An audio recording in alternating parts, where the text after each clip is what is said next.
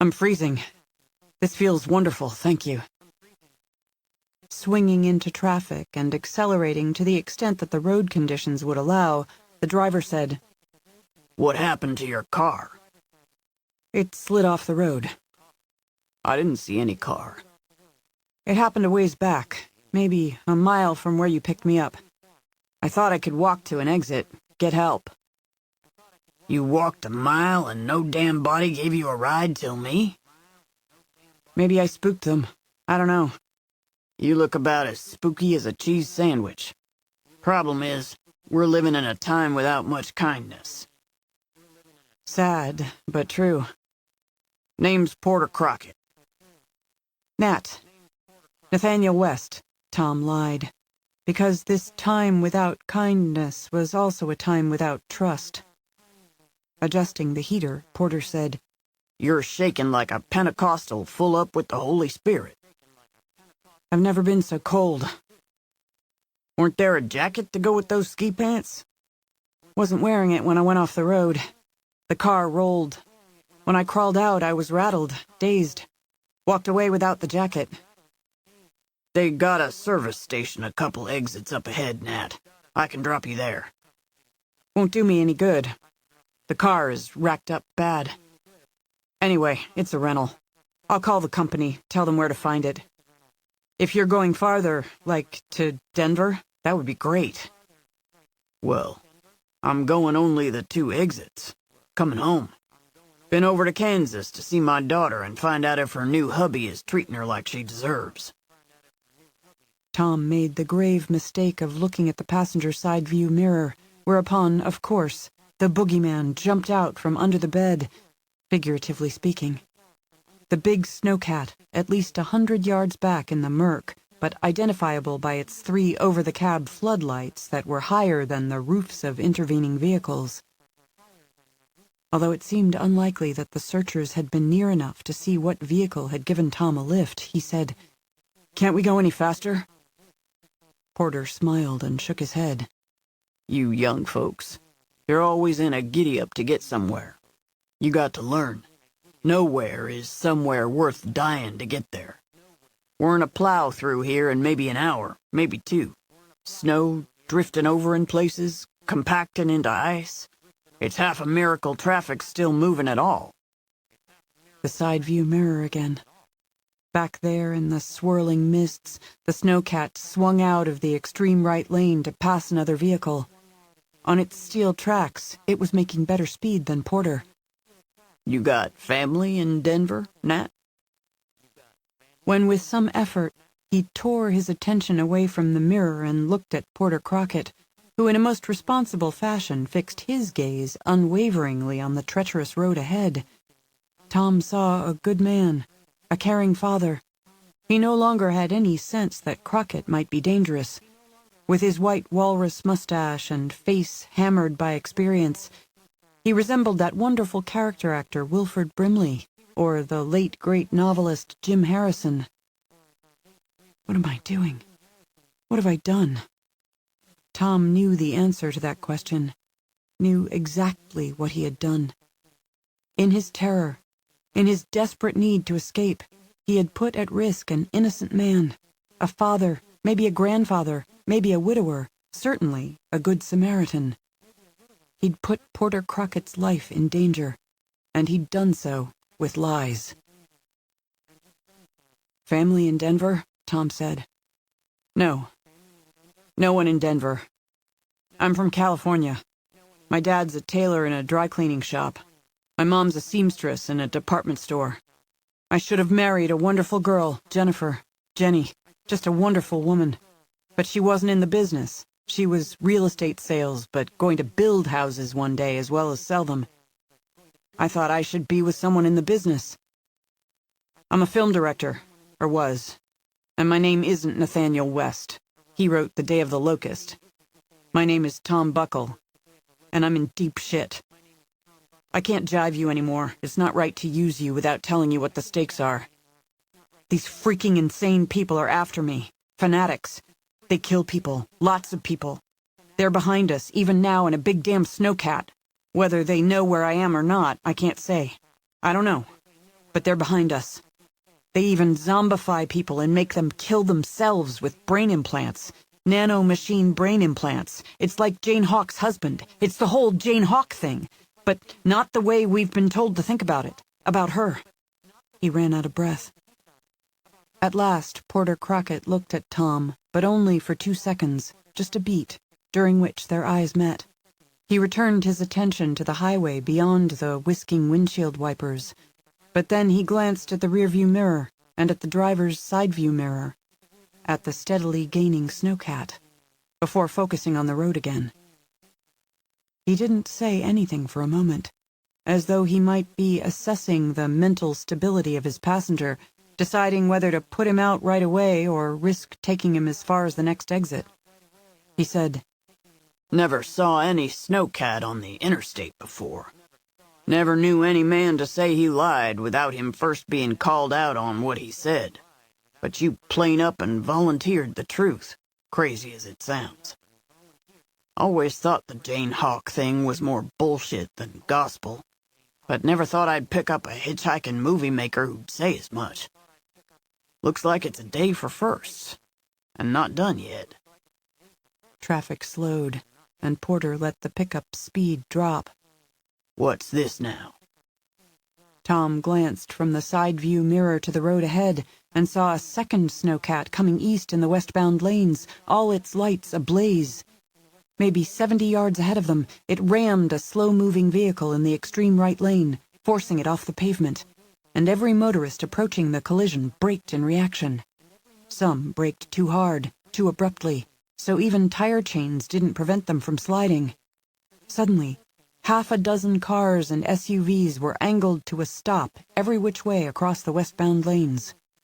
The vehicle that had been rammed off the interstate was the open-bed, slat-sided truck into which Tom had previously tossed his storm suit jacket. 23. Charlie Weatherwax decides that the easiest thing to do is take Ganesh Rangnekar to the deserted warehouse in which he'd set up the computer that had greeted them with the on-screen taunt, "You have been Vikramized," and on which they had been shown the YouTube video of the murder of Jesus Mendoza. While Mustafa drives, Charlie sits in the back seat with the fat little Ganesh bastard, holding the muzzle of a pistol to his neck. The prisoner has lost his snark. His mouth is pressed tightly shut, as though to assure them that the whereabouts of Vikram cannot be pried from him. His face, designed for sunny smiles, is grim, as though he knows what horrors await him. But he doesn't know. He can't imagine. He will soon learn. Mustafa drives through the open gate and stops near the warehouse door through which they entered earlier.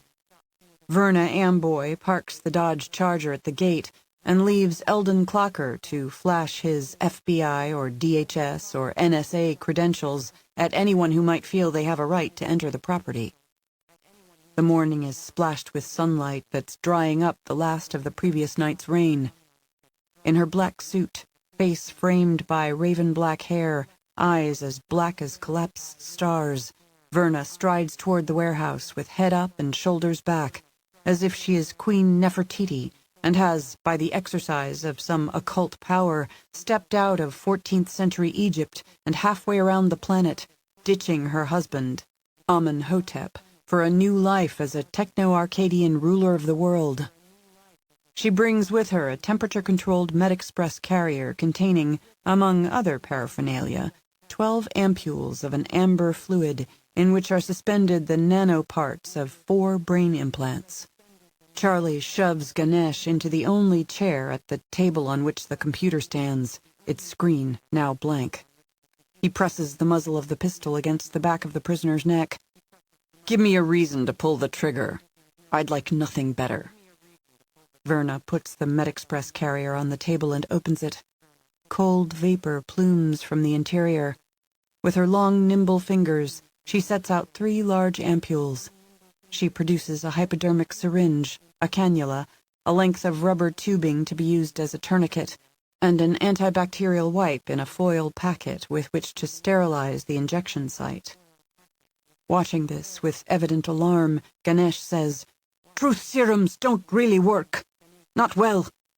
The accuracy of information obtained with their use is notoriously poor." No one bothers to tell him that this is not a truth serum. Mustafa works the right sleeve of Ganesh's pullover up his arm to reveal the crook of his elbow.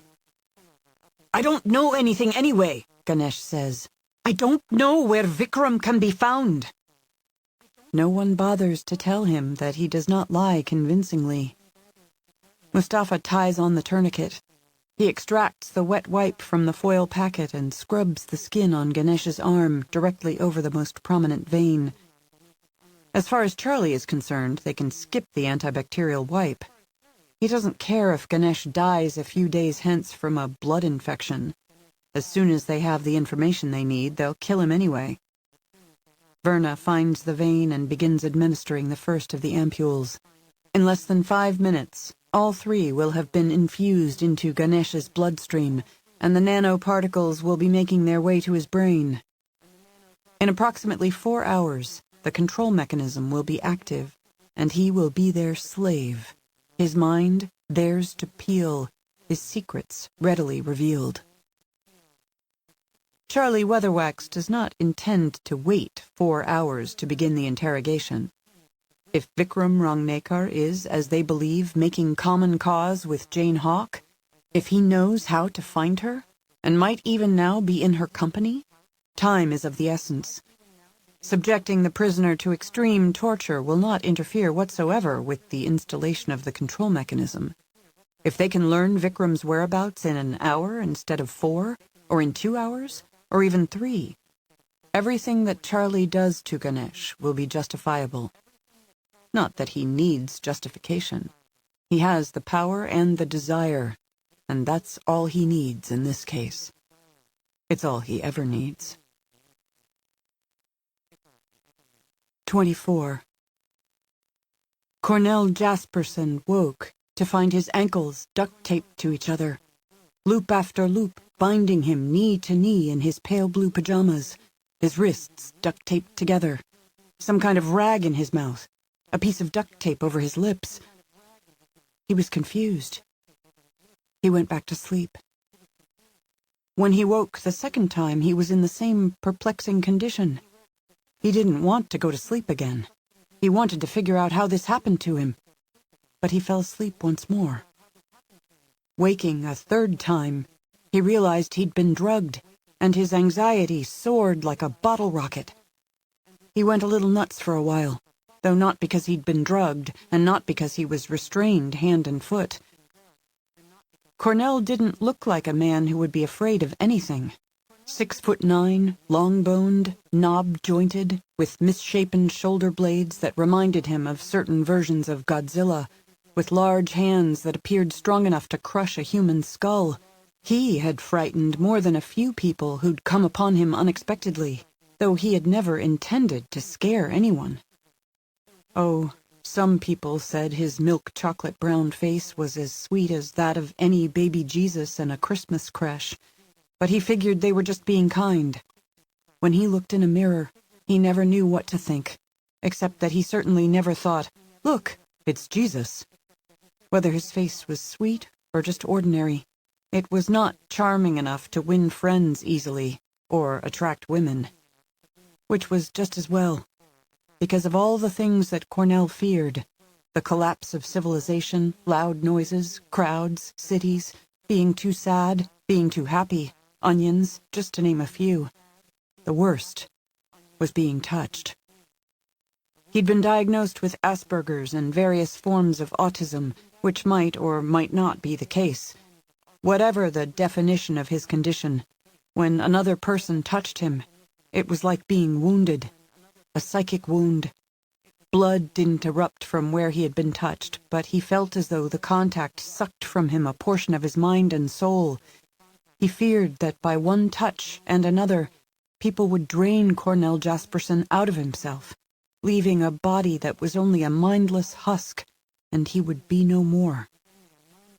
That was why, lying in bed, he went nuts for a little while, when he realized he'd been bound and gagged in his sleep, because that meant whoever had done it had touched him. He lay breathing like a marathon runner, each inhalation and exhalation whistling through his nose, the gag now sodden in his mouth, trembling, sweating. He felt vampiric parasites swimming through his blood, hairy spiders and centipedes crawling through his bones and eating his marrow. He might have remained on the bed in a condition of collapse for hours if he hadn't remembered the boy. Travis. What happened to Travis? For a few days, Travis and his 2 dogs had sheltered with Cornell in Borrego Valley, California, in Cornell's library for the end of the world, above an off-the-grid end-times bunker into which Cornell had expected to retreat the moment civilization began to fall apart.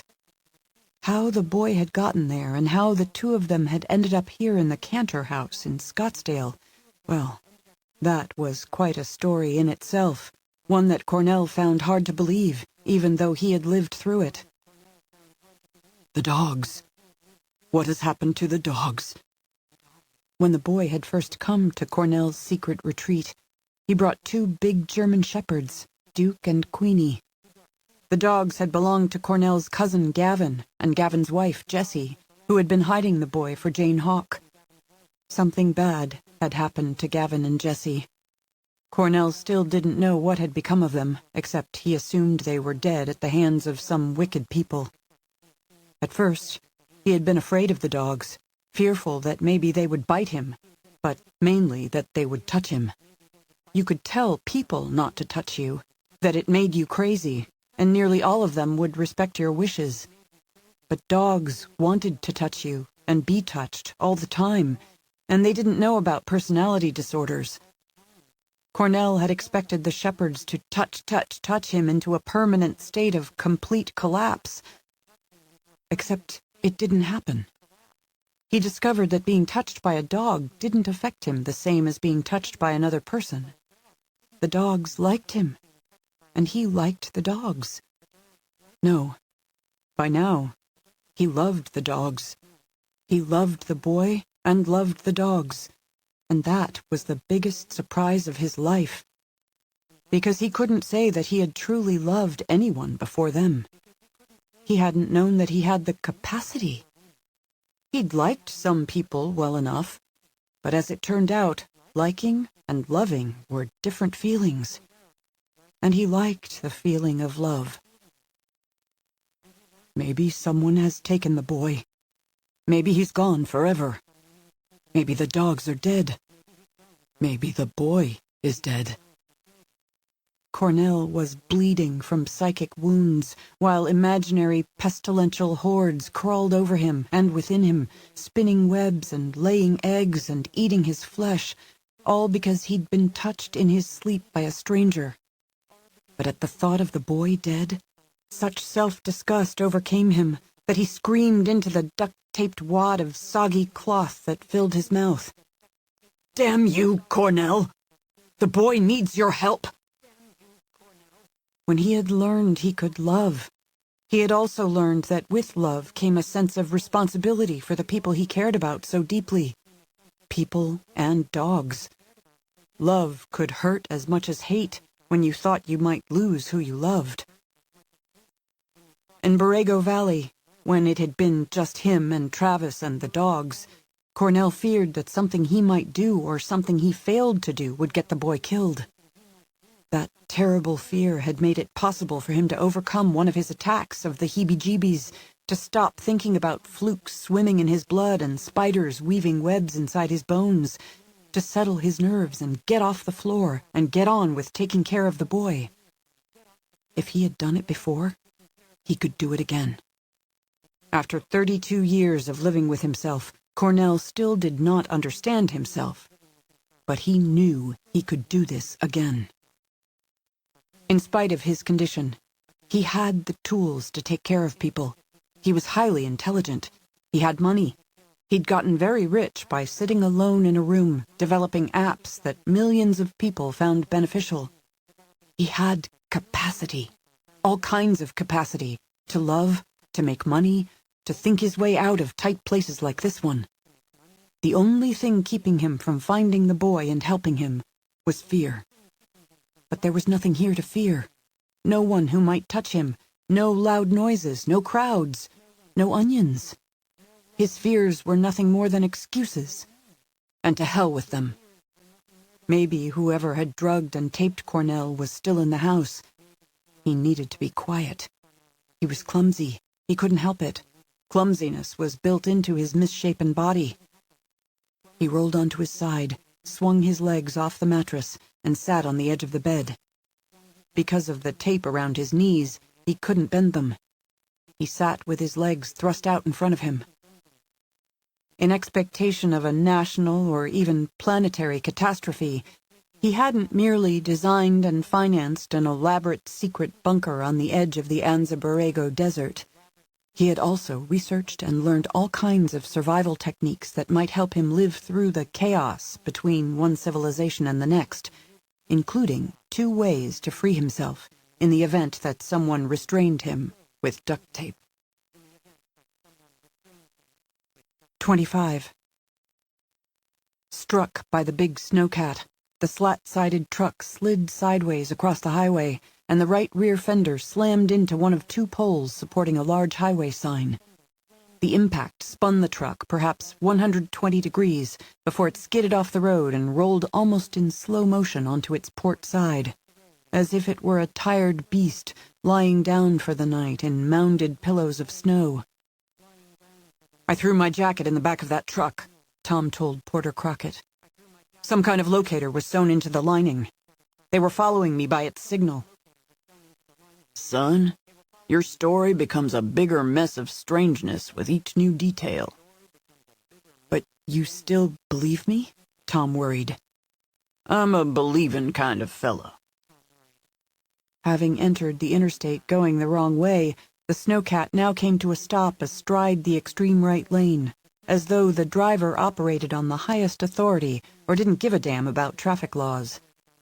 2 men in storm suits jumped down from the vehicle and hurried to the overturned truck. At this distance, Tom couldn't be sure, but they appeared to be carrying guns. "If they're law, they're the lawless kind," Porter said. He reached under his seat, withdrew a pistol, put it in his lap, and drove forward. "I've been licensed most of my life. You got yourself a pacifier?"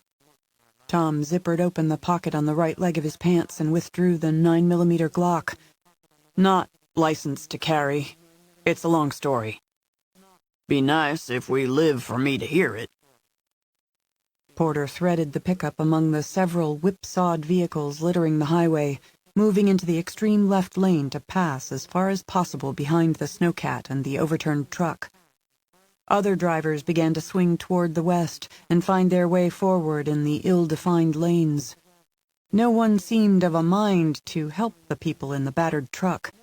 This was a new America, in which going to the aid of a stranger was less likely to be rewarded with a thank you than with a lawsuit or even a bullet in the head. A 3rd man got out of the snowcat. He was one of the Rayshaws who had escorted Tom from the Hollister residence to the starting point of the hunt. Holding the Glock between his knees, muzzle aimed at the floor, Tom bowed his head and averted his face. After less than a minute, Porter Crockett said, "Gone past them now." Peering at the side view mirror, Tom saw the snowcat that had been in their wake, now angling to rendezvous with the one that had rammed the truck. "Let's step on it before they find the jacket instead of me." "Being too fast makes us look like a getaway. Let a couple other folks move out ahead, so we just seem to be dawdling along with the herd."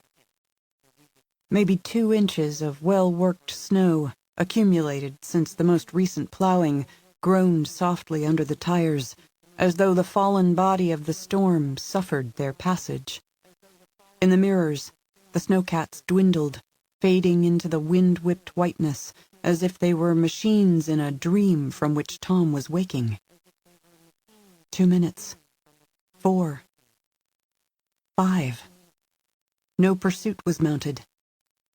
They topped a gradual incline as the falling snow abruptly thinned. Perhaps a mile away, beacons pulsed in the morning, the light bars of police vehicles parked across the westbound lanes. "Roadblock," said Porter, easing up on the accelerator. Tom said, "Maybe they'll look like police, but they won't be." "An even bigger mess of strangeness," Porter muttered, though he expressed no doubt about his passenger's veracity. "Don't have an exit here, but we're going off-road just a bit." 50 or 60 yards past the crest, he piloted the big pickup off the highway, down an embankment, out of sight of the roadblock. "I know things hereabouts. Nice little state route just ahead." They came to a highway, 2 lanes better plowed than the higher road they'd departed. Porter turned left. They passed under I-70, heading south. Flanking the road were leafless cottonwoods, tall and dark and funereal in this last whiteness of a late winter. "Best we hole up for some breakfast," Porter said. "Let them run their roadblock till they decide there's no fun in it anymore." "I'm sorry I got you into this," Tom said. "Weren't you got me in it. Done the deed myself. Anyway, nothing's been this interesting since Afghanistan, back in the long ago." "Afghanistan?" "Never a dull moment in Afghanistan." "How long were you there?" "Long enough to be ready for home." 26. Cornell sat on the edge of the bed, his long legs sticking straight out, taped at ankles and knees, as if he were some half-wrapped mummy. He stared at his large hands, which were bound firmly at the wrists.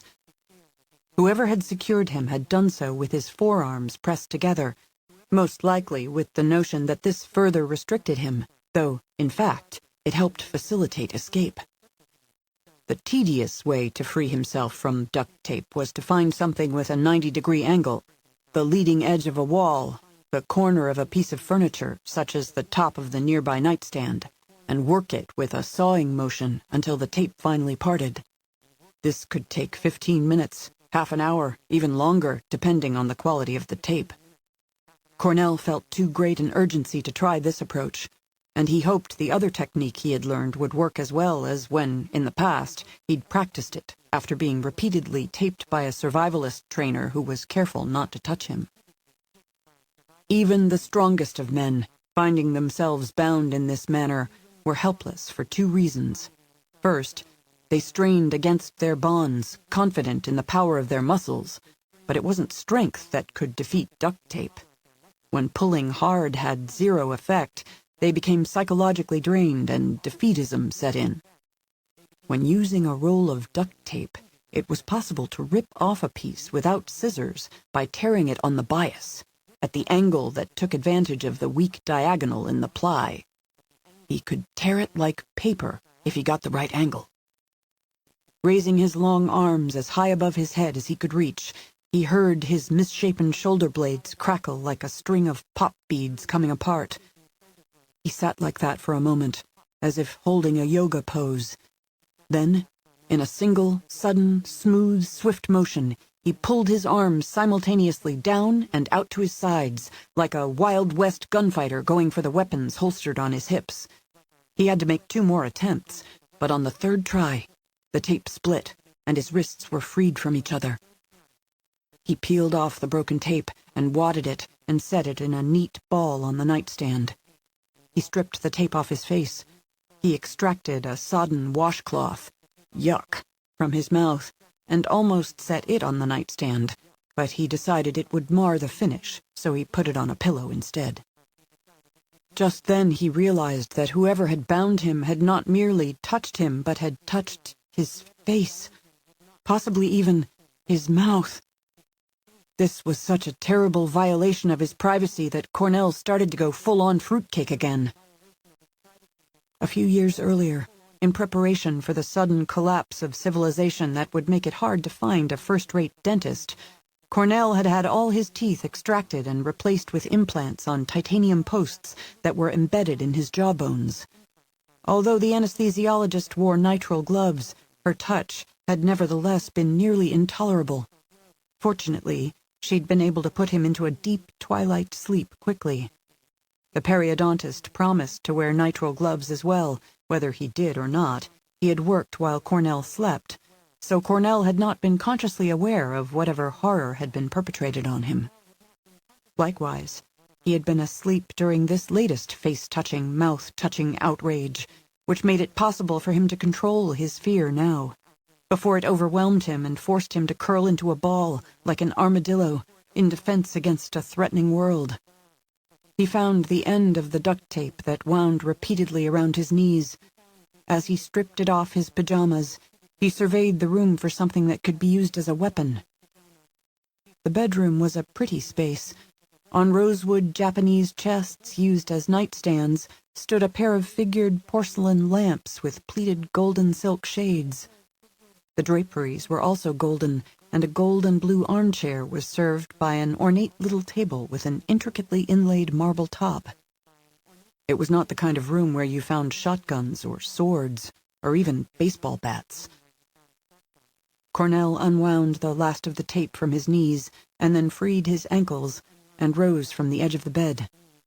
Next, he needed to locate Mr. Rigowitz, and together they needed to find the boy and rescue him, if he remained to be found and rescued. The task ahead was daunting, with the chance of being touched multiple times, and even of having to touch someone else, if just to knock him flat. As often in his troubled life, Cornell Jasperson took comfort in the music of Mr. Paul Simon, who had sung, "Before you learn to fly, learn how to fall." Cornell had been falling through life almost since the day that his mother, a drug-addicted prostitute, had given birth to him. For a long time, he'd fallen like a rock bouncing down the side of a bottomless canyon wall until he learned how to control himself. He had survived a lot of falling, and he was ready to fly. 27. Bobby Deacon was getting worried that the dart pistol dose was indeed too much for the kid, and that the little brat, still sleeping soundly in the kitchen chair, was comatose or something. He grabbed a fistful of the kid's hair and lifted his head. He peeled back the left eyelid, and the pupil of the eye looked maybe too small, a tiny dot. He checked out the right eye, and that pupil seemed larger, though he couldn't be sure. Anyway, Bobby didn't know a damn thing about medicine. He could have spent an hour studying the boy's eyes without learning anything other than their color. With concern, he took the kid's pulse. Maybe it was much too slow for the heartbeat of a sleeping child. Maybe not, but at least it seemed steady. Well, if the punk was brain damaged, he remained valuable. He could still be used to lure Jane Hawk. The powers that be, whoever they were, wanted her no less intensely than Gollum wanted the one ring of power with which to rule Middle-earth. Bobby Deacon totally understood Gollum. Totally. Understood him better than Tolkien did. Gollum should have been the one real hero of the Lord of the Rings movies, not pretty boy Frodo. Gollum had his head on straight. In a way, this boy was the One Ring, and Bobby would deliver him to the rulers of Mordor for a kingly ransom.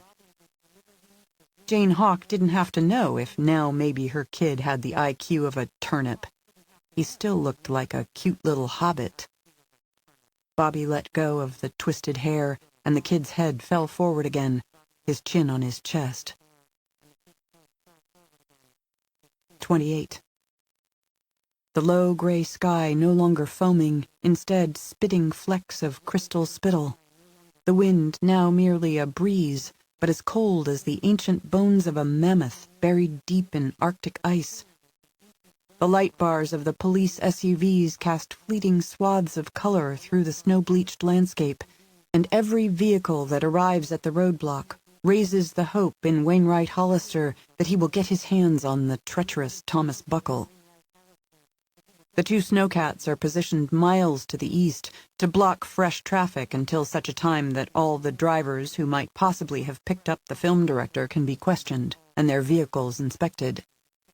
2 Rayshaws are present, and all of the sheriff's deputies manning the roadblock are adjusted people bearing nanoweb brain implants.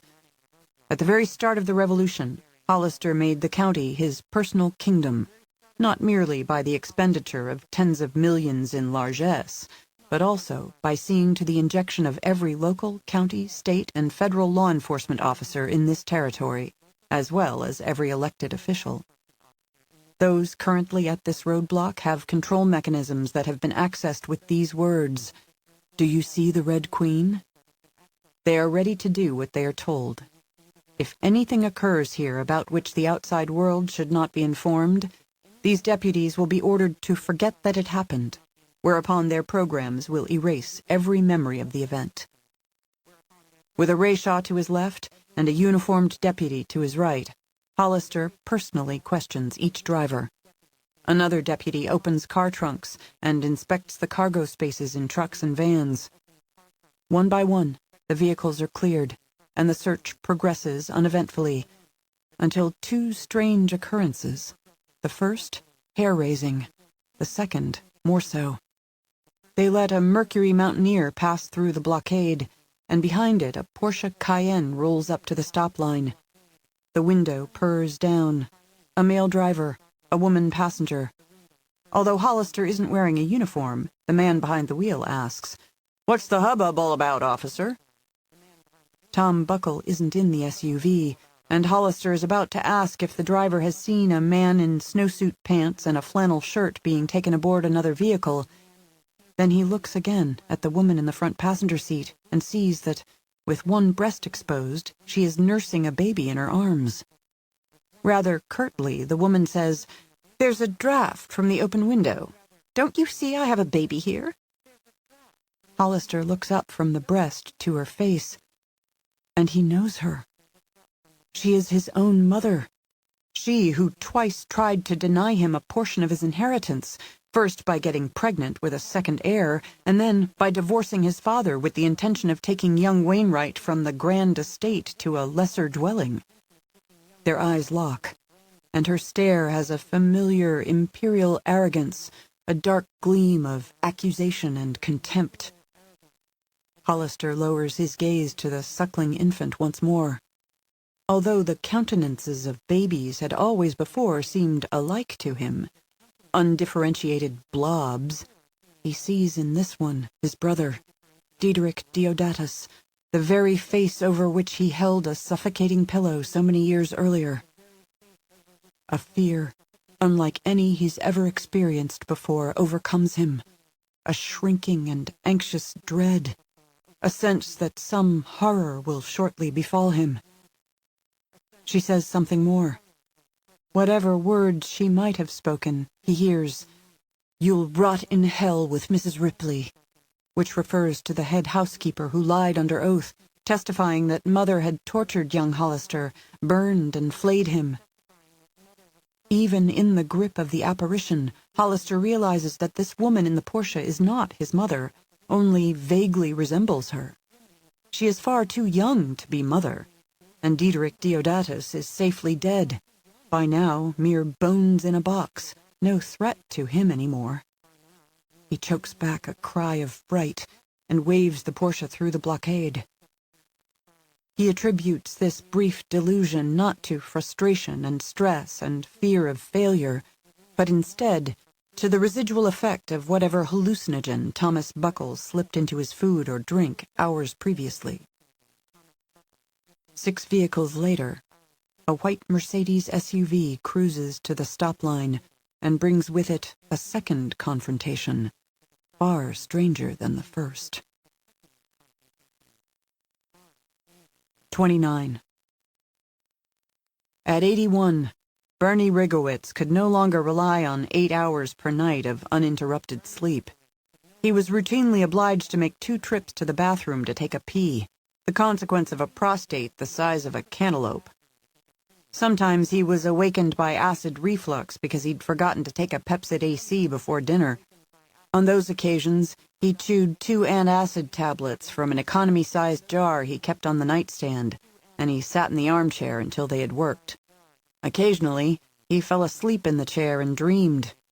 Lately, he'd been dreaming of cheese kreplach and his late wife, Miriam. Often, Miriam was making kreplach. and at other times they were eating it together, or they were feeding them to their grandchildren, who in reality were now adults, but who were still little children in the dreams. He didn't know why he dreamed as much about Kreplach as about Miriam, whom he'd loved infinitely more than cheese. Maybe it was because, at his age, the time for Kreplach was running out. He doubted very much that Kreplach were served after death. Anyway, he had fallen asleep in the chair again, in the pool of light from a floor lamp.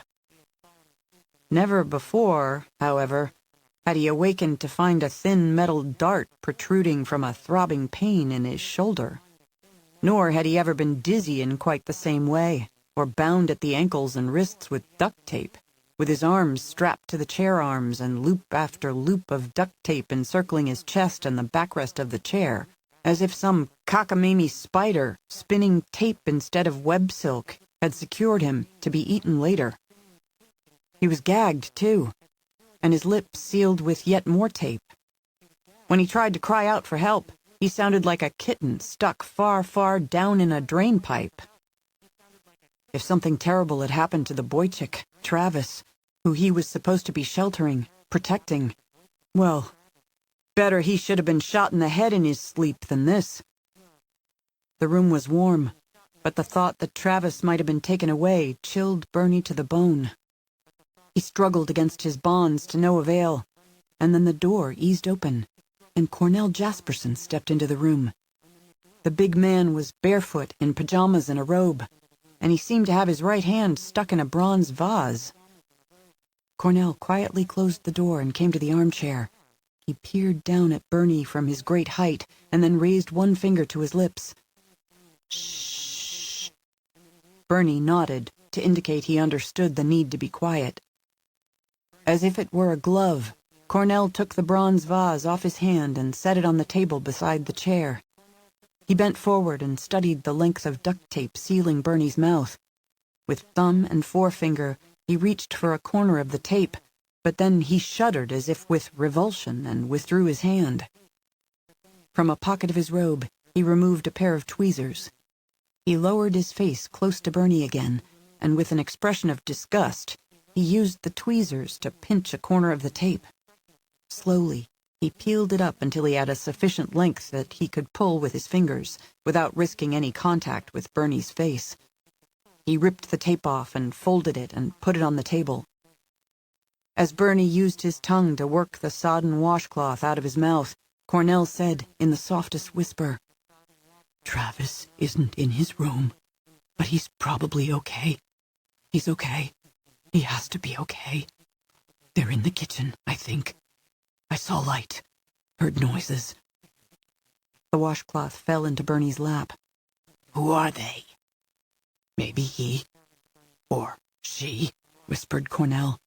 "I use the pronoun they only speculatively." From a pocket of his bathrobe, he withdrew a small pair of scissors and worked the blades. He said,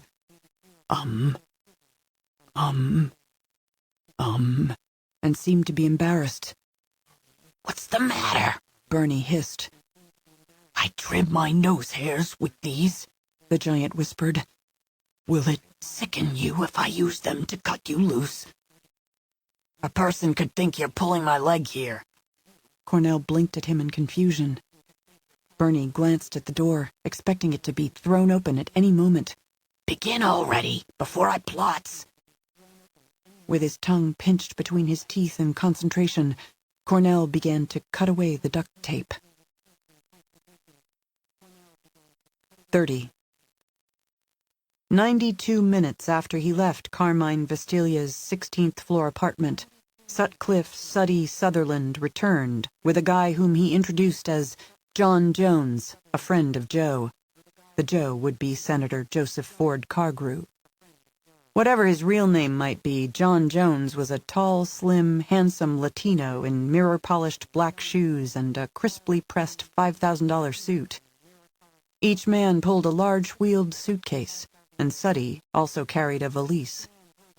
John Jones asked if they could put the suitcases on one of the Roche-Beaubois sofas, and Carmine said yes, and the two men opened the huge bags, which were packed full of banded stacks of $100 bills. Carmine didn't bother to count it, because they were all gentlemen, and Jones closed the bags and left them on the sofa. The three went outside, onto the expansive deck. They sat at the lacquered metal table with the glass top. Street noise ascended somewhat louder than it had earlier, but Carmine nevertheless switched on the iPod, giving them the cover of Sinatra. Jones said, "My client is pleased to be able to provide the venture capital for this enterprise." Carmine figured Jones for an attorney. "If this business is successful, my client will receive certain regulatory relief." His client was most likely a Central American drug lord. Men in that business could produce $20 million in cash considerably faster than even a crooked senator. "If the business should fail," Jones continued, "my client will expect the return of his full investment, to the penny." "My client," Carmine said, "he only deals in Tiffany-quality merchandise, and always delivers." Suddy Sutherland leaned forward in his chair. "Maybe it's time we had his name. Like I already told you, I ain't got his real name. Calls himself Max Schreck. I once happened to know a hotel where he was staying, so I had him checked out. He registered there as Conrad Veidt." "That won't be his name either," Suddy said. "No, it won't." "What number do you have for him?" "I ain't got no number. He uses burner phones. He calls me, never the other way around." Carmine consulted his wristwatch. "Should be ringing me soon." Suddy put his valise on the table and opened it, revealing a mystification of electronics. "Give me your cell." After a hesitation, Carmine presented his iPhone. Suddy unspooled a cord from the valise and plugged it into the charging port of Carmine's phone and returned it to him. Appalled, Carmine said, "You ain't gonna record this." "Do I look like an idiot?" "Right now, yeah. We're not recording. We need to get a location on him." "You can trace a burner phone? With a setup like this, yeah."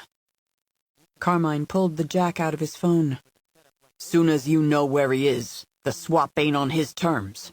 You'll just go in and snatch the kid." Suddy looked at John Jones, and the attorney said, "Mr. Vestilia, I mean this as no reflection on the sterling reputation for trustworthiness that you enjoy in your business. Don't go blowing smoke up my ass." The attorney continued, "I imagine you and your client have agreed to something like a 25% fee for facilitating this deal." Carmine said nothing. "But you're a practical man, as we all are here, and you should know that as long as this business concludes successfully, my client doesn't care who gets what from those suitcases." "And neither does Joe," Suddy said, referring to his boss, the senator. "As far as we're concerned," the attorney said, "you're the one who found the little yellow marshmallow Easter basket chicken, and the proceeds are yours. But I leave the decision entirely to you, because you're a practical man with much more common sense than we see in most people these days." Carmine was deeply offended that they assumed his principles were as flexible as boiled linguine. He brooded for a minute on the sharpest response that would scorn them and establish his virtue beyond question. In the end, he said nothing, but plugged the jack into the charging port of his phone. 31. In the dream, she stood in an unfamiliar room, at a casement window that she had cranked open. Beyond the sill lay that palpable darkness, devoid of even the faintest glimmer of light, in which she sensed elaborate structures and a vast labyrinth of unseen streets through which multitudes hurried on urgent missions, revealed only by their footsteps and desperate breathing. A man spoke behind her. "What did you see, Janie?" In turning toward him, she transformed into a child, and before her stood her father, Martin Duroc, mortally close, and gazing down with a gargoyle expression. What did you see? His hands were at his sides, clenched into fists. Not the hands of a world-famous pianist, but those of a murderer. She said that she'd seen nothing. What did you hear, Janie? His fists looked as hard as stone, and his eyes were as sharp. She thought he could cut her with just his stare. What did you hear, girl? She said that she'd heard nothing. Nothing. Nothing. Just then, a voice came from the hateful hive beyond the night window. "Mommy? Where are you? Where are you, Mommy?" In turning away from her father, Jane grew from a child into a woman. The voice from the realm of the enslaved was that of her precious child, Travis. "I'm afraid. I'm so afraid. Where are you, Mommy?" She called to the boy and reached out the open window, her hand disappearing, as though it had been cut off at the wrist. She told him to follow her voice, to reach out, to find her hand. But Travis couldn't find her. The more urgently that she called to him and the farther she reached into the amputating blackness, the farther away his voice grew, until, from a great distance, he ceased to speak, but screamed instead. Jane sat up straight in the armchair in the room at the Holiday Inn. After a moment, she realized that the fist knocking on a door was a sound internal to her, the pumping of her heart, rampant with terror.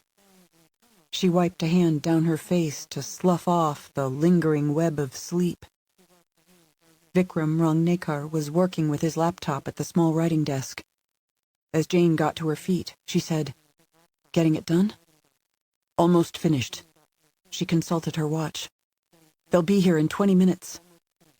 Bring 'em on." After she used the bathroom and washed her hands, she stared into the mirror, wondering how fear could coil in her heart without being visible in her face. The instruction she received at Quantico had little or nothing to do with this tightly controlled demeanor. Maybe it was a consequence of a childhood during which she'd had to conceal her fear of Martin Duroc, or had he suspected what she'd seen and heard the night her mother died, he would have engineered some tragic accident to eliminate the threat she posed. Surviving her father might have been essential training for the task before her in this dark time of unprecedented terror. When she returned to the hotel room, Vikram had closed his laptop. He stood at the window overlooking the parking lot. She went to him and put a hand on his shoulder and stared out at North French Street, baking in the desert sun. "How are you doing?" "I'm okay. I'm ready." "No matter what happens, just drive." "I'm with the program. But I'm worried about Ganesh. I should have known.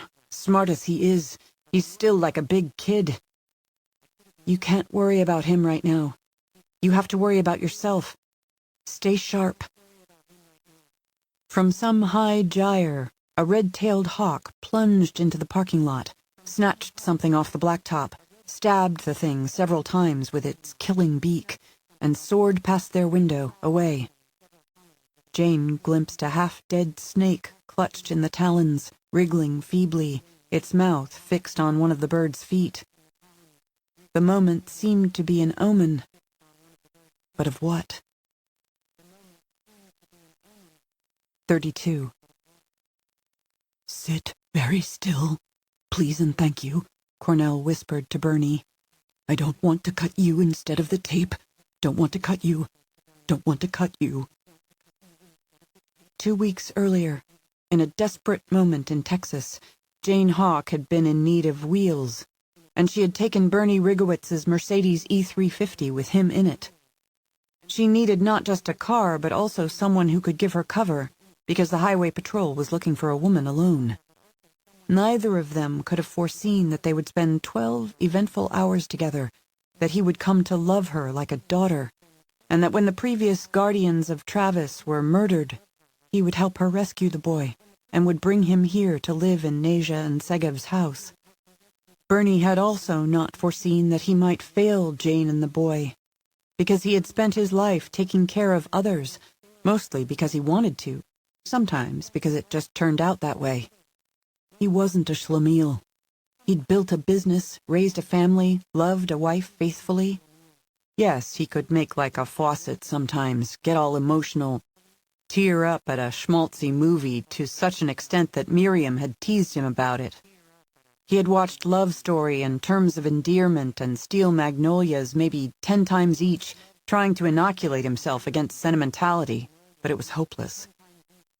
The only thing keeping his tears at bay now was that Cornell thought someone was in the kitchen, which meant maybe Travis might not yet have been taken away.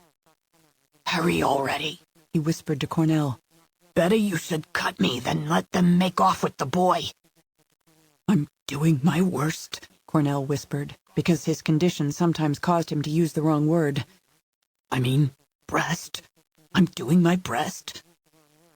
Bernie did not have a good feeling about this. 33. Bobby Deacon called Carmine Vestilia in Las Vegas. When the fence answered, "Yeah?" Bobby said, "You know who this is?" "The $20 million man," said Carmine. Staring at the sleeping boy, Bobby considered the fence's statement. "Did I win the lottery and don't know it?" Minus 25% finder's fee. On the phone, in the background, Sinatra was singing Strangers in the Night. Bobby had thought maybe 3 million, 2.25 after Carmine's take. This bigger number scared him more than it pleased him. He knew this was a big deal, Jane Hawk and all, but 20 million rather than 5 meant it was a lot damn bigger than he'd understood. Maybe too big. Did anyone really pay 20 million for something like this and just let you walk away?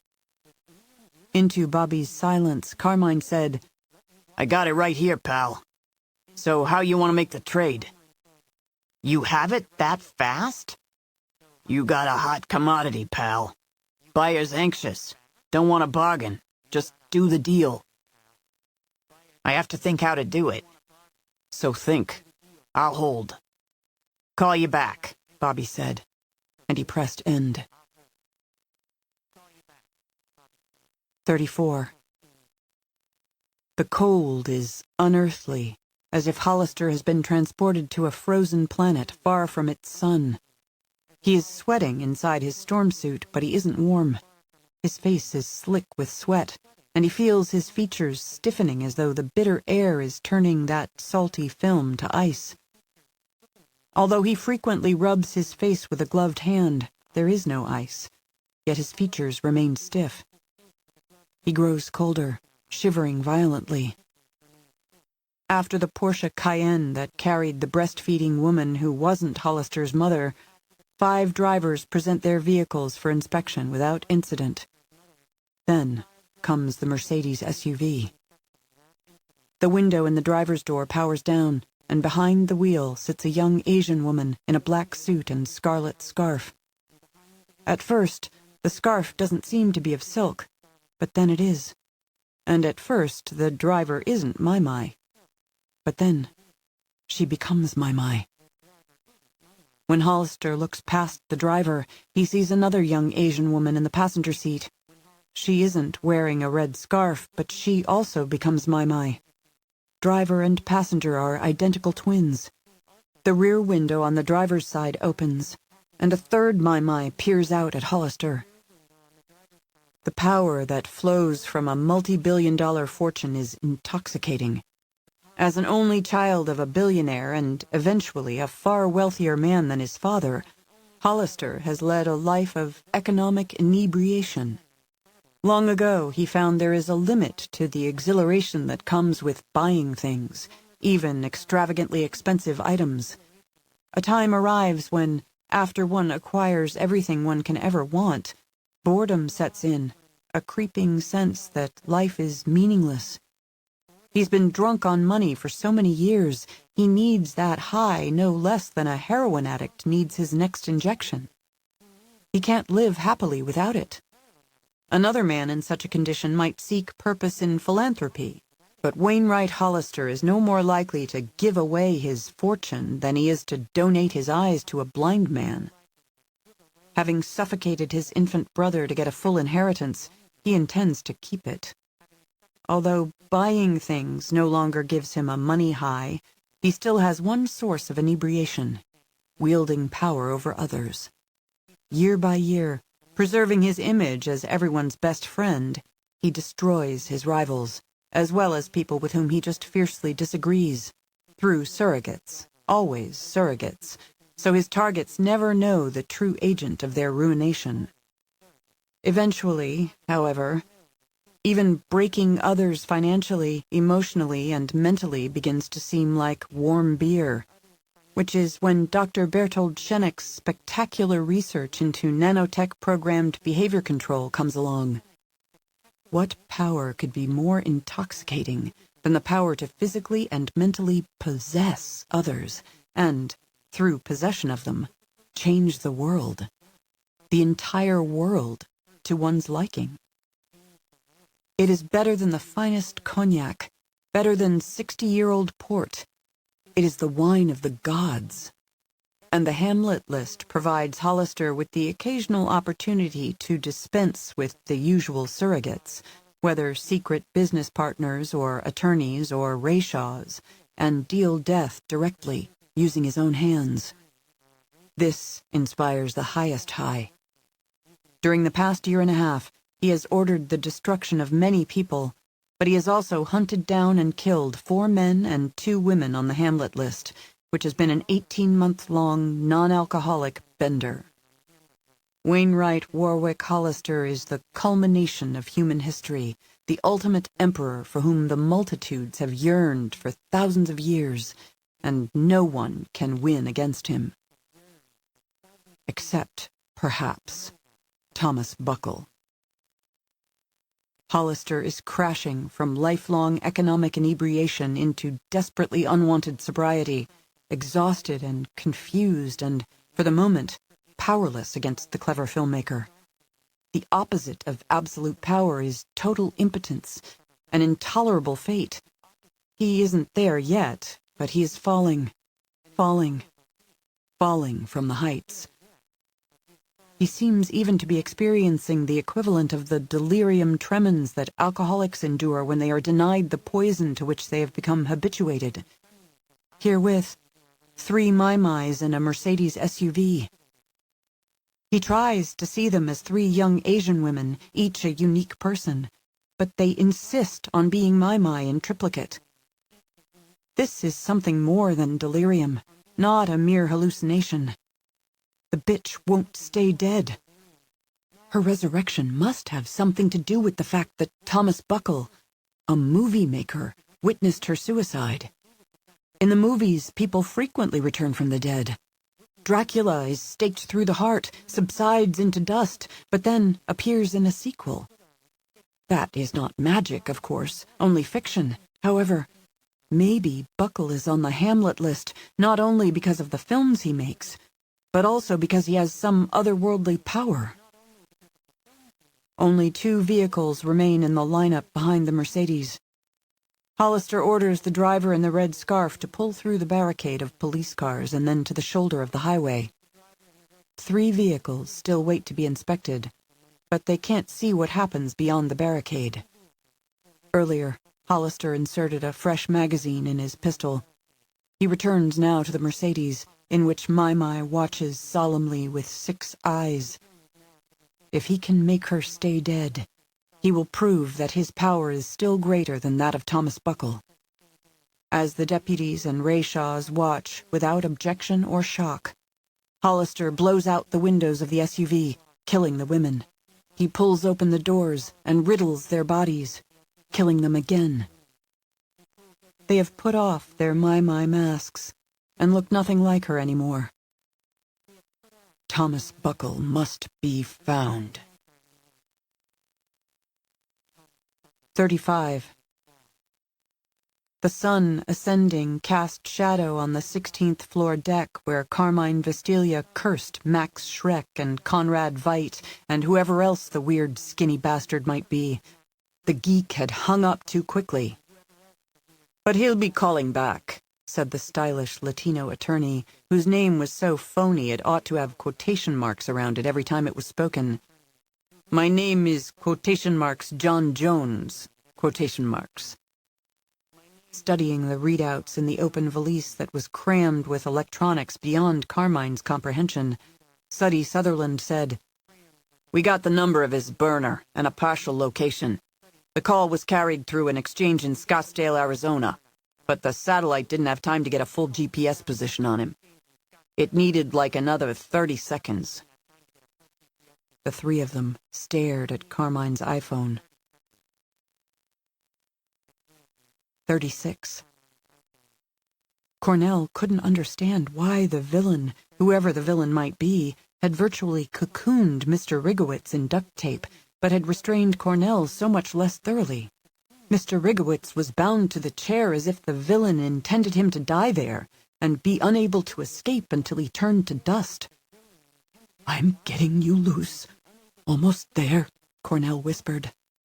Gewalt, Mr. Rigowitz whispered, when the last of the tape was torn from him.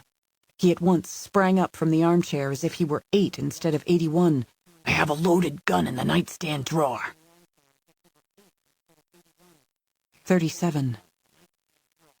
The clocks in the kitchen ovens and the one in the microwave were all digital, but Bobby Deacon could nevertheless hear them ticking. He could hear the planet rotating ominously through yet another hour. He could hear the universe expanding outward in all directions, 14 billion years and counting, as surely as he could hear his heart pumping away the minutes of his life. The $20 million so scared Bobby that he didn't want it anymore. He was worth $5 million, and he had taken 10 years to steal that much. 100,000 here, 50,000 there, 200,000. Scoring a cool 15 million in one day was for sure jumping the shark. As a dedicated agent of justice, he knew too well how many unjust sons of bitches were lurking around every corner. This world was infested with the vermin. He stole in the name of the people, even though the people didn't appreciate it, and though they often weren't worth having a champion like him. Anytime you stood up for the people and spoke truth to the powerful by swiping their stuff, you risked putting your neck on the chopping block. Bobby was a hero. He allowed himself no doubt that he was a hero. But there never had been a hero born who didn't die. He speed-dialed Carmine Vestilia's number, and the fence picked it up on the first ring. You know who this is? Bobby asked. No, Carmine said irritably. Who the hell is this? The Queen of England calling to talk about tea? I don't want it, said Bobby. Don't want what? I don't want to be the $20 million man. What you do? Snort a kilo? You're so coked up you forgot what money's for? I'm grateful and all, but it's too big for me. Wait, Carmine said. Don't go leaving me here hanging out to dry in front of these people who come through so good for us. That's the problem. I'm scared of those people. You ain't even met 'em. These bastards are salt of the earth. Give me a minute to talk some sense into you. Sorry, Bobby said, and he terminated the call. 38. Bernie Rigowitz had founded a company to make and sell wigs up and down the East Coast, and he'd done well over the years, he and Miriam. Bernie knew how to succeed in business, and he was a pretty good father, and he was a better husband than father because not for a moment did he ever fall out of love during 61 years of marriage. But he didn't claim to be a man of action. At 5'7", weighing about 140 pounds with a little pot-belly, he was not a butt-kicking, head-busting tough guy. But he knew how to shoot. During their retirement years, he and Miriam had driven to every corner of this gorgeous country, seeing the sights. America was as big as it was beautiful, and in all the bigness there were long stretches of dauntingly lonely highway. Once in a while, some hard-boiled types would pull up alongside them, match their speed, and look them over, like contemporary pirates calculating whether the potential booty was worth committing homicide. If glaring back at the thugs failed to convince them that they would be met with resistance, then whoever was riding shotgun, Bernie or Miriam, would reach under the seat and pull a pistol and hold it in clear sight of the scoundrels, which always convinced them to drive on. There never was a need to fire the gun, except during monthly target practice, at whatever shooting range might be near them in their travels. These days, Bernie's weapon of choice was a Springfield TRP Pro, chambered for 45 ACP.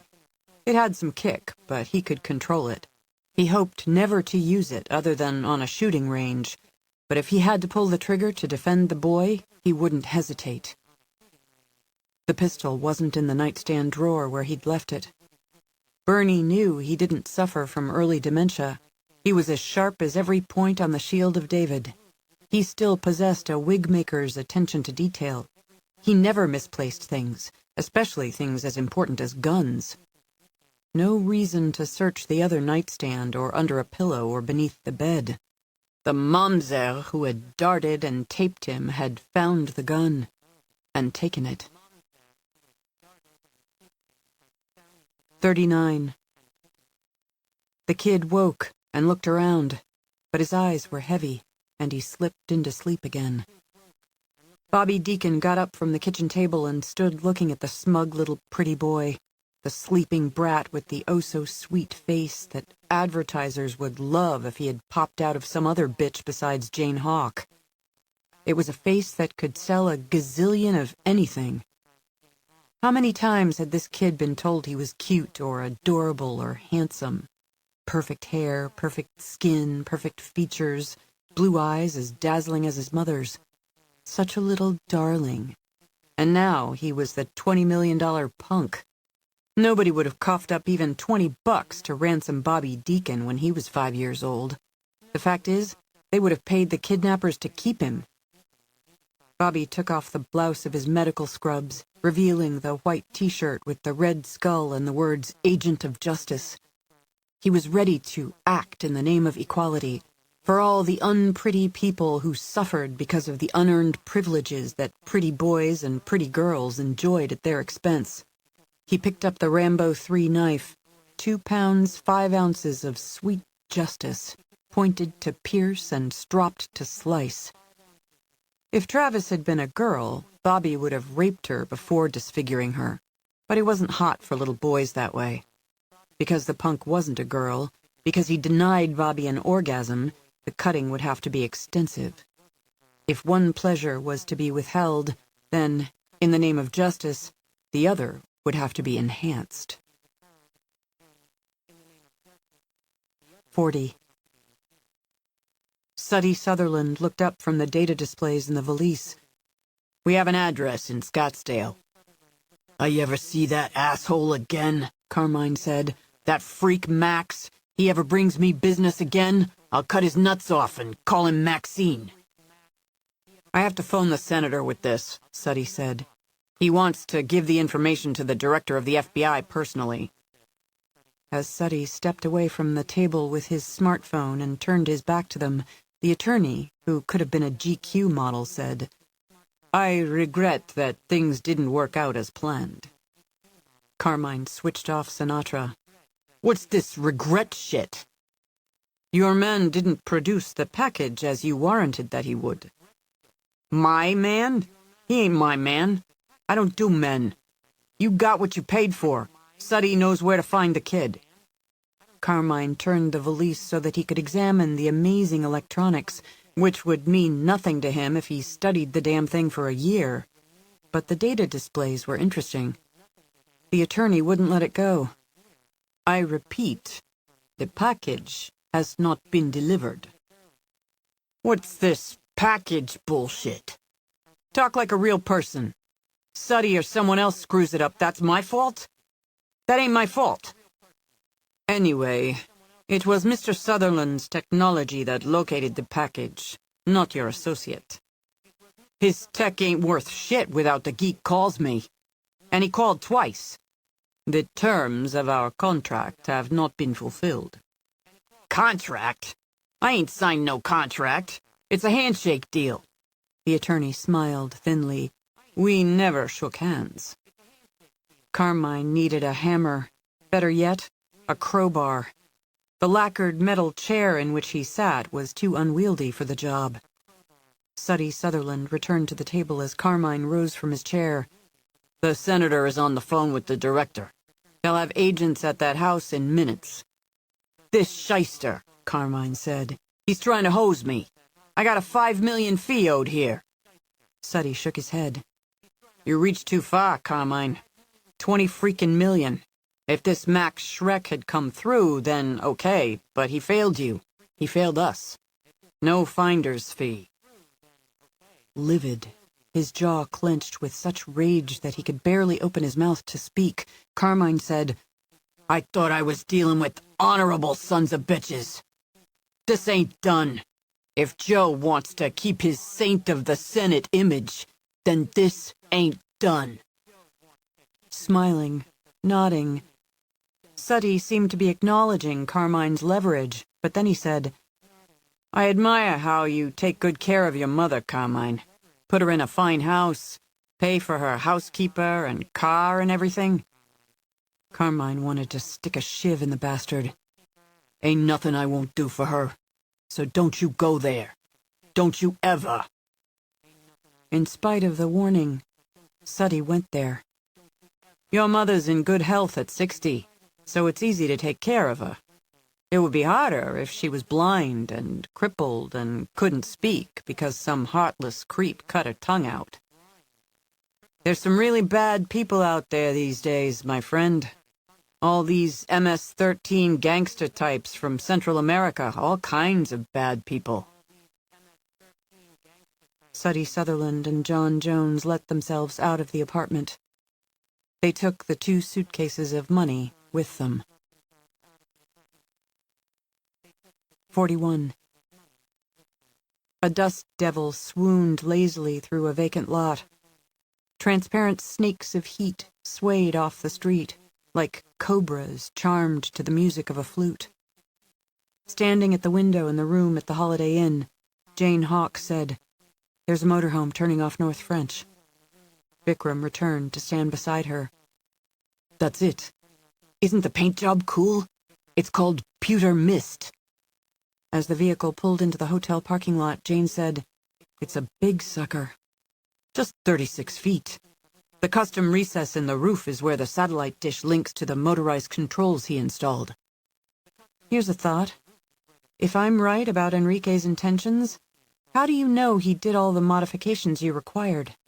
Maybe this vehicle is useless to you and we should just walk away now. It's good. After I made the deal, Cousin Harshad stayed in Nogales 2 days to ensure work was done to my specifications. You need something so big? No, but Enrique said it's all he had in stock that he could modify and get to me so quickly. You can drive that? Yeah, sure. He frowned. Can you? Yeah. A Porsche 911 Turbo S followed the motorhome. The deliveryman behind the wheel of the Southwind was probably Tio, Ricky's right hand, with whom Jane had dealt previously. The man in the Porsche would take Tio back to Ricky's operation outside of Nogales. Her and Vikram's luggage was in the Explorer Sport, back at the motel where they had spent the previous night. Now, Vikram carried his laptop and a small tote bag that contained the second half of the payment for the Fleetwood, due on delivery. Jane kept both hands free. She said, "Showtime." 42. The punk kid came fully awake, his eyes fixed on the point of the immense knife. Bobby Deacon was about to reshape the pretty boy's nose when the disposable phone rang. He had never given anyone the number. He hesitated to answer it, but intuition spoke to him, and he picked it up from the table. The first thing Carmine Vestilia said was, "I seen your number on the damn machine." "What machine?" "Never mind what machine. They got an address. They're coming for you. Get out of there with the kid right now, so maybe this deal can be saved." "Who?" Bobby asked. "Who's coming?" "Feds. They're gonna pop you, maybe do worse to my mother. The kid ain't just our payday, he's our life insurance. Get him out of there! Now! Now! Now! Carmine terminated the call, and Bobby dropped the phone. This was exactly what he'd been afraid would happen if he took the $20 million, so he'd turned it down. But now, it was still happening. Wasn't that the way it always went? The powers that be were the powers who had always been, and they were the powers who would always be into the far future, masters of injustice. A little guy like Bobby Deacon, born unpretty, could work hard all his life to get ahead, and it mattered for nothing. Or he was allowed to have small wins, $100,000 here, $50,000 there. But when his one big chance came along, his self-appointed betters said, "No, this is too much for you. You have forgotten your place. You must be dealt with." He had backed away from the $20 million, had realized the shitstorm it would bring down on him. But now they were going to kill him for even thinking about going for the brass ring. And Carmine Vestilia was no ally. Hell no. Telling him to take the kid and run. Bobby hated kids. He hated dealing with them. Kids didn't have fully developed brains. They were packages of craziness, totally unpredictable. He'd had hard experience of kids. The feds were coming to kill him and grab the kid. So if he took little Mr. Pretty with him, they would chase him forever.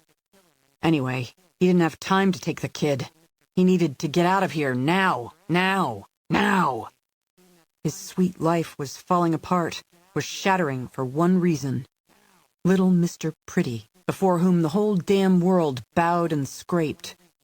If Bobby might never put his life back together, at least he'd have the satisfaction of taking this snot-nosed brat apart. A bit of justice, balancing the scales. Getting out with the little shit would take 10 times longer than just killing him and running.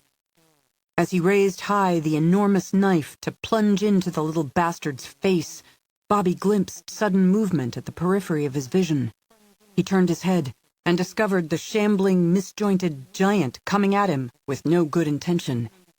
This was yet another injustice, considering that, as one unpretty person showing respect for another unpretty person, he'd restrained this man only to the extent necessary, leaving him more comfortable than he left old Rigowitz.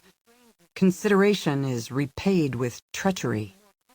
Instead of stabbing the kid, Bobby slashed at the giant. The ungrateful son of a bitch swung a fist encased in a weird metal glove, and the knife rapped off it, a bronze bell echo clanging through the kitchen. Numbing reverberations traveled the steel blade, through the hilt, into Bobby's hand, and he almost dropped the Rambo. Like some freaky knight with an armored hand, the giant struck Bobby upside the head. The clunk passing through his skull shook a dust of darkness off the rafters of his mind, dimming his vision. The giant was strong and quick, with long arms. He was going to win this fight, maybe with the next blow. If this was to be the end of Bobby Deacon, he would go out as an agent of justice, balance the scales with his final act.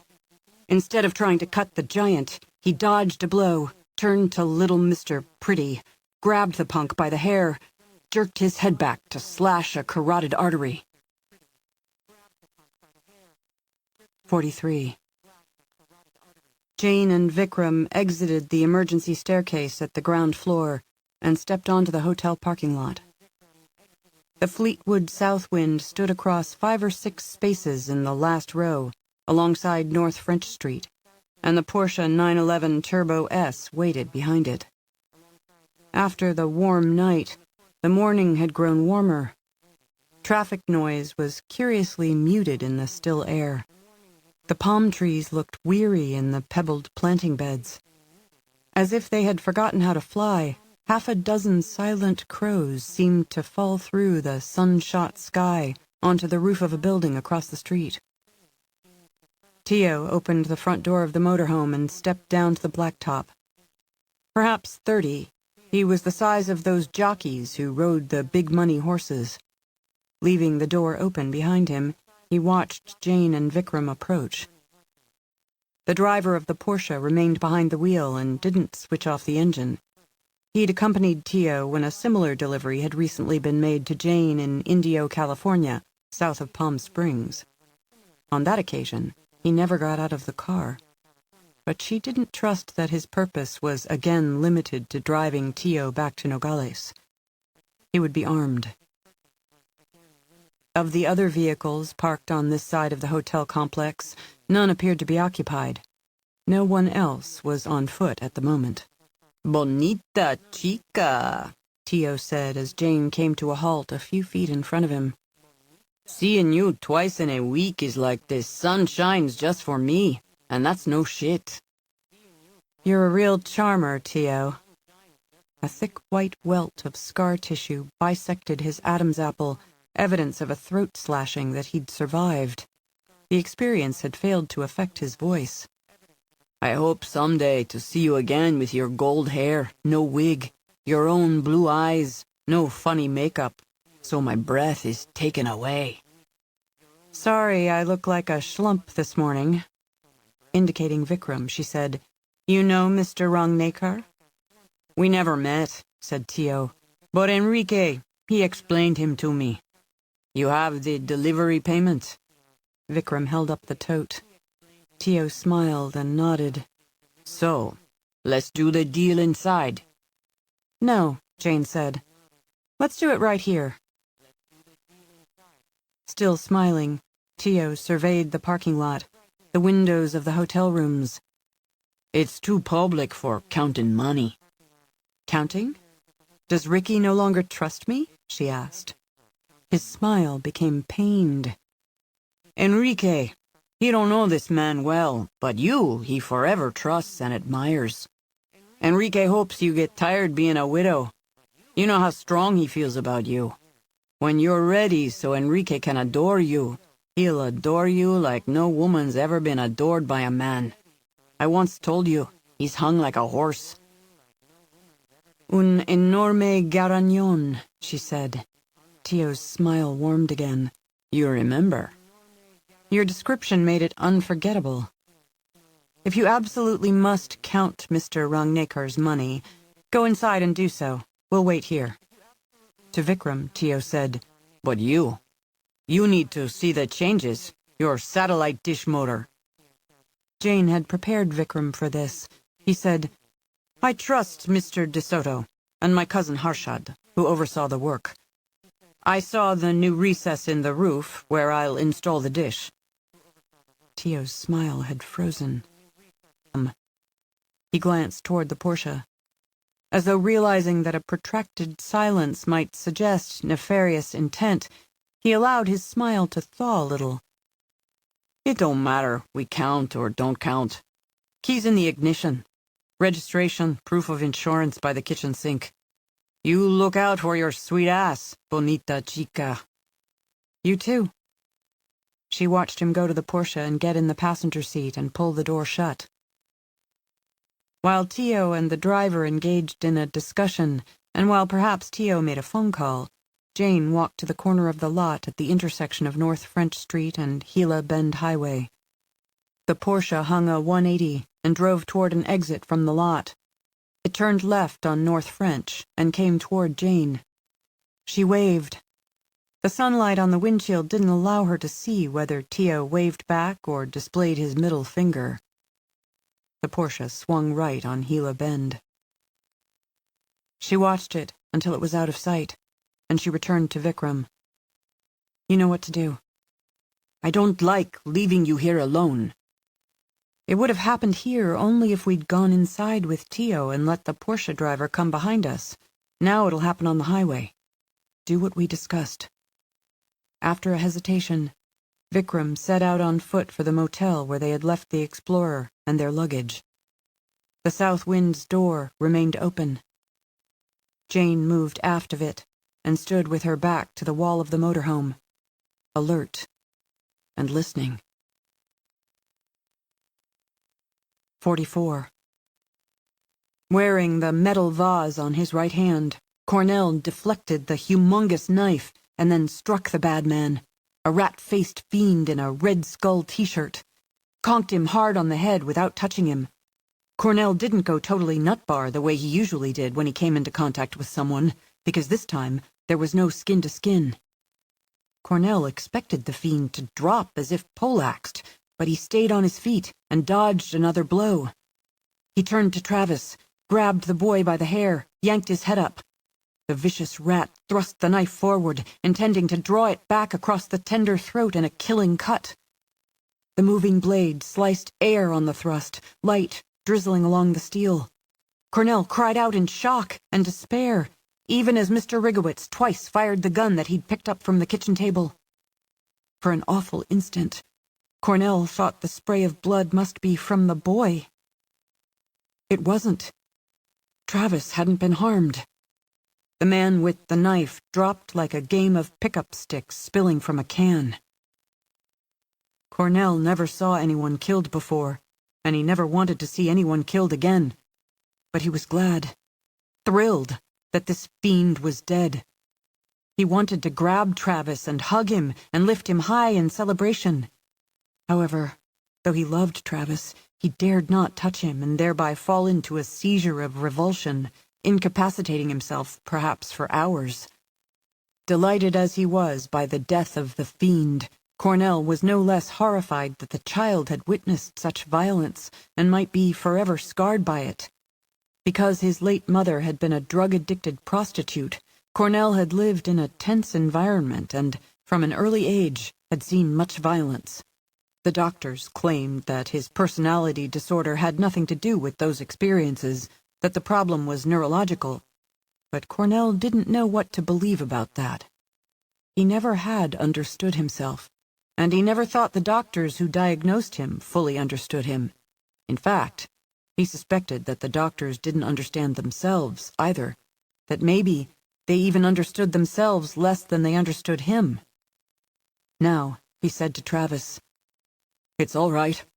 The terrible things pass. They always pass. You'll be okay. You'll be okay. Okay." The boy certainly seemed all right. He hadn't screamed, as Cornell had screamed. He wasn't crying. He appeared to be scared, but as Mr. Rigowitz stripped away the duct tape that bound him to the arms of the chair, the boy's voice wasn't shaky when he said, "We gotta get out of here fast. They're coming." "Who's coming?" Mr. Rigowitz asked. "The feds. He was real close with the phone. I could hear the other guy, too, telling him to get out fast, 'cause the feds got this address. They're gonna come pop us." "Pop?" Cornell wondered. "Kill," Mr. Rigowitz translated. As the liberated boy overturned the dinette chair in his haste to get to his feet, Mr. Rigowitz quickly crouched beside the dead man, turned his pockets inside out. He found a wallet and then an electronic key bearing the Mercedes emblem. "If the feds have an address, they know our vehicles. Maybe they don't know his." "Wait, wait," said Cornell. "I have something in my room that I need. We need." "We gotta go," the boy insisted. "Get your tush in gear, Cornell," said Mr. Rigowitz. "We don't have time to change. Let's go already." "We don't have time to change." Those words mystified Cornell. Most of his life he had strived without much success to change who he was. He knew that it wasn't a matter of having time to change, that time wasn't the problem. You were who you were, and changing who you were, especially in this case, was hugely difficult, no matter whether you had minutes or decades. "Wait, please and thank you," Cornell pleaded as he hurried from the kitchen. In the few days he'd known Travis, the boy had surprised him again and again with his resilience. But Mr. Rigowitz was no less of a surprise. He was a smallish man, but he didn't act small. He had a big heart, and he stepped up to every challenge. He was old, but he didn't act old. He used strange words like plots, which meant burst or explode, and bubbla, which was a term of endearment, and schmagegi, which meant a jerk. But he was one of the easiest people to understand that Cornell had ever met. Maybe because he always said what he meant, without hidden intentions. In his room, Cornell dropped to his knees, peered under the bed, withdrew a pillowcase. He had brought it from his bunker in Borrego Valley in one of his 2 suitcases when they'd had to flee these same bad people on Tuesday. He'd thought they were safe here in the Cantor's house, safe forever. And now, 3 days later, they were on the run again. It was like Mr. Paul Simon had sung, "You know, the nearer your destination, the more you're sliding away." When he hurried back to the kitchen, carrying the pillowcase by its knotted neck, he expected to hear wailing sirens, helicopters, maybe even gunshots. But there was none of that. He also thought maybe the boy and the old man would be gone, but they were waiting for him. Of course they were. They weren't the kind of people who ran out on you. Until he had become rich by designing popular apps, Cornell's life was in part defined by people running out on him, so he still expected to be abandoned. They had also found the dogs, Duke and Queenie. "For a pillow? You went back," Mr. Rigowitz said. "That's Meshuggah.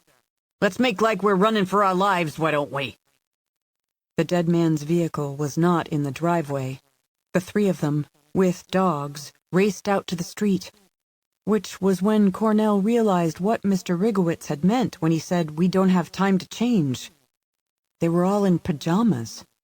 Bernie's slippers slapped on the pavement. Cornell and Travis were barefoot. The dogs were barefoot too, but that was their natural condition. The only Mercedes in sight was a white van-like vehicle parked at the curb, half a block to the south. When they got to the van, the electronic key worked. 45. In the parking lot, the Fleetwood Southwind hulked less like a vehicle than a grand vessel, as if it were meant for seafaring or launching into space. The thing didn't need to be as large as it was, not for their purpose. It was a bold move by Enrique de Soto to push the motorhome on Vikram, considering that only days earlier he had provided one of equal size to Jane, a Tiffin Allegro, which overnight he had customized to her order. He was taking the chance that she'd wonder if he had done similar work on this Southwind and might expect a trap. Of course, Ricky was nothing if not bold. And if this was a setup, the lives he would be putting on the line were those of his men, not his own. Considering his macho conviction that his sexual magnetism was irresistible and that they would hook up when Jane got over this widow thing, he might assume she wouldn't believe that he was capable of betraying her, that she would think he had promoted the 36-footer only to drain as much cash from Vikram as possible. After all, Ricky's habit was to wring every dollar he could from a deal. But she knew it was a trap. When Vikram had blundered into that black market operation outside Nogales, his relatives in tow, Ricky had decided that doing further business with Jane, the most wanted fugitive in the nation, or anyone associated with her, was now too dangerous. He figured to take half of Vikram's money, provide the motorhome, take the rest of the money, kill Vikram, reclaim the Southwind, and have Jane brought back to Nogales in chains to spend some quality time with him. Shortly, Vikram returned in the Explorer Sport and parked behind the Southwind. Because Enrique de Soto had told him what Jane was driving, he'd known the Explorer had a rear tow hitch. He'd ordered the motorhome equipped with compatible gear and a built-in electric winch. He and Jane would need about 10 minutes to winch the SUV just high enough to hitch the back of it to the back of the motorhome, so that only its front tires met the pavement. Then, install the wiring package and the auxiliary brake lights. 46. Looking for new wheels, Tio and Diablo cruised. They couldn't follow the Fleetwood in the Porsche. The bitch would make them before they'd gone a mile. In 15 minutes, Hawk and Rangneckar would have yoked the Explorer to the motorhome and be gone. There were 3 main routes out of Casa Grande. West on I-8 to Gila Bend, north on I-10 to Phoenix, south on I-10 to Tucson. Also at least 2 state routes. They had to get back to the Holiday Inn before the motorhome split. Otherwise, they were screwed. Tio didn't want to face Enrique without the bitch on a leash. He might as well slit his own throat this time. Street by street, they made their way into a neighborhood. Nice little stucco houses, as boring as church. Cars parked at the curb, none of them cool. He would have to check 20 or 30 to find one with keys in it. Anyone watching would call 911. A chicken-necked, stick-thin, white-haired woman, big straw hat, long-sleeved t-shirt, khakis, washing her Buick in the driveway. The garage door was open beyond her. Did old ladies wash their own cars? Not often. It probably meant there wasn't a man in the house, at least not right now. Diablo drove past the place, pulled the Porsche to the curb. Because he was small, could pass for 10 years younger than he was, and had an innocent face, Tio took the job. Dreaming up a story to snow the old bitch, he got out of the Porsche. He walked back to the target house. Shit happens. It happens all the time. That's life. But good luck happens, too. Just then, some really good shit happened to Tio. Before she saw him approaching, the woman dropped the hose. She went into the garage for something. No neighbors in sight. He followed her in there. He drew the pistol from the belt holster under his untucked shirt. She took a big plastic bottle of something off a shelf. When she turned, he got in her face, pressed the muzzle of the gun into her gut. "I don't want to hurt you, Granny. I just want your car. You do right. Don't lie to me. You'll be okay." She said the key was on the front seat. Said her husband was long gone. She lived alone. She told him he was hardly more than a child. He should think about his future, take a different path. He said he wanted to go straight, but was dirt poor and scared. She told him about Jesus while he moved her inside the house. In the kitchen, he pistol-whipped her to the floor. When she lay unconscious, he dragged her into a walk-in pantry. He closed the door. He tilted a dinette chair under the knob to keep her from getting out until someone found her. Outside, he rolled up the hose on its reel, took a bucket and sponge from the driveway, set them in the garage. The key lay on the seat. He started the engine. A remote control was clipped to the sun visor. He put down the garage door. Diablo followed him to a supermarket parking lot where they left the Porsche. In the Buick, Diablo driving, they headed back to the Holiday Inn. 47. Jane retrieved her tote bag from the Explorer and took from it a 6-ounce bottle with a pump spray, which she slipped into an inner sport coat pocket. She extracted a basic taser from the tote and clipped it to her belt. The only door to the south wind was aft of the cockpit. Jane entered first, Vikram behind her. Immediately to her right was a freestanding Euro recliner, beyond that the cockpit with its 2 big comfortable seats. Directly across from the door stood a sofa. After pulling the door shut, Vikram went directly to the driver's seat. Tio had left the electronic key in the cup holder. After drawing the Heckler & Koch Compact 45 from her shoulder holster, Jane sat on the edge of the recliner, facing the back of the motorhome, which was revealed only by smoky bronze light that penetrated the tinted windows. The kitchen immediately to her left, the dinette opposite the kitchen, beyond the dinette, a lavatory, and at the end of the vehicle, a bedroom. She figured 2 of Ricky's people must be aboard. In addition to Tio and the driver of the Porsche, 1 additional man might have been enough to successfully spring their trap, depending on their plan of action. But Ricky liked to have insurance. 4 against her and Vikram would feel right to him. 5 would be too many in the tight space of the motorhome. Vikram started the engine. The hinged door to the bathroom was closed. Likewise, the sliding door to the bedroom. The 2 men could be in either space, or 1 in each, or neither in either. Maybe the sofa, a fold-out sleeper, wasn't what it appeared to be. The spring-loaded mattress could have been removed from it, and the sofa cushion platform could have been raised to provide a space in which a man could lie secreted. Maybe the refrigerator-freezer was only a faux front behind which a gunman could stand full height. The south wind began to move. Okay. Bedroom and bath. Ricky would not have felt the need to be more clever than that. They had done a lot of business together. He expected her to trust him and enter the south wind with Tio for the count. It was supposed to be over by now. They would have a backup plan. From the Porsche, Tio would have called one of the men in the motorhome. They weren't likely to act while the south wind was on the streets of Casa Grande. They would figure to let her and Vikram settle in, relax. Outside of town, on whatever open highway, maybe she would be in the co-pilot's seat, unsuspecting and easy to take from behind. They didn't want to kill her if they could avoid it.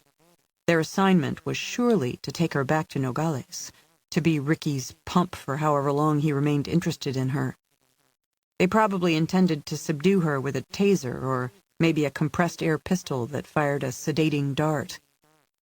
They were also ready for her to visit the bathroom, where she could be taken by surprise. When Vikram braked for traffic at the exit from the parking lot, he glanced back at her. She nodded and rose from the Euro recliner. As Vikram eased the south wind and attendant Explorer Sport into the street, Jane aimed the heckler at the ceiling and moved toward the rear of the big vehicle. 48. Verna Amboy is interested in observing how Charlie Weatherwax will extract the urgently needed information from Ganesh Rangnekar. Together, they escort the hapless young man to one of the 4 offices at the back of the enormous main room of the warehouse, where the sounds produced are less likely to be heard beyond the walls of the building. Charlie carries his large black satchel of instruments. Having participated in other such sessions with the one and only Charlie, Mustafa Al-Yamani has nothing more to learn about the subject of extreme interrogation. He is pleased to let the fetching Ms. Amboy assist the master interrogator. Meanwhile, he sits at the folding table near the computer that once again displays the words, "You have been Vikramized." He does regret foregoing the opportunity to watch the lovely Verna's face as Charlie progresses from needles and pliers to the application of electric current to the subject's testicles.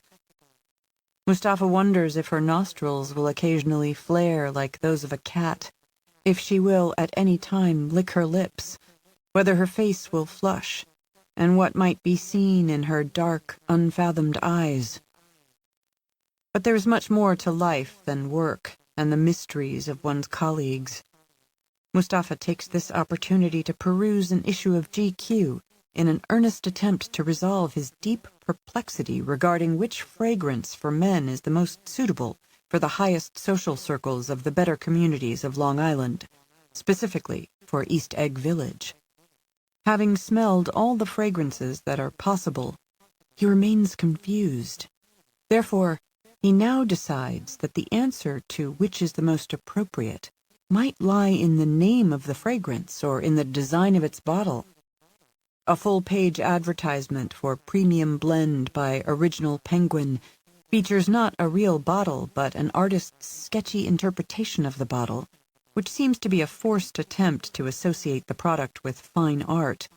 Also, the cute image of a penguin in a tuxedo strikes Mustafa as too precious. Polo Blue by Ralph Lauren is sapphire blue with a silver cap. But Bleu de Chanel comes in a stylish black container and has the edge because the spelling BLEU is classier than BLUE.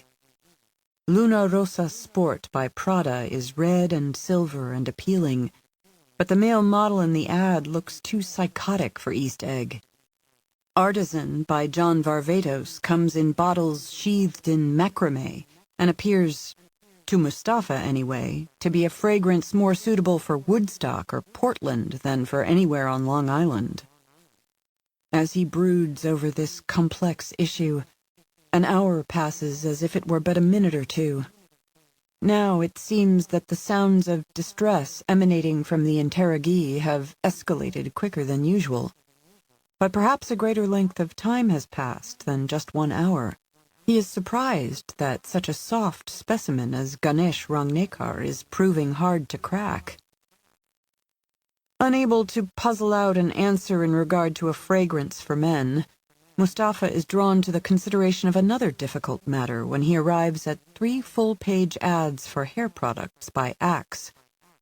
He does not use anything other than shampoo, conditioner, and a fixative spray, but maybe he needs a more sophisticated approach to hair care. Axe makes something called Clean Cut Look, a pomade, but the result seems reminiscent of Vitalis oil. They also offer their Spiked Up Look, a styling putty that produces a contemporary, punky appearance. Finally, there is Messy Look, a flexible paste. Axe has a compelling slogan, "Find Your Magic." Mustafa is acutely aware that good hair has an almost magical power, opening doors to social strata and the knockout women therein that are closed to men with inferior hair. He must give this issue more and careful consideration. The interrogation subject's screaming has grown loud enough to concern Mustafa. Perhaps Charlie mistakenly believes the enclosed office muffles more of Ganesh's cries than is the case.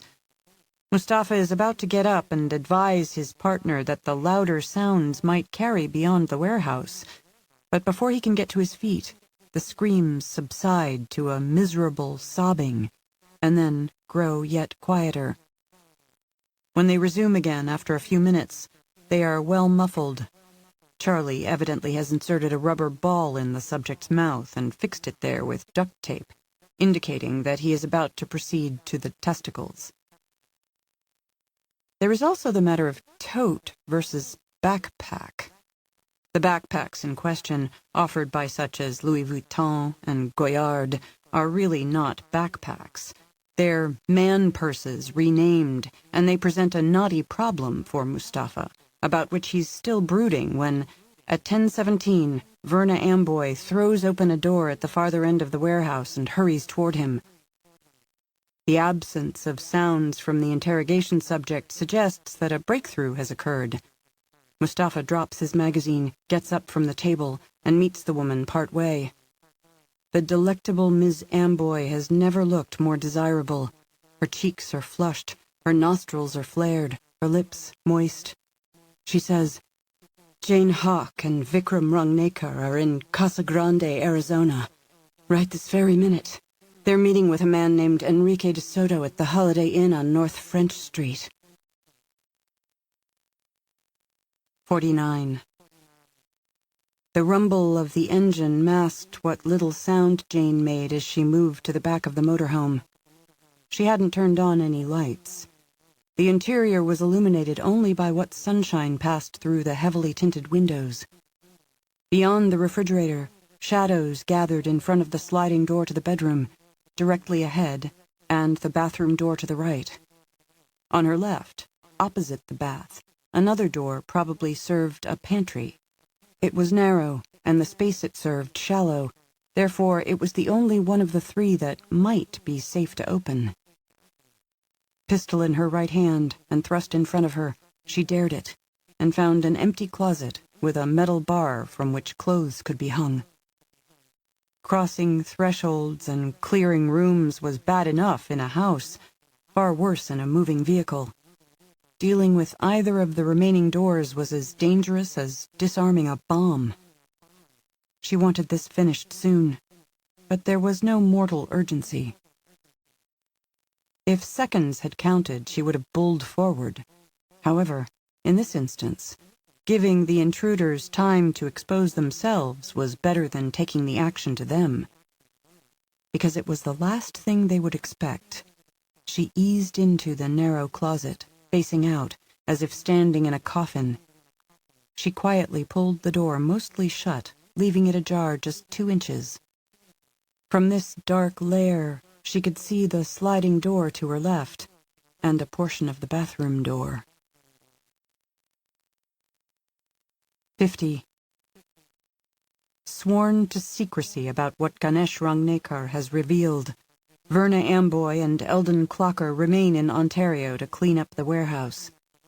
At Charlie Weatherwax's request, the State Attorney General, being a techno-Arcadian, orders a California Highway Patrol escort for Charlie and Mustafa, involving 56 officers and 48 vehicles, which is put together with such dispatch that it doesn't seem at all like a government operation, but as though Apple or Amazon is now running the state.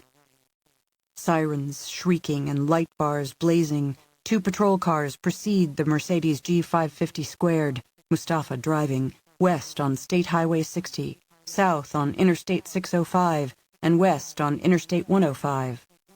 Other units of the CHP temporarily block freeway entrances along the route to limit obstructing traffic and clear intersections in the vicinity of Los Angeles International Airport.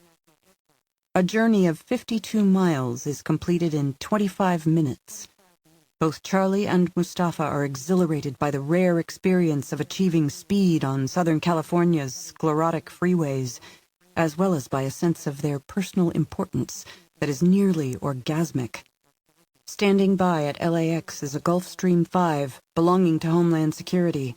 Fueled and crewed and ready for a different mission, the jet is reassigned to Charlie and is now prepared to convey him and Mustafa 400 miles to Phoenix, where a team of 4 Arcadian operatives with multiple law enforcement and national security credentials are ready to assist. For the 3 passengers who have now been displaced, the steward has provisioned a lunch of either bronzino with orange beet puree, lemon oil, and candied cashews, or a hamburger with bacon jam and black garlic aioli on a brioche bun. Charlie chooses the burger, and Mustafa prefers the fish, and the steward offers 2 suitable white wines and 2 appropriate reds for their selection. The police escort and the aircraft are testaments to Charlie's reputation as an effective, ruthless agent of change, but as well to his singular powers of persuasion. He has told no one that he knows Jane Hawk's whereabouts. He has said only that he has an urgent lead on Vikram Rangnekar, that he must follow himself, an inquiry that can't be delegated. The rootkits and back doors Vikram has built into a broad spectrum of agencies remain mostly undiscovered, and next to Jane Hawk, he is the greatest threat to the revolution. Charlie is playing this close to the vest in part because he cannot tolerate someone else getting credit for the capture of the elusive Mrs. Hawk. Whoever nails her will rise into the highest echelons of Techno-Arcadia and eventually have almost godlike power. But there is also the fact that he has screwed up and needs to make this capture himself in order to conceal a misstep that could result in serious disciplinary measures by his superiors. What Charlie Weatherwax did to Ganesh Rangnekar doesn't qualify as a random act of cruelty. There was nothing haphazard or casual about it. He conducted the session using the time-tested methods and techniques of Lenin, Hitler, Stalin, and other masters of extreme interrogation. Furthermore, what Charlie has done doesn't fit his own definition of cruel, because a successful act of random cruelty requires the recipient to live with the trauma, to be mentally and emotionally disabled by it, to some extent, for the rest of his life. That is not the case in this instance, Ganesh having died. Whether the fat geek expired from a heart attack or a stroke, or from some other cause, there are rivals to Charlie in this utopian movement who will be quick to contend that his decision to resort to extreme interrogation was reckless and squandered the best chance yet to arrest Jane Hawk. If the Central Committee decides that he has grievously mishandled the situation, he won't be stood against a wall and shot. However, there is a chance that he will be injected, transformed into an adjusted person, and thereafter used like any other cog in the machinery of the revolution. He won't risk such a fate. If he'd waited the 4 hours until Ganesh's control mechanism had been established, he would have gotten all the information that he needed. As it was, an hour sooner than that, he learned that Vikram indeed made contact with Hawk, that they are now together, and that Vikram intends to backdoor his way to whatever information will exonerate her and bring down her enemies. He has also squeezed from Ganesh the name Enrique de Soto and the fact that this very morning Vikram and Hawk are rendezvousing with DeSoto in Casa Grande, Arizona, to take possession of a black market vehicle that has been stripped of its GPS and modified in unspecified ways. All this is highly valuable intel, but there are crucial details that he failed to extract from the subject before the fatty died. Charlie doesn't know who this DeSoto might be, or what kind of vehicle the man is delivering to them. He hasn't acquired a list of all the agencies to which Vikram, while at the FBI, established back doors that are still undiscovered, so he can't wrap his mind around how the son of a bitch expects to obtain enough data to blow up the Arcadian movement. The biggest question also remains unanswered. Considering how techno-Arcadians within government and private industry are increasingly able to control the content of most media and police the internet to scrub from it inconvenient truths, how do Vikram and Hawk imagine that they are going to get the full story out to any significant percentage of the population? During their high-altitude lunch, while Charlie broods on these matters, Mustafa Al-Yamani works on his laptop, hoping to identify Enrique DeSoto. The man apparently runs an illegal operation, but Mustafa can discover no history of an arrest. He is able to find several Enrique DeSotos. In Arizona, however, there is only a Richard DeSoto, who owns an antique store in Nogales. That fat little bastard should have broken in a half hour, Charlie laments. An hour at most. There is no excuse for his behavior, Mustafa agrees. Who could know he had a heart condition, or whatever was wrong with the phoebe? If he knew, he should have had the decency to inform you of his condition, Mustafa says. After a silence, during which Charlie finishes his burger, he asks, Mustafa, what would you say is the most valuable thing you learned from your mother and father? I am an orphan by choice, Charles. I long ago disowned them, and have worked diligently to forget they ever existed. Please do not ask me to remember them. The most valuable lesson my parents taught me, Charlie says, is that deceit and duplicity pay. They became wealthy and happy, and took early retirement by pretending to be something they weren't, and by gaming the system in the name of various righteous causes. Mustafa looks up from his last bite of bronzino, on which is balanced a final candied cashew. And for some reason you hold this against them? No, not at all. What ticks me off is that during all the years they denied me things that would have made my childhood and adolescence more pleasurable, always citing financial troubles, they were in fact salting away huge sums they skimmed from federal grants made to the operations they ran. And I'm certain that by the time they die, they'll have used every morsel of their hoard, leaving no inheritance. Mustafa has finished his meal during Charlie's complaint. You are displeased by their selfishness, and rightly so. Your resentment is entirely understandable. I do believe it is, Charlie says. Miles below, the Mojave lay pale and sere and as inhospitable as the hearts of parents who will not sacrifice for their children. During the interrogation, Charlie reveals, the fat little creep repeatedly insisted he couldn't betray his cousin. Why ever not? He said, family is sacred. He said it over and over, like a mantra to ward off the pain. How strange. Deranged, really. I thought so too. Anyway, he eventually broke. Mustafa says, May I ask you something off-subject? What is it? As a fragrance for men, Code by Armani or Red by Perry Ellis? Neither. I suspected as much. Bleu de Chanel, but only a light touch of it. 51. For 5 minutes, the motorhome had been on the open highway, heading north on Interstate 10 toward Phoenix. By now, the stowaways must be convinced that Jane and Vikram were oblivious to their presence. Indeed, as she watched through the crack between the closet door and the jamb, she saw the bathroom door slowly swing open. A shadowy figure appeared, like some golem shaped from mud. He stepped out of the lavatory, no more than a foot from her, and looked toward the front of the south wind. He would have seen Vikram behind the wheel. Perhaps he thought Jane was slumped down in the hulking co-pilot seat, or sitting in the dinette booth beyond his line of sight. He rapped once softly on the bedroom door to his right, and it slid open. Jane couldn't see beyond the threshold of that room, but she heard one of the men whisper something.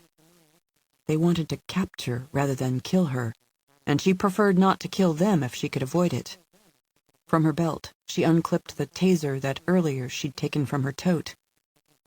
The other man exited the bedroom, a pistol in hand, and the two edged cautiously toward the front of the south wind, on hair-trigger alert, but focused on the wrong thing. Jane stepped out of the closet, immediately behind the pair, her presence known to them only when she tasered the first, and he cried out as he fell, the pistol springing from his hand as though of its own volition. Startled, the other man squeezed off a shot as he turned to confront Jane, the noise like a boxing of the ears in that confined space. The round was wild, over her head. She went in under his gun arm, jammed the pulls of the taser into his throat, triggered it as the muzzle flash of a second ineffective shot for an instant bloomed in his eyes, which had rolled back in his head until they were as white as eggs. He dropped like a construct of straw and staves. She turned to the first thug, who was in the grip of a semi-paralyzing seizure, and she tasered him again. She gave the second man another shock, too, before clipping the taser to her belt. From an inner pocket of her sport coat, she withdrew the 6-ounce spray bottle she'd earlier taken from her tote. It contained chloroform that she had derived from ordinary art store acetone by the reaction of chloride of lime, which was bleaching powder that she had bought at a janitorial supply store. She spritzed each man across the lower half of his face, wetting his nose and mouth, and both passed from seizure into the stillness of sleep.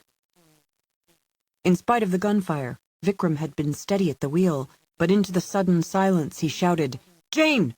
Talk to me!" "I'm all right," she assured him, as she weaved toward the front of the motorhome, ears ringing from the gunfire.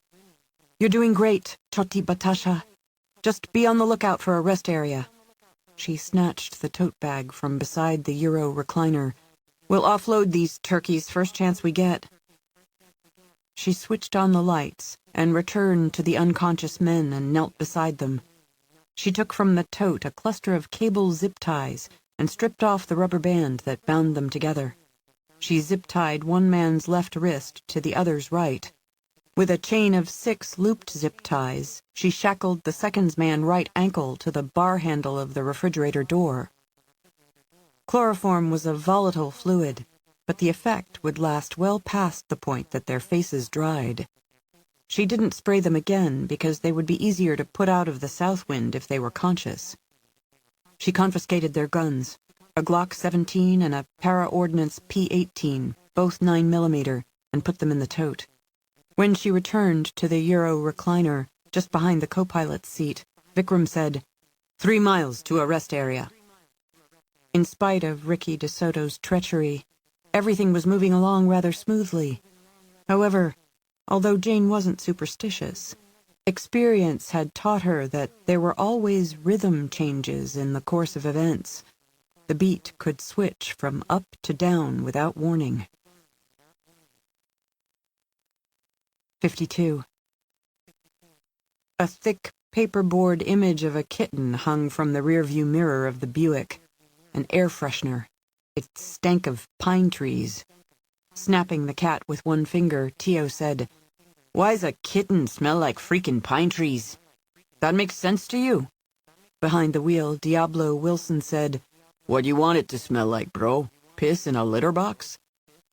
Tio grabbed the kitten, yanked hard, and broke the string by which it hung. "I hate cats. Sneaky damn animals. I hate pine trees." "What's to hate with pine trees? They make me think Christmas. I never got nothing worth shit. At Christmas. Tio put down his window, threw the air freshener out of the car, put up the window. Diablo said, They make oxygen. Who does? Pine trees. They make oxygen. What shit are you smoking? It's true, bro. Pine trees, other trees, flowers, grass, they make oxygen. We don't have no trees, then we don't have no air to breathe. Where'd you get this shit? School. You went to school? For a while. It's a waste. School messes with your head. You stabbed that teacher once. For messing with my head? It's still true about the trees. Yeah?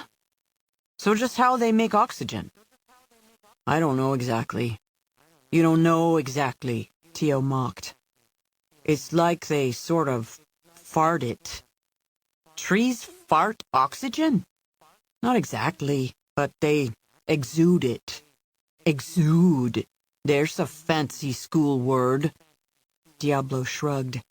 It's a word. Looks like they're getting off at this rest area.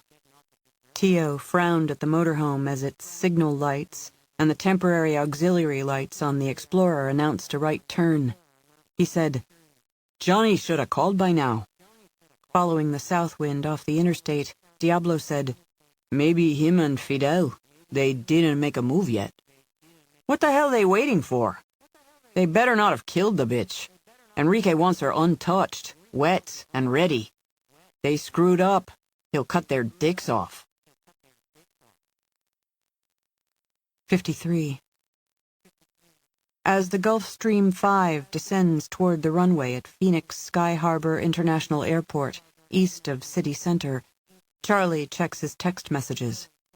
Our team of 4 will be waiting for us on the tarmac with 2 Suburbans. Suburbans? Mustafa asks. It is what it is, Charlie says. Will we need to share one? 4 in one, us in the other. How far to Casa Grande? Once we're out of the airport, it looks like 40 miles, give or take, straight down I-10. In flight, Charlie has gotten through to the manager of the Holiday Inn, who has been cooperative, as he damn well better be. The hotel apparently has an adequate security system, cameras in all public places, both interior and exterior. Whatever vehicle DeSoto has delivered to Jane Hawk and Vikram, there will be video of it in the hotel archives. Once they know the vehicle, they can post it with the National Crime Information Center and otherwise bring an array of state and federal agencies into the hunt, which will be so intense that they will no doubt have Hawk and Rangnekar in custody before the day is done. Part 4. No Escape. 1.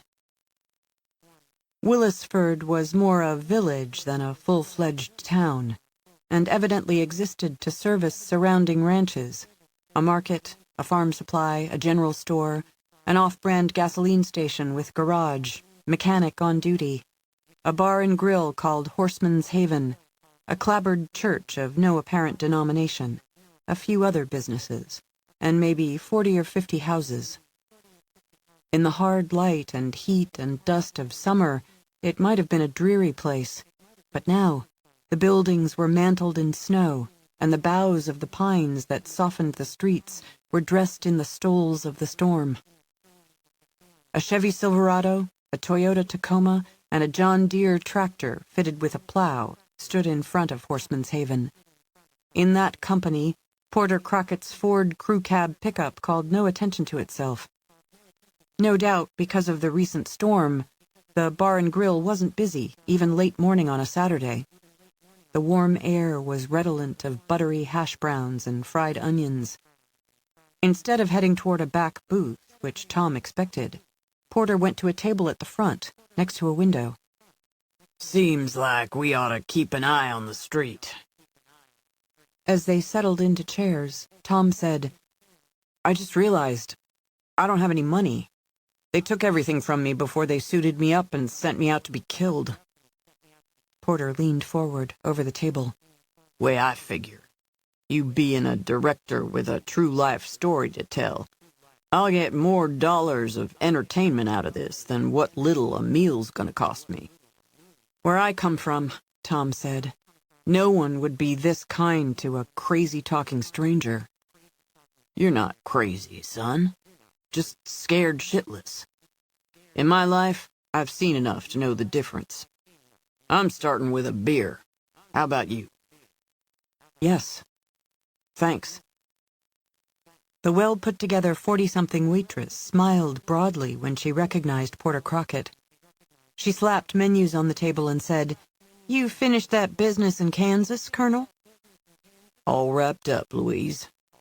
Darling, the first light a cured blind man sees couldn't look better than you. You've got more bullshit than a herd of steers, but I love the way you sling it. They ordered Coronas with lime, and she went away to get them. Colonel? Tom asked. 30 years I had something of a military career. Wouldn't have served so long had I known they'd make me a damn colonel. I was born for an E2 pay grade, nothing higher. He picked up his menu. It's lunch and dinner on one side, breakfast on the other. They have breakfast all day if you want it. Tom watched a truck pass in the street. You know a man named Wainwright Hollister? Looking up from his menu, Porter said. He a friend of yours? Not a friend, no. The bastard thinks he owns the county. Hell, maybe he does. He smiles more than a pack of hyenas, and every bit as sincere. He's behind this mind control nanotech I told you about. He meant to kill me last night. Porter stared out the window, digesting this news. Tom couldn't read the man's expression. Is he going to give up when the roadblock gets him nothing? Will we really be able to get back on the road in just a couple hours? The colonel turned his attention to his menu once more. We'll just have to wait and see. 2. The rest area offered lavatories in a squat building surrounded by landscaping that consisted of pebbles, rocks, century plants, and reddish-brown knee-high clumps of areola grass. Shadows had shrunk into the objects that cast them, waiting to emerge when the day finished transitioning from morning to afternoon. A van and a Toyota Highlander occupied the rest area when Vikram drove in from the highway. A Buick followed in his wake and parked at the farther end of the lot. While the zip-tied men recovered from the chloroform, Jane settled in the co-pilot's seat.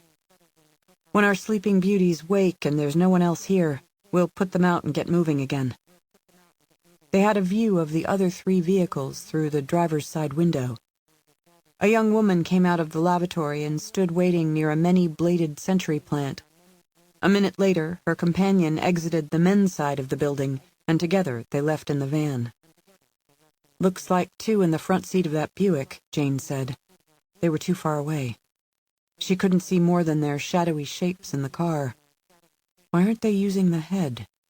Maybe they're just here to take a nap, Vikram suggested. Groaning and muttering in the back of the motorhome indicated that the thugs were regaining consciousness. 2 women and a girl of about 10 returned to the Highlander and left the rest area by the exit lane. The passenger in the Buick looked toward the south wind and then away. At such a distance, Jane was not able to see him well, and she couldn't see the driver at all beyond him. However, the position of the man's head in relation to the window suggested he was slumped in the seat, or was a boy in his early teens, or might be a man of small stature. Tio was short and built like a jockey. When the passenger glanced their way again, Jane said, "They aren't taking a nap. Keep a watch on them. Shout if anyone gets out of the car." Her tote stood on the Euro recliner. She carried it to the back of the motorhome. The thug shackled to the refrigerator was lying on his back. He had a sledgehammer face with yellowish-brown teeth and beard stubble that suggested a case of mange. His partner was on his hands and knees, afflicted by a series of violent sneezes. Jane put the tote on the counter by the kitchen sink. She took from it a pair of scissors and one of the guns she had confiscated earlier, the Glock 17. The piece of work lying on his back spewed an unimaginative stream of invective, using the F word and the C word as nouns, verbs, and adjectives. She aimed the pistol at him, point blank. "Shut up, you pig." He glared, but for the moment said no more. "I'm going to give you these scissors to cut yourself loose from the refrigerator. Then you're going to slide them across the floor to me. If you try to get to your feet or make any wrong move, I'll kill you. Understand?" Blow me, bitch. "A real tough guy, huh?" Blow me. he repeated. "You're dumber than tough. You just gave me a better idea than killing you. I'll shoot your pecker off so you won't have any reason to make that suggestion to another woman." She looked at the second thug. "That goes for you too, Sneezy." She dropped the scissors and held the Glock in a two-hand grip. Yellow Teeth cut the thick zip tie at his ankle. He slid the scissors back to her. "Sit up," she told Yellow Teeth. "Sit down," she told the guy who was on his hands and knees. They sat side by side on the floor, each with one wrist still zip-tied to a wrist of the other. "Good boys," Jane said. "Now get naked and be quick about it." Sneezy had stopped sneezing, but with his free hand was wiping a dangling string of snot from his nose. Say what? "I'm aware no woman has asked you to get naked before, but I've got a strong stomach. Do it." No freaking way, said Sneezy. She squeezed off around nearly low enough to part his hair, heard it crack the sliding door to the bedroom. Don't screw with me, you dumb shit. Get naked or die. 2 minutes. All the threat had gone out of Sneezy's partner, the sad case of dental neglect. Plaintively, Yellow Teeth said, "How are we supposed to undress? We each got only one free hand." "Make the world a better place," Jane said. "Help each other." 3. Bernie Rigowitz, behind the wheel of the Mercedes Sprinter, Cornell and Travis in the luxurious rear cabin with the dogs, the familiar sunny streets of Scottsdale, now as strange and full of menace as any mist-shrouded moor or jungle night. Since he'd come here as a child, America had been wondrously good to Bernie. He had enjoyed much success. He'd loved and been loved. His long life here was blessed and happy.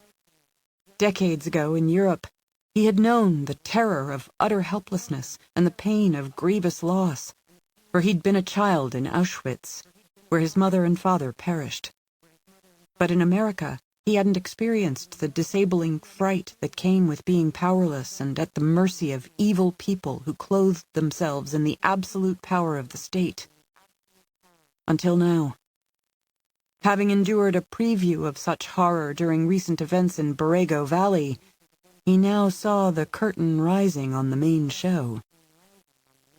When they were well away from the neighborhood in which Nasia and Segev lived, beyond all sirens and immediate threats, he pulled to the curb long enough to look through the wallet he'd taken from the man who had attempted to kill Travis.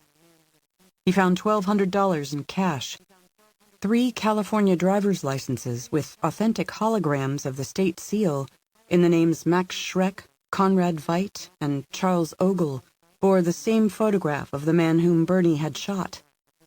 There were as well 3 Visa cards in those names, but nothing else. Whoever this man had really been, it seemed he had lived outside the law and had not been a techno-Arcadian. Perhaps, even in some way, opposed them. A popular aphorism held that the enemy of my enemy is my friend, but that was a fool's wisdom. Although evil came in many shades, each was an aspect of a greater, all-encompassing evil, and an alliance of convenience with evil of any kind would in time bear toxic fruit. Whoever and whatever this Momser might have been, this Schreck Veidt Ogle character, he had nearly achieved what Jane's enemies had failed to do: destroy her by destroying her child. His near success harried the boy and his guardians from their safe haven, with no prospect of finding another. What are you? Bernie said aloud to himself, with a note of disgust. Are you a schmo? Schmulky? Schnook? At the worst of times, after the most dismaying setbacks, there was nevertheless always something to be done, a right step to take, a way through the woods. Where there was life, there was hope, a truth of which the course of his own life was irrefutable proof. He started the engine and released the emergency brake and pulled the Sprinter away from the curb. 4. Clothes were armor against the world, explaining why fashion was such a large industry. When forced to strip naked, most men felt defenseless, especially those whose self-image depended on their ability to intimidate others, who lived for power on however grand or petty a scale, whose preferred techniques of social interaction were psychological and physical violence. When clothed, Sneezy and Yellowteeth might have needed to be pistol-whipped before they would have revealed their names, but now they volunteered without being asked. They were Fidel and Johnny. Fidel had a little daughter named Maria whom he wanted to see grow up, and Johnny had a disabled mother to support. More likely than not, if Maria existed, her father had never provided child support. And if Johnny had a mother, her disability was probably addiction to drugs and the kind of men who produced miscreants like him. "You better have no illusions," Jane said. "I'll kill you if you make me." Fidel appeared convinced. They say you offed your own husband. Faked it like suicide. And maybe your little boy, he's not in hiding, Johnny said. Maybe you whacked him too. Occasionally, all the outrageous lies told about her proved to be beneficial. She threw a zip tie to Johnny and told him to reconnect his right ankle to the 5 ties still dangling from the refrigerator. He did as she ordered, and when she saw that he didn't pull the tie tight enough, he grudgingly pulled it tighter. She threw another zip tie on the floor and told them to work together to bind Fidel's right ankle to Johnny's left. When they were incapacitated, she gathered up their clothes and carried them to the sofa. She wrapped the garments and Johnny's shoes in a ball and cinched the bundle securely with their belts. Fidel had been wearing a pair of fashionable red sneakers, and she set those aside along with his underpants, a pair of black briefs. After retrieving the scissors and returning them to her tote with the confiscated Glock 17, she took off her sport coat and put it on the Euro recliner. She shrugged out of her shoulder holster, untucked her shirt, undid the first 2 buttons, folded the sleeves up to her elbows. When she had carefully adjusted her bra, she rolled up the bottom of the shirt and used the tails to tie it in place, converting it into a midriff-bearing top, which was suitable to the hot weather, would give Tio and his friend a swath of bare skin to distract them, and assure them that she was not carrying a concealed weapon. Settling in the co-pilot's seat, she handed Vikram the holster with the heckler still in it. She looked past him, toward the Buick. "No one's gotten out of the car?" No one. Following a brief but intense conversation, Vikram said, You really think this will work? "You never know." He rolled his eyes. At least you're telling me straight. "I always will." He sighed. Let's do it. She put a hand on his shoulder. "You okay?" Yeah, I'm okay. "Because I need you to be okay." He nodded and pointed one index finger at the ceiling and said, No one has ever been more okay than I am okay. "Do I look plausible?" she asked. Better than plausible. She fetched Felix's red sneakers from the sofa, stuffed his briefs in one of them, and went to the exit, which was on the side of the vehicle facing away from the Buick. She stepped down from the south wind, leaving the door open behind her. The day was warm for early spring, a dry heat that penetrated pleasantly to her bones. When Jane rounded the back of the Explorer that was yoked to the motorhome, she found a 3-foot snake inert on the blacktop. Not dead, just luxuriating on the sun-baked pavement, a cold-blooded creature inspired to ecstasy rather than made somnolent by the desert sun. Because it wasn't a rattler and was not coiled to strike, she stepped over it and headed toward the Buick, listening to the drone of traffic out on the interstate, hoping this business could be concluded before another motorist decided to use the rest area facilities. 5. Tio thought maybe he'd heard gunshots over the sound made by chilled air rushing through the dashboard vents. He couldn't be sure. He made Diablo turn off the engine and put down the windows. Nothing happened for a while. Then she appeared. Watching Jane Hawk stride toward them like some movie goddess, Tio said, "She makes me crazy." Diablo leaned over the wheel, looking past Tio. "The bitch has style. How she walks. More than style. She's got balls." She went around the back of the car, to the driver's side. She stopped 5 feet from the open window, looking down and in at them as if they were some species of animal she'd never seen before. "What's she holding?" Tio asked. "Shoes," said Diablo. Tio took a closer look. "Fidel's sneakers." Hawk said, "We have to talk." "Get in the back," Tio told her, and Diablo repeated it as though she hadn't heard. She said, "If I'd gotten in the south wind to watch you count the money, I'd be on my way to Nogales. We have to make a deal here, and I won't do it in the car." Tio got out of the passenger door, closed it. He looked at her over the roof. "Thought I heard like a pistol." "Fidel is a lousy shot. Missed me twice. Come around here. We don't want to be doing business on that side if someone drives in from the highway. We'll draw too much attention." The gun in Tio's belt holster was concealed by his roomy, untucked shirt. He went around the back of the car. She said, "You get out too, Diablo." "He's just the driver," Tio said. "Maybe he's got a gun. You can see I don't. I come here in good faith. Show me, Diablo." Diablo looked at Tio. Tio nodded. Diablo got out of the car.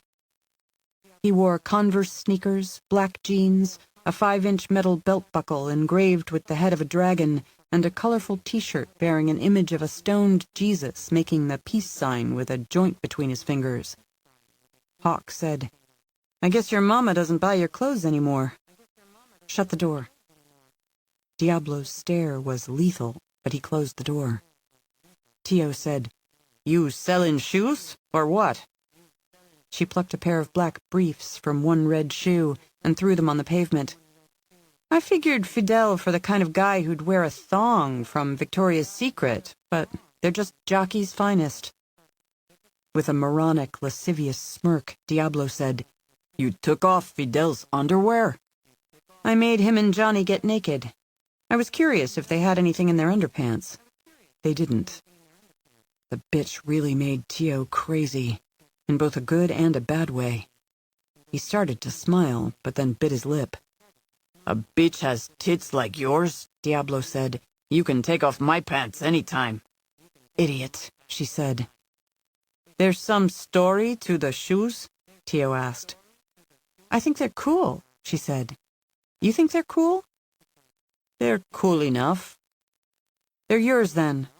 With a flick of her wrist, she threw them at Tio's face. 6. Startled, Tio stumbled backward off the pavement, into the pebbled landscaping, and fell into an overgrown century plant with succulent, saw-toothed leaves as long as swords, which snapped under his weight but also snared him, as if the plant were an enormous variegated green spider. Grateful for cleavage, Jane plucked the small spray bottle of chloroform from between her breasts. She bent over Tio as he rucked up his shirt and fumbled for the pistol in his belt holster, and she sprayed his nose and mouth. Maybe Diablo was as slow-witted as he appeared. 15 years a stoner with a permanent cannabis fog shrouding his brain. But Jane had to assume he wasn't merely standing by the Buick waiting to be sprayed to sleep. She snatched the pistol from Tio's holster, a Smith & Wesson 9mm with 3-inch barrel, pivoted with the weapon in a 2-hand grip, and saw Diablo leaning through the open window in the driver's door, reaching for a gun. She shouted, "Don't!" But he came out of the car with a pistol in hand, and she shouted again, because he still had 3 seconds to live if he was smart enough to grasp the opportunity. As she slow squeezed the trigger, Vikram shouted, "Drop it!" from behind the driver. If Diablo thought he had some chance against 1 gun, he knew he had no chance against 2. He dropped the weapon just as Jane finished the trigger squeeze, and with a twitch, thwarted her aim, putting the round through the open window of the Buick, an inch or 2 from Diablo. During the distraction that Jane provided to Tio and Diablo, Vikram had slipped out of the motorhome and around the back of the lavatories, coming in behind them, as planned. Now, Jane dropped Tio's pistol and approached the driver with the chloroform in her left hand. Back against the car, warily regarding the bottle, Diablo said, "Enrique, he's gonna feed you alive to his hogs, bitch." "Ricky has hogs?" 5 wild boars. Big bastards. 600 pounds. You cross him this bad, he'll cut you so the boars smell blood and throw you in with them. He'd done it more than once. Within arm's reach of Diablo, she said, "Does Ricky think he's some Bond film villain or what? Tell him I eat bacon for breakfast." They chew off your face. I seen it. You're screaming, and they're ripping open your guts with their tusks, sticking their snouts in. I seen it. "Did you find it amusing?" she asked, pretty much certain that the grisly spectacle had made him laugh. Fixated on the spray bottle, he said, "What did you do to Tio? Is that some poison? What poison's that?" "It's not a poison, Skipper. It'll just put you to sleep for a while, and make you permanently impotent." The short-bladed razor-edged knife was sheathed in his ornate belt buckle, as she had expected. With her right hand, she seized his wrist before he could fully extract the blade, and with her thumb, she applied crippling pressure to the radial nerve. His flushed face was a wretched mask of rage as he struggled against her grip, his green eyes bloodshot from long-term substance abuse. He had a life story. Maybe he had endured tragedies and pain, numerous injustices and insults. She didn't give a damn. Join the club. That was the human condition. What mattered wasn't what they did to you, but whether you rose above the level of the users and tormentors, or whether you became one of them and did so with dark glee. The pinched radial nerve failed the tendons and muscles of his hand, and he suffered sudden wrist drop, losing his grip on the half-extracted knife. His bloodshot eyes seemed afire, and his voice was hot with hatred. "You're hog food, bitch." She sprayed his nose and mouth, and a thin but satisfying cry of despair escaped him as he raveled to the ground, as limp as an empty sausage casing. Vikram lowered the Heckler and Coke. He said, "Shove!" He looked terrified. Good. Terror was instructive. He was learning. 7. The spring heat was not yet so great in Scottsdale that certain songbirds would go silent at midday. From the nearby olive trees came the serried trills and clear notes of the southwest song sparrow and the ethereal fluting and twirling phrases of the hermit thrush. In pajamas and slippers, Bernie Rigowitz rang the doorbell of the handsome Wrightian house. Cornell, Travis, and the dogs were in the Mercedes Sprinter at the curb, comfortable in the air-conditioned rear compartment. Bernie felt awkward, standing here dressed for bed, but he did not feel foolish. The last time he'd felt foolish was when he'd been courting Miriam 62 years earlier. He'd done the silliest things in his effort to win her heart, but she endured his lack of sophistication and his maladroit courtship, ultimately marrying him. He had never since felt foolish, for how could a man be foolish who had won such a treasure? If he wasn't mistaken, From the trees also issued the low, whistled, liquid phrases of the American robin. Segev, his son-in-law, was a bird enthusiast. Bernie had once viewed bird-watching as an eccentric hobby and tedious, but Segev had won him over, had taught him the pleasure of learning the names of nature's wonders. Although a casual bird-watcher, Bernie could identify 20 or 30 species by their calls and feather patterns. Segev was an accomplished and gentle man, a perfect match for Nasia, and it hurt Bernie deeply that, by bringing Travis into their house, he'd put them in the crosshairs of the Techno-Arcadians. But you couldn't abandon children in jeopardy and be allowed still to call yourself human. Nasia and Segev would understand, though he needed to get in touch with them, where they were vacationing in England, to warn them off returning home until he gave him the all-clear. He dared not dwell on the possibility that Jane Hawk might fail, that there might never again be an America, as they had always known it, to welcome them home.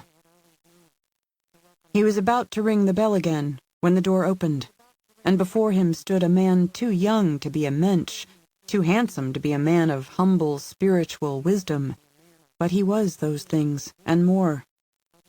Reb Bernie! Shalom! Shalom.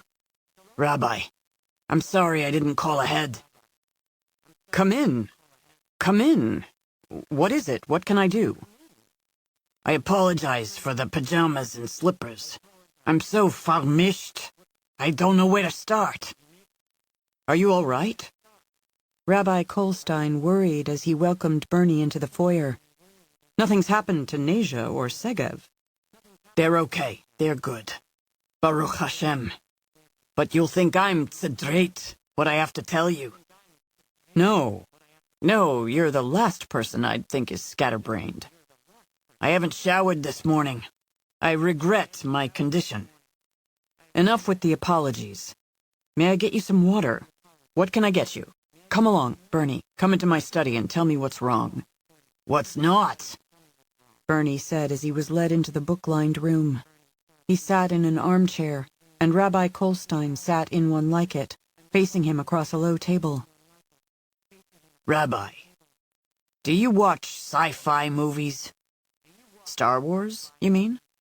Darker than that, like the Body Snatchers one. Invasion of the Body Snatchers? They don't come from outer space, Rabbi. They've always been here, among us. Human beings. Waiting for the technology that they could use to steal our souls. 8. A carrion-eating turkey vulture circled overhead, silently cleaving the sky with its 6-foot wingspan, although no one had died yet. The Buick shielded Jane and Vikram from any incoming traffic that might arrive, but they were not interrupted, as they worked quickly to relieve Tio and Diablo of their clothing, shoes, socks, underwear, everything. Together, they loaded the naked men into the back seat, propping them in a sitting position, leaving only their wallets and cell phones between them. As they were bundling the clothes, a Range Rover cruised into the rest area and parked near the south wind. A tall guy in a Stetson went into the men's lavatory. As Vikram hurried back to the motorhome with the clothing, Jane gave each of the men in the back seat a second, lighter spray, and then she got into the driver's seat and pulled the door shut. She started the engine and put up the windows and waited, her heckler on the seat beside her. A light sweat filmed her face, and her scalp was hot under the wig. The chilled air felt glorious. She took her pulse, and it was higher than she would have liked. 66. Her resting pulse was usually 58 or 60. The cowboy came out of the lavatory and drove away in the Range Rover. The south wind began to move, even as the Rover was heading toward the exit lane. Vikram brought it to the end of the parking lot and reversed into a space beside the Buick, so the starboard flank, with the only door, was toward the car. Jane got out of the Buick, leaving the engine running. Pistol in hand, she climbed into the motorhome. She took the scissors from her tote and went to the back of the vehicle, where Fidel and Johnny sat on the floor, as she'd left them. While Vikram stood watch over the naked men, with Tio's Smith & Wesson at the ready, Jane cut the zip tie that secured Johnny to the refrigerator. She severed the tie that bound an ankle of one man to an ankle of the other, and then she freed Fidel's right wrist from Johnny's left. She backed away and put the scissors on the dinette table. Motioning with the heckler, she said, "Okay, get up." Fidel rose, and with maidenly modesty covered his genitals with his hands. Johnny grimaced as he rose to his feet, his teeth as yellow as rancid butter. "What's happening?" "We're taking you outside to the Buick," Jane said. "What Buick?" Tio and Diablo traded the Porsche for new wheels. "You're making us go out there bare-assed?" "It's a nudist event. They're naked too." Shaking his head adamantly, Johnny said, "I don't want to go out there like this." "There's no panel of judges. You don't have to worry about settling for miscongeniality." "This is so wrong," Fidel declared. "You're alive," Jane said. "You want to be dead? I can take care of that for you." Vikram left the south wind first and waited between vehicles. Fidel followed him, then Johnny, and Jane brought up the rear. Literally. Tio and Diablo were still napping in the back seat of the Buick, their heads lolling toward each other. Fidel and Johnny complained vociferously that the sun-seared pavement was hot under their bare feet. They wasted no time getting in the Buick, Fidel behind the wheel, Johnny through the passenger door, into the shotgun position. While Vikram passed their smartphones and wallets to Fidel and Johnny, Jane stepped to the back of the car and shot out the rear tire on the port side. At the driver's window, as Vikram watched, Jane said to Fidel, "I better not leave it to you geniuses to figure out your options." "What damn options?" Fidel fumed. "We're screwed. 4 naked guys in a car with 3 tires." "Oh, good. You understand the basic situation." The sound of an approaching engine drew Jane's attention. A long-haul moving van rumbled into the rest area. It came to a stop across several parking spaces. The driver and his partner got out of the big truck and glanced toward the Buick and went into the men's facility. If they noticed that the 4 men in the car were not wearing shirts, they didn't seem to think that was unusual. At the moment, Jane's greatest concern was that the next arrival at the rest area might be an officer of the Arizona Highway Patrol, trained to be suspicious of even the smallest deviation from normality. To Fidel, she said, "First option. Between the moving vans and other visitors, you can change the tire. You've got enough gas to get back to Nogales without having to stop anywhere." "I'm not changing no tire naked," Fidel declared. "Well, tires are rubber. Maybe Johnny or one of the snoozers in back has a rubber fetish. He'll think it's kinky fun. Second option, you call Ricky and have him send someone with clothes. They should be here in 2.5 hours, maybe 2. "I don't know if we can ever see Enrique again." "You're not afraid of a few wild boars, are you?" Johnny said. "We're in shit up to our necks." If perhaps he'd lost his soul years earlier, Fidel nevertheless had soulful eyes, and with them he beseeched Jane. "Mrs. Hawk, we're helpless as little kids here. At least leave us some iron." "A gun? Like that's going to happen." From the passenger seat, Johnny said, "Give me a loaded magazine. Put the gun in the trunk. We won't get it till you're gone." "Mrs. Hawk," Fidel pleaded again. "We're helpless." "That's the point. A little life lesson. So you know how it feels. Maybe you'll learn some empathy." She followed Vikram into the motorhome and closed the door. He got behind the wheel again, and she settled in as co-pilot. They waited until the driver and his partner returned to the moving van. They followed the big truck out of the rest area. Through the starboard side view mirror, Jane saw Johnny get out of the Buick and hurry to the trunk, no doubt to retrieve the lug wrench and the jack. 9. Charlie Weatherwax stands at a window in the hotel lobby, staring out at arrangements of low and tall palm trees that fail to lend a tropical softness to the harsh reality of the desert in which the town stands. Casa Grande means big house. In 1684, a Jesuit missionary named the nearby 14th century Hohokam Indian ruins Casa Grande. In a lot of old movies, gangsters call prison the big house, which is fitting, because Charlie feels imprisoned by this town. The current manager of the hotel has been on the job only 3 months. He is charming, courteous, respectful. He is eager to assist the FBI, though he's been told nothing about the suspect in pursuit of whom they have come here. Charlie thinks the manager is a phony, but then Charlie thinks everyone is a phony. Nevertheless, he yearns to commit a random act of cruelty, make this a day the polite, fresh-faced son of a bitch will never forget as long as he lives. On the manager's desk is a photo of his wife and 2 kids. Charlie has asked about them. The wife, Vivica, is a stay-at-home mom. The son is 12, the daughter 8.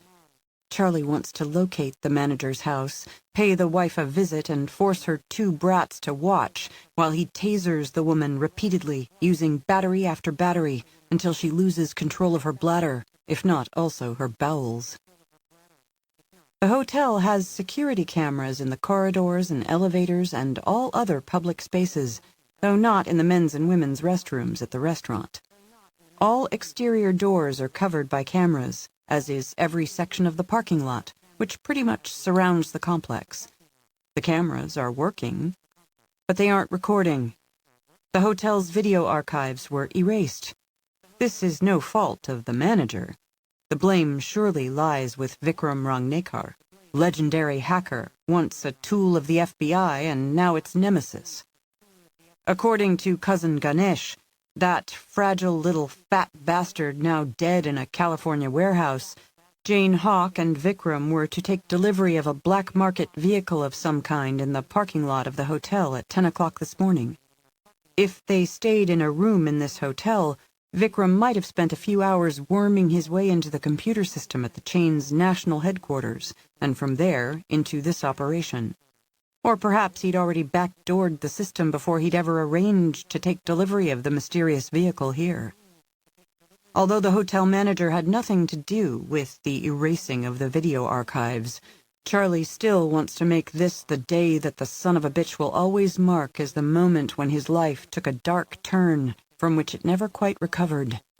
After all, a random act of cruelty isn't random if it is committed for a justifiable reason, if it is somehow earned by the recipient. The manager seems especially fond of his son, Coulson, who plays Little League Baseball and is the best pitcher on his team. Maybe today, Coulson and his dad should be taught the true nature of the world. The star pitcher will learn a little humility if someone takes a hammer to his right hand and breaks every one of his fingers. Just then, carrying a bottle of Mountain Dew, Mustafa Al-Yamani arrives with an update. I regret to report that, according to the local police, this jerkwater town doesn't have many traffic cams. It is not as sophisticated as any part of Long Island. And even if it did have many, many cameras, their video archives have been erased too. Charlie has expected this. If we can't ID their vehicle here, there's no choice but to go to the source. I've called for an urgent SWAT team raid on the Richard DeSoto property outside Nogales. It looks to be the place. The raid is being conducted by Arcadians in immigration and customs enforcement. ICE has considerable assets in that area. He checked his watch. It goes down in 40 minutes. Are we to visit Nogales? An Arizona Highway Patrol escort will be here in a minute or 2. Even with that, we won't make Nogales till after the raid has gone down. It's 127 miles, at least an hour and 15 minutes. Requisitioning a helicopter and getting it here won't be any faster. Just you and I will go. The 4 who had come with them from Phoenix would continue questioning hotel employees to learn if anyone might have noticed some kind of deal going down in the parking lot along North French Street around 10 o'clock. They could also check registrations to see who paid cash for a room and what ID they used. I am exhausted, Mustafa says. We have not slept all night. We slept most of the day yesterday. Yes, and now it is afternoon and time for bed again. We are like bats, sleeping in daylight. We're closing in on the elusive bitch, Charlie says. I smell her. Mustafa inhales deeply, exhales. I do not smell her.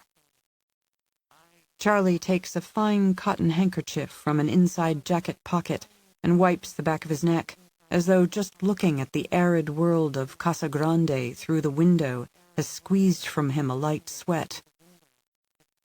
We didn't wait for Ganesh's control mechanism to make him compliant, and we let him die on us before we got everything we needed. If we allow Hawk to slip through our fingers, we're both going to be injected and adjusted. Charlie waits for his partner to question the use of the word we, but Mustafa possesses enough good sense to defer to a superior's characterization of events. Pump yourself with a little speed, Charlie advises. I'm already flying on bennies. Take another one. What are you on? A little Dex-meth cocktail. Would you say that is preferable to Benzedrine? Mustafa inquires, as though seeking his mentor's advice on neckties or the proper fragrance for men. One's no cooler than the other. Whatever pins your eyes open. 2 Arizona Highway Patrol cars appear in front of the hotel entrance, one behind the other. Our escort has arrived, Charlie says. Mustafa finishes washing down a Benny with Mountain Dew. As they head toward the front door, he says, This is going to be a memorable ride. 10. Horseman's Haven had a jukebox. Tom Buckle had never seen one other than in movies, because every restaurant in which he'd eaten during his young life had provided one kind of annoying piped-in music or another. This jukebox seemed to be stocked with nothing but country stars, past and present. Even before Tom and Porter Crockett received their meals, another patron, eating lunch and drinking alone at the bar, began feeding the machine coins, filling the establishment with songs about faithless wives and lost love and lonely nights. The music provided cover for their conversation, and by the time they were having coffee, Tom had told the Colonel everything that Hollister had revealed about the Arcadians, the nano-web control mechanism, and the Hamlet list. He recounted the death of Mai, the twists and turns of the hunt in the snow. More than once, he marveled that Porter absorbed it all with no skepticism, almost as if he already knew everything he was being told. When Tom again remarked on the Colonel's credulousness, Porter said, Son, some years now, I've been watching the world go crazy with technology. 20 years, we've been told the internet and smartphones and all the new ways we get information are making us smarter. But lately, all the studies show our attention span shrinking along with our IQ. There's that man builds electric cars, says we need to move to Mars to save the human race, as if a world with no air and maybe 2 buckets of water, a cold ways from the sun, can be some kind of paradise. Same man and some other movers and shakers say robots are going to be a lot smarter than the folks who design and build them. But the precedent tells us, think again. Precedent? Thousands of years, people been thinking they're smarter than God. But I've not yet seen one build a universe, or a planet, or even figure how to make a brand new bitty animal we never seen before. So when you say these Arcadians are hell-bent on changing the world by injecting nanomachines into people's brains, well, the idea seems no less likely than scheming to move a few million people to Mars and build cities for them when we can't even figure out how to help the homeless here among us. Beyond the window, a black and white Jeep Cherokee, bearing the seal of the county sheriff's department, cruised slowly along the street. An identical vehicle followed closely behind the first. A third slowed and turned into the Horseman's Haven parking lot. Porter Crockett threw some money on the table and pushed his chair back and said, "Come with me, Tom." "Where?" "Somewhere not here." Tom followed Colonel Crockett through a swinging door into the kitchen, where their waitress, Louise, was waiting to pick up a customer's order from the cook's ready counter. "Darlin'," Porter said to her, "this here friend of mine is a good man with a bad man after him." "What bad man?" she asked. "Wainwright Hollister, using the sheriff for the search, though my friend never did break no law." "That son of a bitch," said Louise, and the cook looked up from the griddle to say, "Hollister is a spooky piece of shit." "He runs this territory like it's his own ranch," Louise said. Porter put a hand on her shoulder. "I just need to tuck Tom here away for a little while. You still hide the spare key to your place where you always have?" "Same place." "Okay if we settle in for a few hours?" "Sure, sweetheart. What about your pickup out front?" "You walk to work today?" Porter asked. "Like always." "Then just say you're using the Ford while I stay with you a few days." Louise kissed him on the cheek. It was the kind of casual and yet meaningful kiss that Tom would have given anything to encourage from the actors in one of his films. "I think they'll be coming in the front door soon," said the colonel. "Then skedaddle," Louise said. Porter led Tom through the kitchen, past the small staff, which ignored them as if taking their cue from Louise and the cook. They left Horseman's Haven by the back door, stepping into an employee parking lot. Tom said, "You and Louise, you're an item?" "I'd marry her in a minute," the colonel said. "But she's not as sure as I am." "How long you been a widower?" "Too damn long. It's a lonely life in the best of times, and a lot lonelier these past 7 years. 11. The rest area where Jane and Vikram left the 4 naked men in the Buick was about 14 miles north of Casa Grande. 26 miles farther north, in Tempe, on the perimeter of the Phoenix Metroplex, they stopped at a supermarket and filled the Southwind refrigerator with food and drink that would carry them through the next 48 hours, though Vikram thought he would need no more than half that long to fill it out the remaining truth of the Techno-Arcadians, who they were, down to the last one, and every individual whom they had corrupted with brain implants. A mutual silence had endured since the rest area, but as they headed west on Interstate 10 toward the suburbs of Tolleson and Avondale, Goodyear and Littlefield Park, Vikram suddenly broke into laughter. He laughed so hard that he almost needed to pull off the highway. "What?" Jane asked. He quoted what she'd said to the thug named Johnny. "There's no panel of judges. You don't have to worry about settling for miscongeniality." Jane laughed. "Yeah, well, good for him there were no judges. He had a lumpy ass. Anyway, I was impressed how quick Fidel figured it out. 4 naked guys in a car with 3 tires. Vikram quoted her again. "Oh, good. You understand the basic situation." She hadn't laughed this much in a long time. It felt good. When his laughter subsided, Vikram said, "Are all the bad guys that stupid?" "Not all, but most. Evil is always stupid and unimaginative. Creation is the hard thing. Destruction, evil, is easy and boring. The same short list of crimes and cruelties over and over." Solemnity slowly settled over them. Jane sensed a revelation coming, and she was not wrong. He said, "I guess you know what you mean to me. And I'm not talking romance. I know where you are on that and always will be. Why you mean so much to me is because of all you are and all you've done." She had encountered this before, not just from him, but also from others, as if an elaborate urban legend were encrusting around her. She was profoundly unnerved by it. I'm just another girl, Vikram. Events threw me into this, events beyond my control. I didn't choose it. I never would have. It's all necessity. I'm nobody's hero. He said, when those corrupt bastards in the DOJ wanted me to build back doors to all those systems, I did it. You were doing what the Deputy Attorney General ordered you to do. As far as you knew, they had the legal authority. No. I knew damn well it was corrupt. That's why I also built a separate set of back doors that I kept secret from them, in case I needed my own wicked little babies for self-defense one day.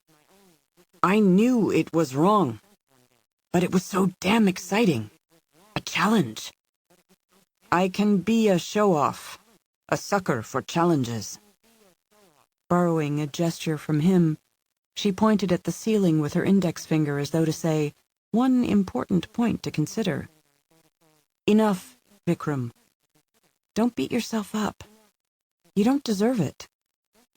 But you, he continued, determined to have his say. You always walked a straight line at the Bureau. Not always. Yes, always. And when you realized they were corrupted by these people, these Arcadians, you bailed. You not only bailed, you also cut their legs out from under them. And you keep cutting their legs out from under them every day. To have the respect of another was a welcome burden, but to be revered was to be crushed by expectations that no mere human being could fulfill. Listen, the true me is no big deal. I'm only trying to stay alive and keep my little boy alive. In a remarkably short distance, the thriving suburbs of Phoenix feathered away into thinly populated desert. Pale land, pale sky. Black highway ribboning toward a horizon beyond which lay a future that simultaneously inspired hope and dread. I want to help you, Vikram said. Also because I must pay penance for the death of two cousins. Their names were Sanjay and Tanuja Shukla. Brother and sister, twins, talented writers, brilliant, only 25 years old. A week ago, they murdered 6 people and then killed themselves. But they weren't killers. They could not have been. No way. Oh, Vikram, I am so sorry.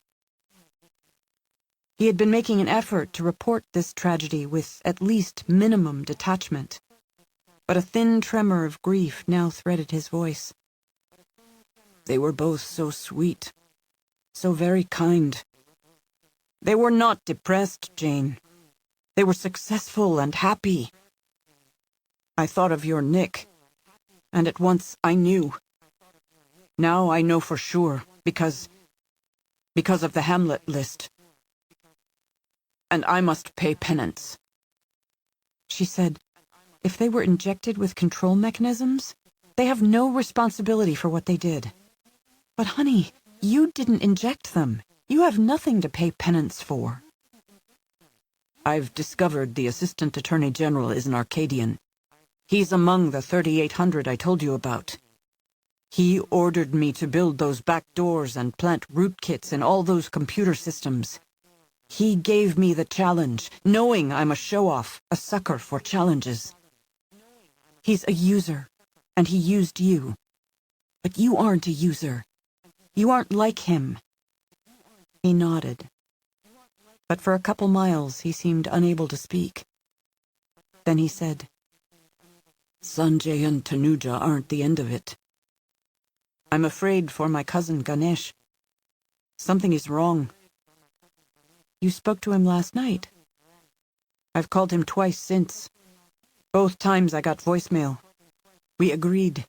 Uncle Ashok and Aunt Doris and Ganesh, all my relatives who've gone into hiding. We will keep our disposable phones charged and on for the duration, to warn one another of events. There could be explanations other than the worst. Did you leave messages? No. I hung up before the call could be traced to source. Let's make a pact, she said. Let's not kill Ganesh by thinking him dead. Let's think he's alive, and maybe he will be. Vikram nodded again, unable to speak. You are a dear soul, she said. The highway before them was smooth and open.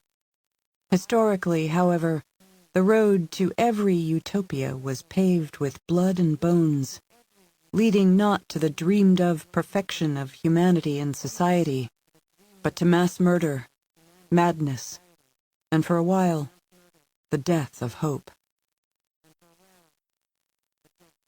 12. The cookies were homemade and crisp and tasty. The coffee was good, too, and Travis's chocolate milk looked rich. Cornell liked the ceramic mug. It was big and pale brown and held a lot of coffee. He liked the kitchen table, too, made all of dark wood and highly polished. Everything felt very substantial, as if it might still be here long after the collapse of civilization. The kitchen was cozy, with lots of copper pots and pans hanging overhead, and golden granite countertops, and dark cabinets to match the table. It was a strange place, yet it felt familiar to Cornell, as though he had been here before, like in another life. He did not enjoy strange places, because you never knew what might happen in them. But this place felt as if nothing bad could happen here. A puddle of fur in one corner of the room was Duke and Queenie and a golden retriever named Yankel, who had exhausted themselves in play and were now drowsing together. He and Travis and Mr. Rigowitz sat around the table in their pajamas, eating cookies, as if they belonged here, and it was really amazing that none of them was dead. The rabbi seemed to be very nice, but crazy busy, coming and going from the kitchen, always in a hurry, reporting one thing or another to Mr. Rigowitz. Cornell never met a rabbi before. When he heard there was one in the house, he was frightened, but it turned out that he had no reason to be afraid. The best thing about the place was Mrs. Rabbi, who had given them cookies and brewed the coffee. She was sitting with them, making a list of what clothes they needed and what sizes they wore. She intended to go shopping shortly. Mrs. Rabbi was a pretty lady with a musical voice, but she was more than just pretty and sweet-sounding. When she got up to pour more coffee and to get Travis more milk, it was like Mr. Paul Simon sang. She moved so easily, all I could think of was sunlight. The Mercedes Sprinter, owned by the skinny kidnapper and would-be killer, had been tucked away in the rabbi's garage. The rabbi said a reliable man named Lashem would be coming to take it all the way to Tucson and abandon it there. At the rabbi's request, a member of the synagogue drove by the Cantor house. He said the street looked like an FBI parking lot. Mr. Rigowitz and the rabbi were in agreement that the rabbi's house might be a place where the FBI would come searching for them in due time, so plans were afoot to move them later in the day. Cornell made it as clear as possible to Mrs. Rabbi that he could wear only white socks and white underwear, never the color red in anything, never, never, please and thank you, and only sneakers, but not those made by any company with a K in its name. When she noted all of this on her shopping list, he untied the knot in the neck of the pillowcase, which he'd brought in his luggage all the way from Borrego Valley, and which was the only thing he salvaged from his possessions at the Cantor house, and he put 2 packets of $100 bills on the table. I believe this will be enough to clothe all 3 of us. Please and thank you. Mr. Jasperson, she said, this is $20,000. It's far too much for what's on this list.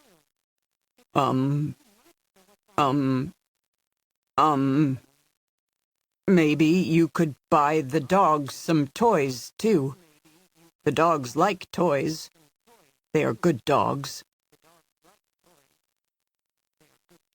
13. For 15 highly profitable years, Enrique de Soto operated out of a series of weathered barns on a former horse ranch near Nogales, Arizona, which happened to be right across the border from Nogales, Mexico. He dealt in a variety of black market merchandise, though his biggest profit center was pre-owned vehicles, stolen in the States, taken into Mexico, remade to be untraceable, stripped of GPS, and reworked to outrun anything law enforcement agencies could afford to provide to their officers. Enrique did not personally deal in narcotics because the potential penalties upon capture disturbed him, though he took pride in the fact that wheels of his creation had imported uncountable thousands of pounds, tons and tons of cocaine, heroin, methamphetamine, and other substances desired by American consumers, but denied to them by their puritanical government. He had created highly clever voids in those vehicles, and lined them with a material of his own devising that foiled even the best-trained drug-sniffing dogs, and his only regret was that he could not file for a patent on his method of ensuring safe delivery of contraband. Enrique did engage in the importation and sale of all manner of weapons, from handguns to fully automatic rifles to bricks of C4 plastic explosives. He also maintained a thriving business in human trafficking, conveying into the United States illegal aliens, MS-13 gang members eager to establish operations in U.S. cities, large and small, terrorists from the Middle East and elsewhere, and attractive young girls drugged and sold into sex slavery.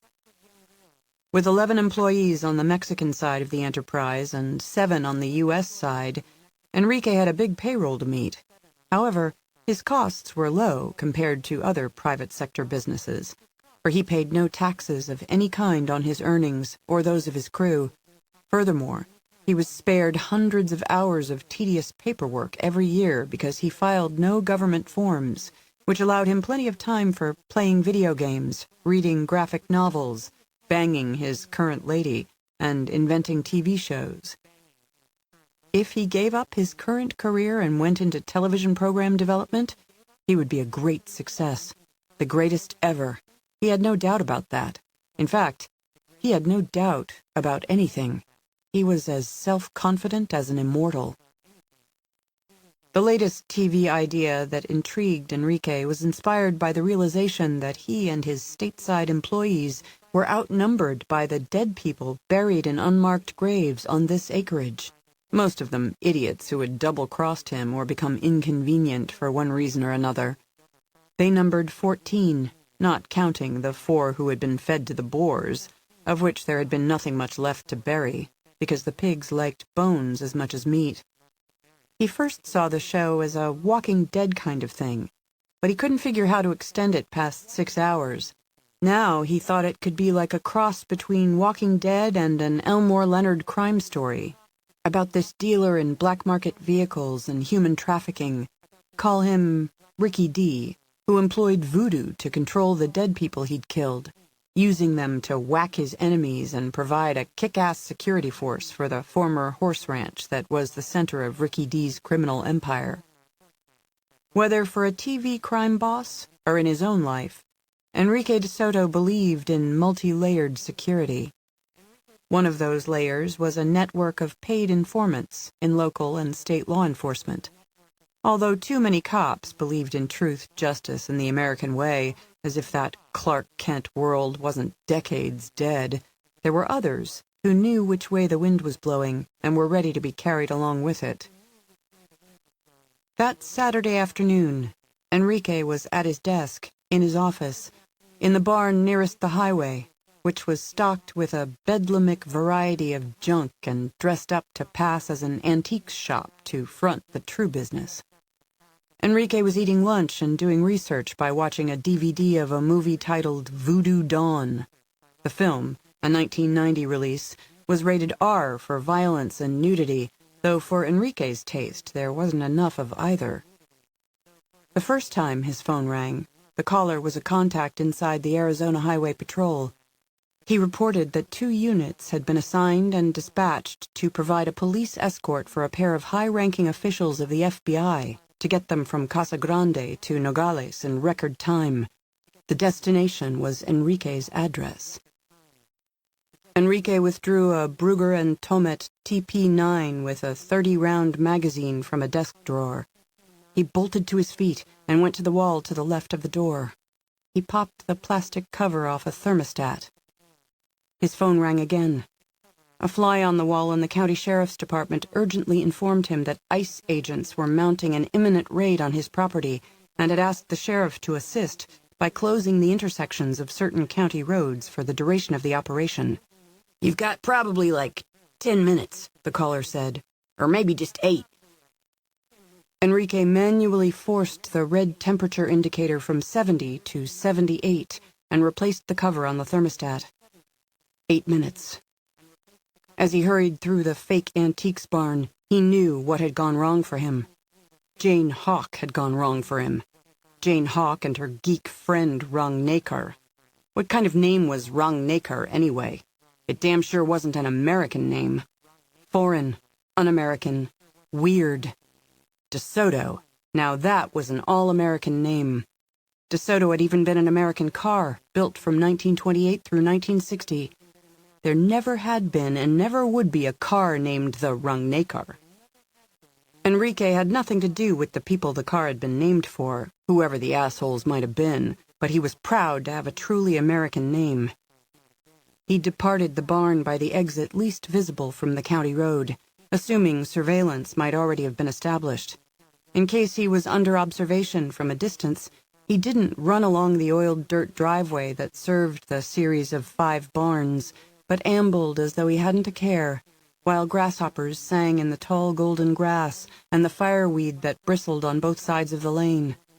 The first time Hawk came to him to buy a set of wheels, he should have set her up so that his guys could taser her and tie her and take her to his apartment on the 2nd floor of the 3rd barn. He should have stripped her and spent the last few months teaching her just what she was good for. But she was on the run, wanted, and Enrique was just too nice a guy not to give her a chance against the feds.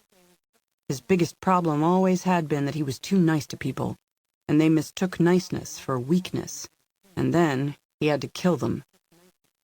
Barns 2 and 3 were used for storage of parts and ready-to-roll inventory. Barn 4 was where authentic-looking license plates were stamped and various other tasks were performed. Barn 5 was reserved for vehicles that had been returned from Mexico, rebuilt and marketable, but that required modifications to meet the needs of a specific buyer. At the moment, all 7 of Enrique's employees were busy there. Vikram Rangnaker's Fleetwood Southwind had been modified in Barn 5, while his cousin Harshad had overseen the work to ensure that Enrique would do it exactly as specified. What kind of name was Harshad, anyway? Enrique should have killed Harshad and canceled the deal for the Southwind, should have killed all 5 Rangnakers when they first showed up. But he had this thing for Jane Hawk. He had this thing, and Vikram Rangnaker claimed to want to help her, and now it had come to this. Niceness and horniness were a dangerous combination. Several power tools were in use when Enrique entered Barn 5. He shouted to be heard over them, and he cringed when he realized that he sounded just like that terrified bug in those insecticide commercials.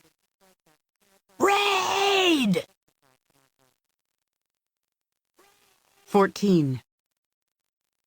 Where there had once been a forlorn and untraveled sea, tens of thousands of years before the advent of humankind, now lay a lonely vastness of sand and stone and scattered brush under a pale blue sky, empty of all but color. At Tonopah, about 50 miles west of Phoenix, they left the interstate, passed through town on Blacktop, and then headed north on a gravel over hardpan road that Vikram had identified during his planning.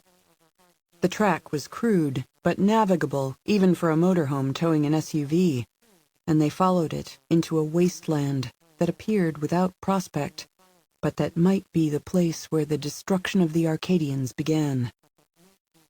Maricopa County was stippled with unimpressive, largely barren mountains, the Bighorn Mountains, the White Tank Mountains, the Vulture Mountains, all stark and forbidding.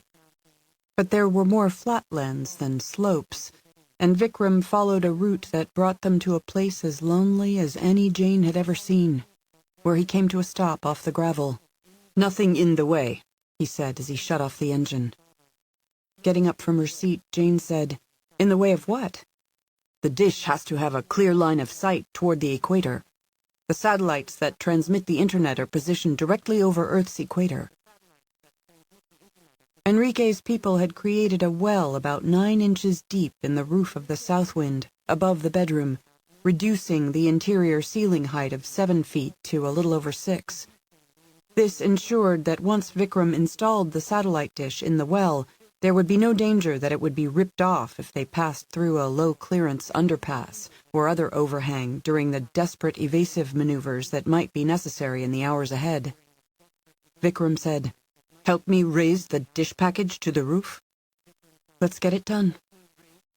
As Jane strapped on the shoulder rig with the heckler in the holster, Vikram said, "No one can track us yet, and we're miles from nowhere."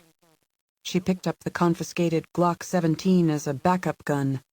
Miles from nowhere isn't the same as being miles from trouble. 15.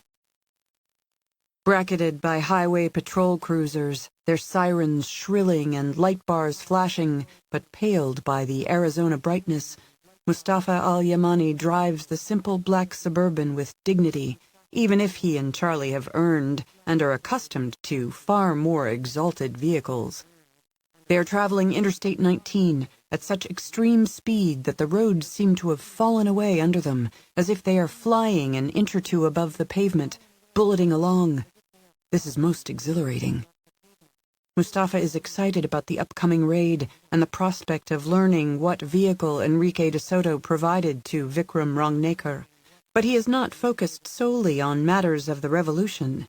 His mind is a benzedrine wonderland of bright thoughts about the beaches of Long Island and the glittering mansions of East Egg, about ring jacket suits and Edward Green loafers, glamorous women in stunning dresses by Erdem and Alexander McQueen and Dior and Yolande Crease, the same glamorous women reclining naked on a blue mohair sofa by Fendi, and of course, the woman of all women, his own Daisy Buchanan, or whatever her name will eventually prove to be, an incomparable beauty of the classiest kind, from a family of status, wearing nothing but Louis Vuitton ankle boots, those sexy ones in red leather and gray snakeskin.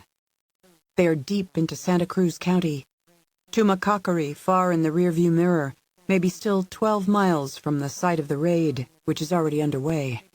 At their current speed, they'll be there in 8 minutes. De Soto will reveal what vehicle Rangnekar bought, what modifications might have been made that will suggest something of his purpose, clues to where he might have gone after taking delivery in Casa Grande. Charlie says he smells Jane Hawk, but Mustafa smells triumph, smells the gunfire that will bring down the bitch, smells her reeking corpse, which for him is the sweet smell of glory, because her destruction will elevate Charlie and him to the very pinnacle of the Arcadian pyramid. This is the ideal fragrance for men. 16. The escape vehicles were stored in the 5th of the 5 barns, one for Enrique and for each of his 7 employees. In anticipation of an eventual raid, they had planned to flee overland by multiple pre-planned routes and would cross the border not at checkpoints but through the wilds. Enrique kept no business records or client lists in Nogales, Arizona.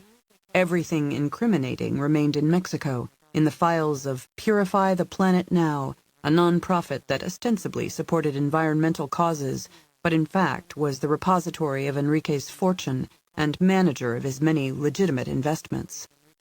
The organization also performed work beneficial to the earth by planting as many as 30 trees each year, as well as by banning the use of plastic cups and straws in its offices.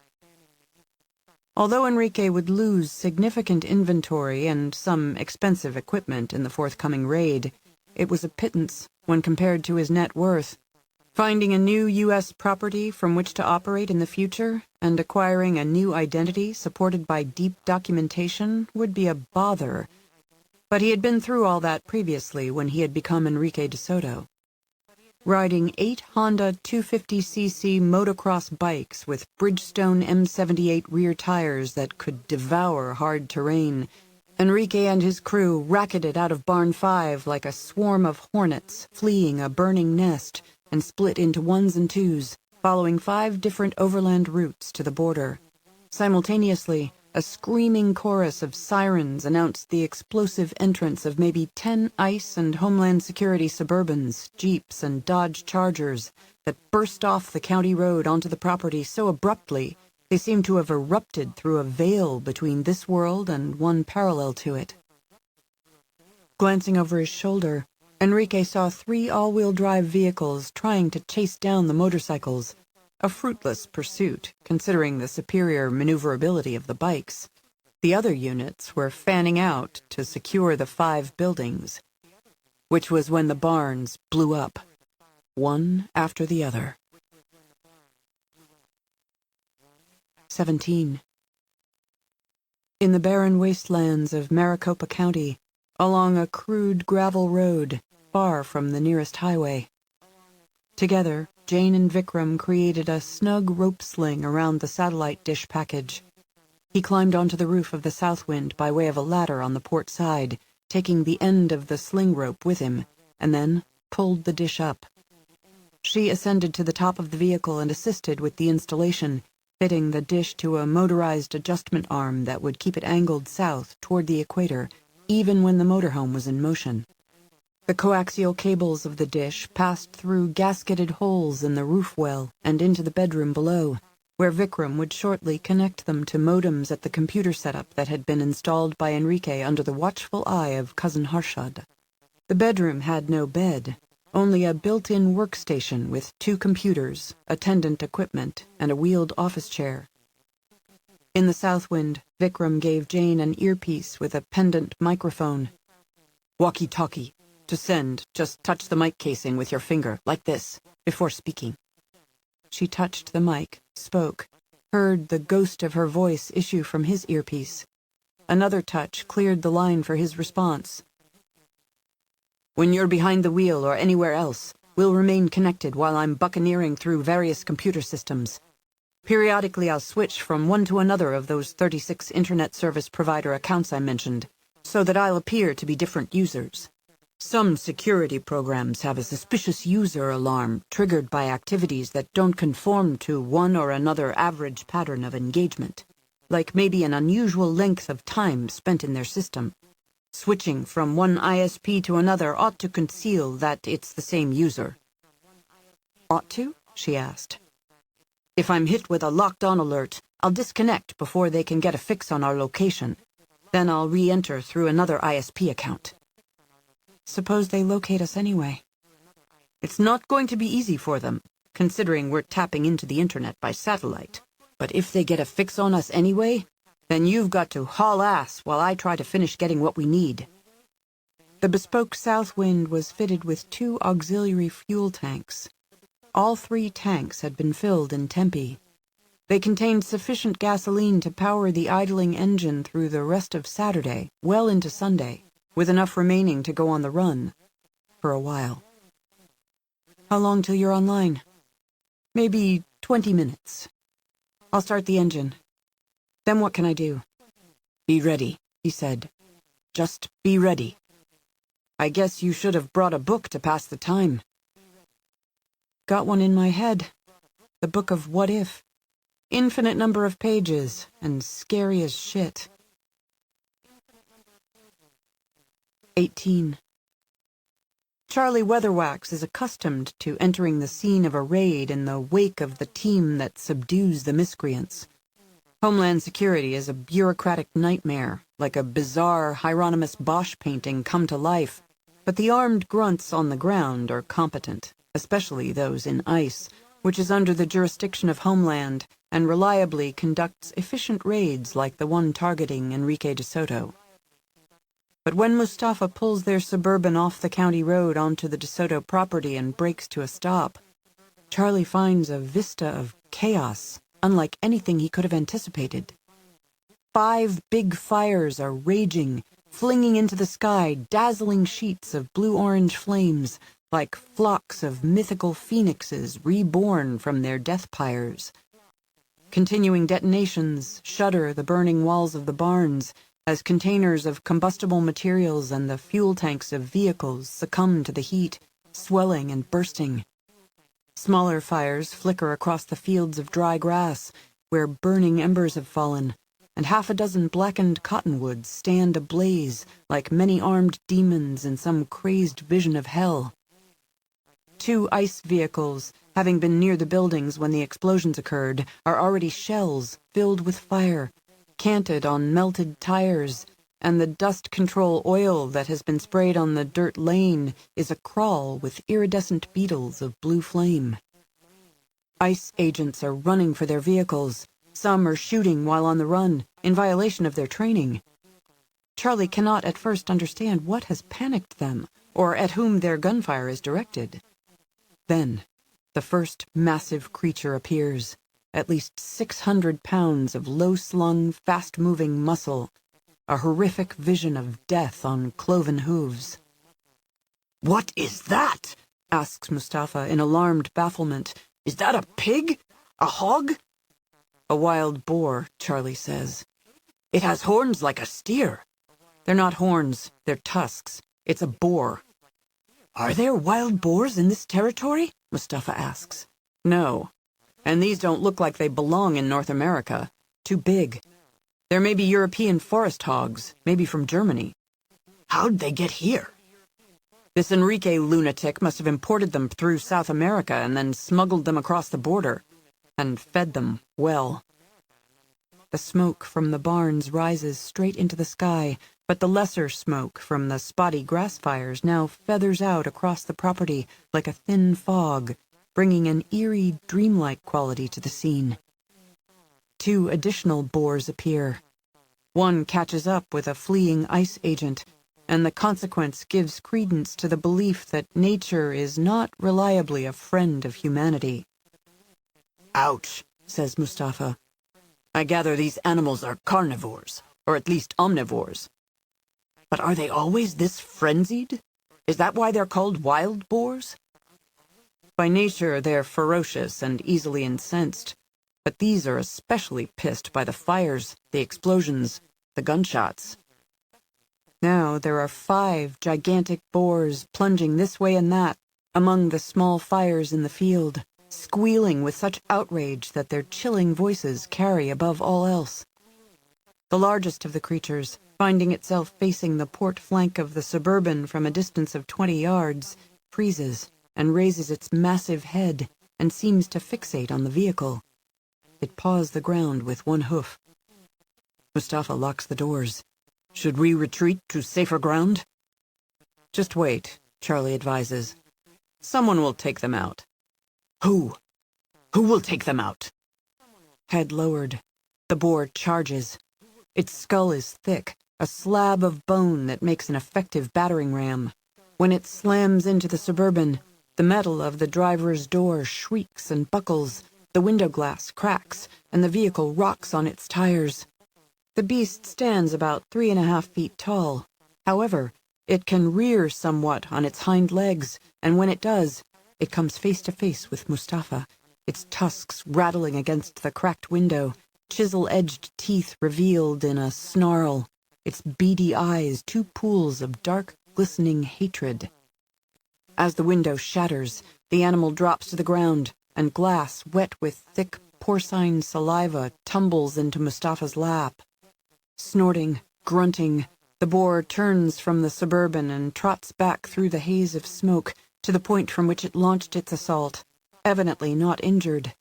It circles and circles, glancing repeatedly at them, as though trying to make up its mind whether to attack again. "I don't eat pork," says Mustafa. "I never have." 19. The town of Willisford flanked the east-west county road and boasted one additional long parallel street, Gower's Lane, on the south side of which stood the simple 2-story house belonging to the waitress at Horseman's Haven, Louise Walters. The rooms were spotless. pale gray walls with white ceilings and white woodwork, an open floor plan more elegantly conceived than the exterior of the house. Contemporary furnishings, soft-edged and welcoming, had been brought together with such style as to suggest that Louise watched a lot of home makeover shows on television. Neither draperies nor shades covered the windows. Each was flanked by glossy white shutters that could be closed when privacy or sun control was wanted. The shutters featured wide, adjustable louvers. On the second floor, in the master bedroom, Tom Buckle and Porter Crockett stood side by side at a large window. They peered between the louvers, past a decades-old, bare-limbed sycamore that dominated the front yard. How prudent Porter had been to hustle Tom out of Horseman's Haven immediately on seeing the Jeep Cherokees bearing the sheriff's department shields. The two had crossed an alley, passed through the property on which stood a clapboard church with a shingled steeple, and hurried east on Gower's Lane for a block and a half before coming to Louise Walters's residence. At the Colonel's suggestion, rather than tramping through the fresh snow on the front walkway and around to the back of the house, thus leaving two distinct sets of footprints, they kicked through it, disturbing it to such an extent that several people might have come and gone from the house. By the time they left their boots in the mudroom and went upstairs in their stocking feet to the master bedroom window, a Dodge Charger, also from the sheriff's department, was cruising by slowly, quietly, along Gower, traveling east to west, its tire chains leaving crosshatch patterns in the snow. 3 shorter streets connected Gower and the county road, including Fortnum Way to the west of the Walters house. The Dodge stopped there, in the intersection, its light bar flashing. When Porter leaned close to a gap between louvers and squinted east toward Barclay Way, he said, "Another patrol is blocking that intersection." "They know I'm here," Tom said. "How can they know I'm here? The tracking device was in my jacket, I'm sure of that." "Maybe they don't know any damn thing, son. Maybe they only suspect. If they knew your certain whereabouts, they'd already be surrounding the house. Instead, they seem suspicious of the whole town." 20. Leaving the engine running, Jane Hawk stepped out of the sweet, cool air of the Fleetwood south wind into the warm desert afternoon and closed the door behind her. She stood for a moment, staring at the gravel road dwindling south toward I-10 and northwest toward the tiny town of Aguila and State Highway 60. She walked around the motorhome and studied the arid plain to the east, as if it might be a preview of a future Earth that would become a desolation from pole to pole. At least the land was bright, unlike the world beyond the night window in her dream. She walked a short distance into it, to a rock formation about 3 feet high and 40 feet long, segmented like the vertebrae of a Jurassic-era skeleton that uncountable millennia of wind had gradually exposed. She sat on the spine of that imagined reptilian terror and watched the motorhome and listened to the stillness and considered what would need to be done next if Vikram indeed acquired the names of every Arcadian, those of all the people they had adjusted with nanoweb brain implants, and the location of laboratories in addition to the Menlo Park labs of the late Bertold Schenek. No matter how she approached the problem, one particular action rose to the top of a list of options. In fact, it wasn't just an option, but instead a necessary subsequent step, essential if the Arcadians were to be defeated. As she contemplated it, she grew cold in the desert sun. Smoothing one hand over the stone beside her, studying the patterns of the minute particulates that composed it, she marveled, not for the first time, at the baroque intricacy of matter and the innumerable forces, known and unknown, that forged and shaped even the most seemingly simple things. A section of the stone proved to be fractured, and it wobbled under her fingers. She lifted an inch-thick piece, twice the size of her hand, revealing a cuniculus, a winding burrow about 1/2 inch in diameter. Some tiny creature, possibly worm or beetle, had excavated this during Earth's long preparation for the advent of humanity, perhaps millions of years before the earliest women and men, when this stone might have been just super thick mud, hardening under great pressure. Before her lay exposed a mere portion of the tunneler's work, neither its beginning nor its end, and she could only guess at the intent behind this industrious labor.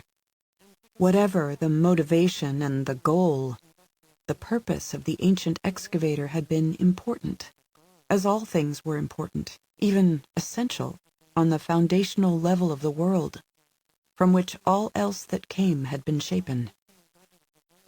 She was but one woman, one small being in an infinite universe, another tunneler making her way through a medium different from mud, through a stratum of human society that was corrupted by a lust for power and utopian ideology that mocked the concept of free will and therefore despised freedom.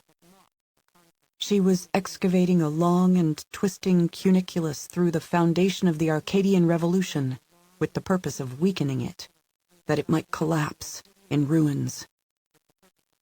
She mattered no less than any person of goodwill, though she mattered no more either. There was the work you sought in life, and the harder work you were given that you wouldn't have chosen.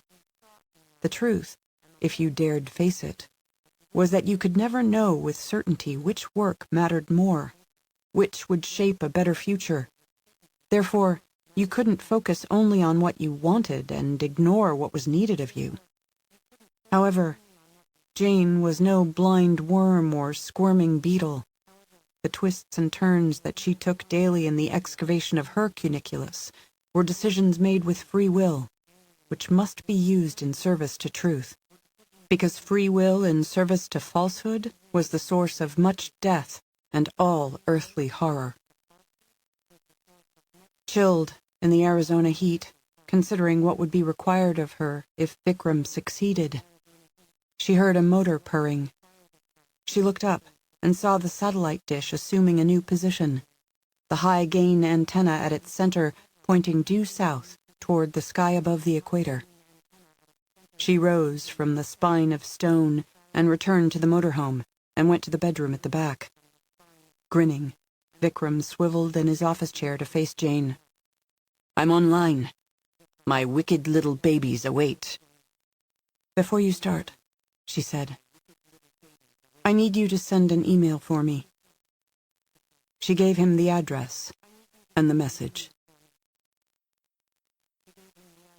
21. Standing at the window in Louise Walters's bedroom, shifting his attention between the patrol cars blocking the intersections half a block to the east and half a block to the west, Tom Buckle said, "If they do a house-to-house, we're screwed." Coming out of the adjoining bathroom after considering the possibilities of the supply closet in there, Porter Crockett said, "They'd need a bushel of search warrants. These aren't people who give a damn about warrants. Anyway, all they need is a judge who's like them, or who's been adjusted." "I suspect the sheriff himself has one of them webs on his brain," Porter said. "And maybe all his deputies." Past the sycamore tree, beyond the single-story house across the street, beyond the alleyway behind the house, at the farm supply facing onto the county road, one of Wainwright Hollister's snowcats hoved into view and came to a stop in the parking lot. Before Tom could call Porter's attention to this development, engine noise from a significant vehicle growled along Gower's Lane.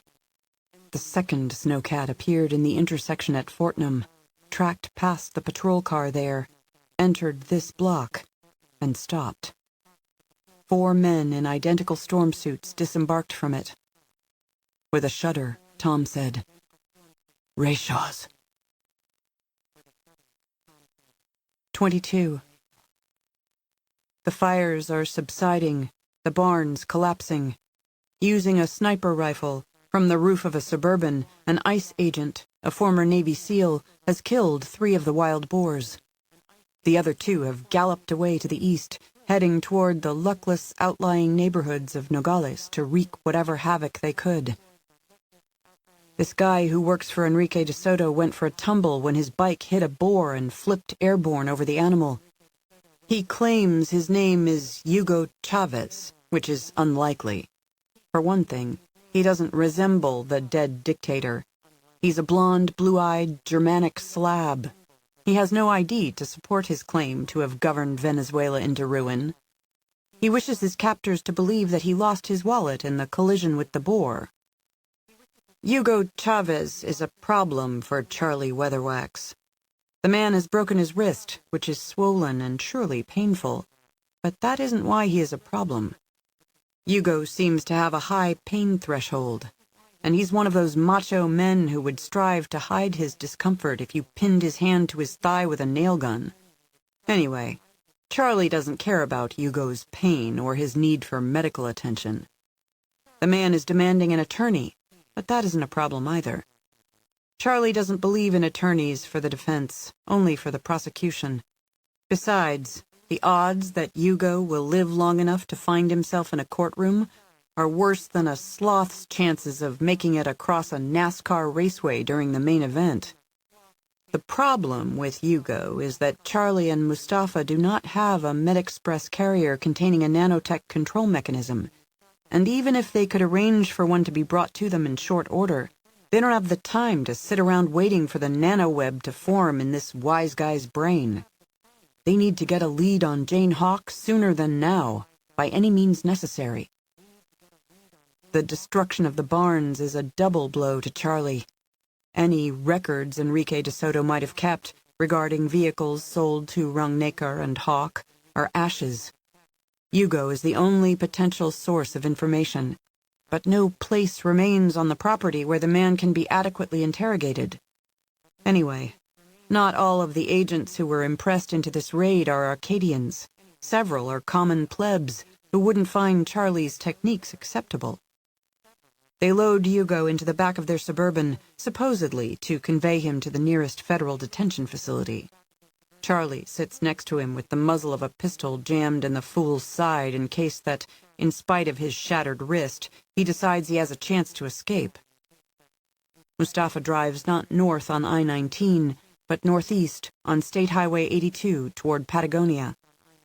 Along the way are some isolated properties set back from the two-lane blacktop, and Mustafa pulls off the road to look over a few of them. Hugo Chavez senses something amiss in the way that he is being conveyed to an arraignment. Even though he isn't familiar with FBI protocols, he expresses his concern. This is shit, man. What are you doing here? What is this shit? Charlie says, "Shut up." Nobody can tell nobody to shut up, man. That's just cop shit. I got free speech rights just like you do. Shut up. I need a hospital. You see this wrist? You see this? I could say you done this to me. Police brutality. Charlie says nothing. He can say nothing in such a way that it alarms people into a silence of their own, which is what happens to Hugo Chavez. 23. The limestone-clad building had once been a fraternal club, but the sign above the entrance now said red, white, blue, and dinner. A line in smaller lettering promised 3 square meals a day. This privately funded facility, serving San Diego's poorest citizens, was quiet between lunch and dinner. In the main dining room, the tables were empty, the cafeteria line not staffed at the moment. Cooks toiled busily in the kitchen, and the air was fragrant with sautéed onions, chicken soup in process, and chili bubbling in a 5-gallon pot. The kitchen manager's office had a desk, computer, shelves of cookbooks, and 2 windows that were painted black. The bearish man at the desk, working on accounts payable, was Dougal Traherne, whose charitable foundation, funded by his years as a wise investor, financed this operation. 3 weeks earlier, on a 70-acre Napa Valley ranch, he had taken 3 bullets, 1 in the thigh, 1 in the gut, and 1 in the chest. Miraculously, he had suffered no organ damage, but he had almost died from a loss of blood. The ranch had belonged to Bertold Schenek, now deceased, creator of the nanoweb brain implant. Dougal invaded the place in the company of Jane Hawke. He had come unscathed through a previous career in the U.S. Army, during which he'd been awarded the Distinguished Service Cross, one step below the Medal of Honor, so his wounds at GZ Ranch seemed like the war at last catching up with him. Charlene Dumont, who doubled as a cook and a cafeteria line manager, stepped through the open office door and closed it behind her, and said, "You wanted to see me?" Please, have a seat, Charlene. She settled in the chair in front of his desk. She was a black woman shaped like a plump hen, with a face that could be as sweet as that of a gospel singer enraptured by songs of Jesus, or as stern as that of a drill sergeant. She was one of the finest people Dougal had ever known, and he'd known more than a few. "I have lasagna in the oven, chili on the stove, and my veggie prep boy crying in a corner 'cause the Roma tomatoes remind him of this girl he just lost. He's too soft in the head to realize she's the worst thing ever happened to him, and it's better she's gone to torment some other poor fool. So don't you go giving me the whatever about the price of fresh cilantro. I'm not in the mood." Cilantro isn't on my mind, Dougal assured her. "Whatever it is," Charlene said. "You have that thundercloud forehead I know too well." You remember 3 weeks ago? I had my appendix removed? She interrupted. "It wasn't an appendix. No matter what you say. I know a man recovering from a gunshot when I see one." If Dougal had gone to a hospital, attending physicians would have reported the wounds to the authorities. Therefore, prior to the assault on Shennick's ranch, they had arranged to receive treatment, if needed, from a former Army doctor currently in private practice who was willing to keep secrets. Dr. Walkins had been given their blood types. He had a source for as many units as they might require. For 2 weeks, under Walkins's care, Dougal recuperated in the home of an old Army friend in Napa Valley before returning to San Diego. "A man doesn't lose 30 pounds of himself recovering from appendicitis," Charlene said, "or spend 2 weeks in bed doing it." Dougal sighed. Tell me, again, what medical school did you graduate from? Charlene said, "The street." Whether it was appendicitis or something else, I'm not going to argue with you about it. Good, because I can't be argued into stupid. I hate to admit it, but I'm still not able to get up a full head of steam. Her expression softened. "You're more than halfway there. It's only a matter of time. You'll be your old self soon enough." The expedition that he had taken with Jane Hawke had begun to heal a lot of old traumas that were deeper than mere bullet wounds. On balance, blood loss and nearly dying and a tedious recovery were worth enduring for the changes the experience had wrought in his mind and heart. You remember the woman I went north with 3 weeks ago? Alice Liddell? So she called herself, both when she first came here and when she came back the Monday after your appendicitis. At GZ Ranch, in spite of a pitched battle with Rayshaws, Jane had acquired flash drives packed full of Bertold Shennick's research, as well as ampules containing nanoweb control mechanisms stored in a cooler with ice.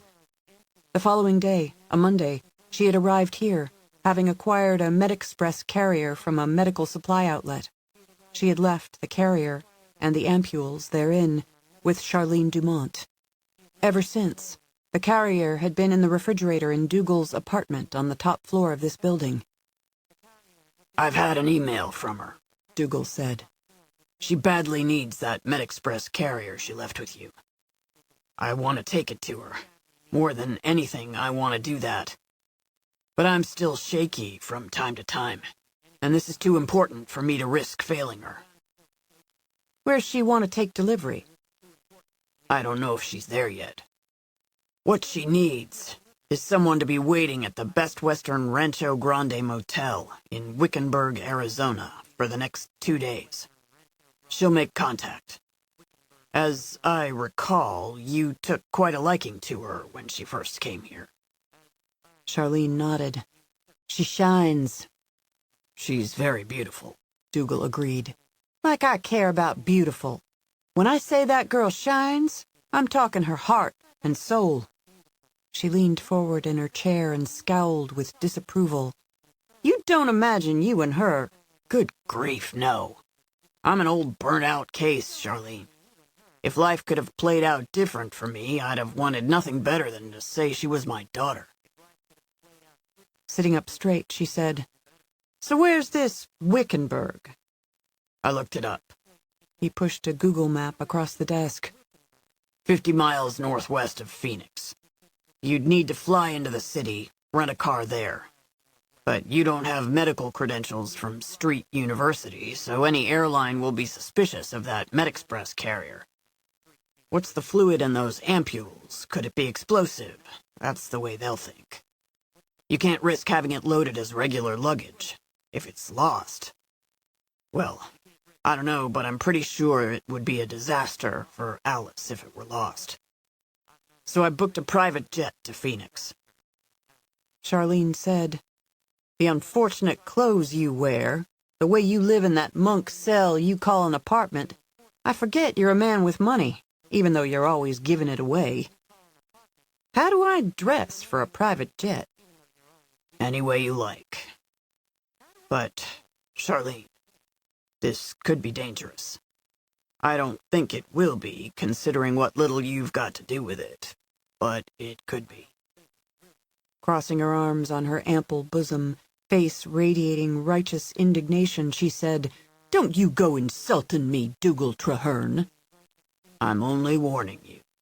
If you think I'd turn tail from a little bit of trouble on your behalf, then you must believe I have no gratitude.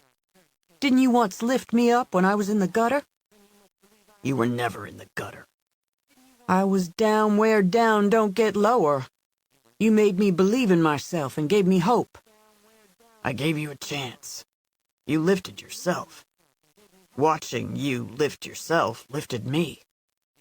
We're even. So now if I'm sending you off to Wickenburg, I want you to understand the danger. You need to know Alice Liddell's real name. Charlene rolled her eyes.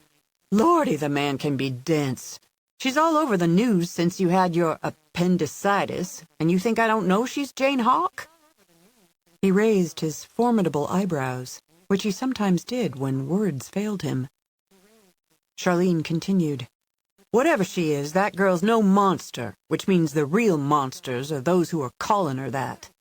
I've known their type all my life, the kind who make themselves big by making other people small.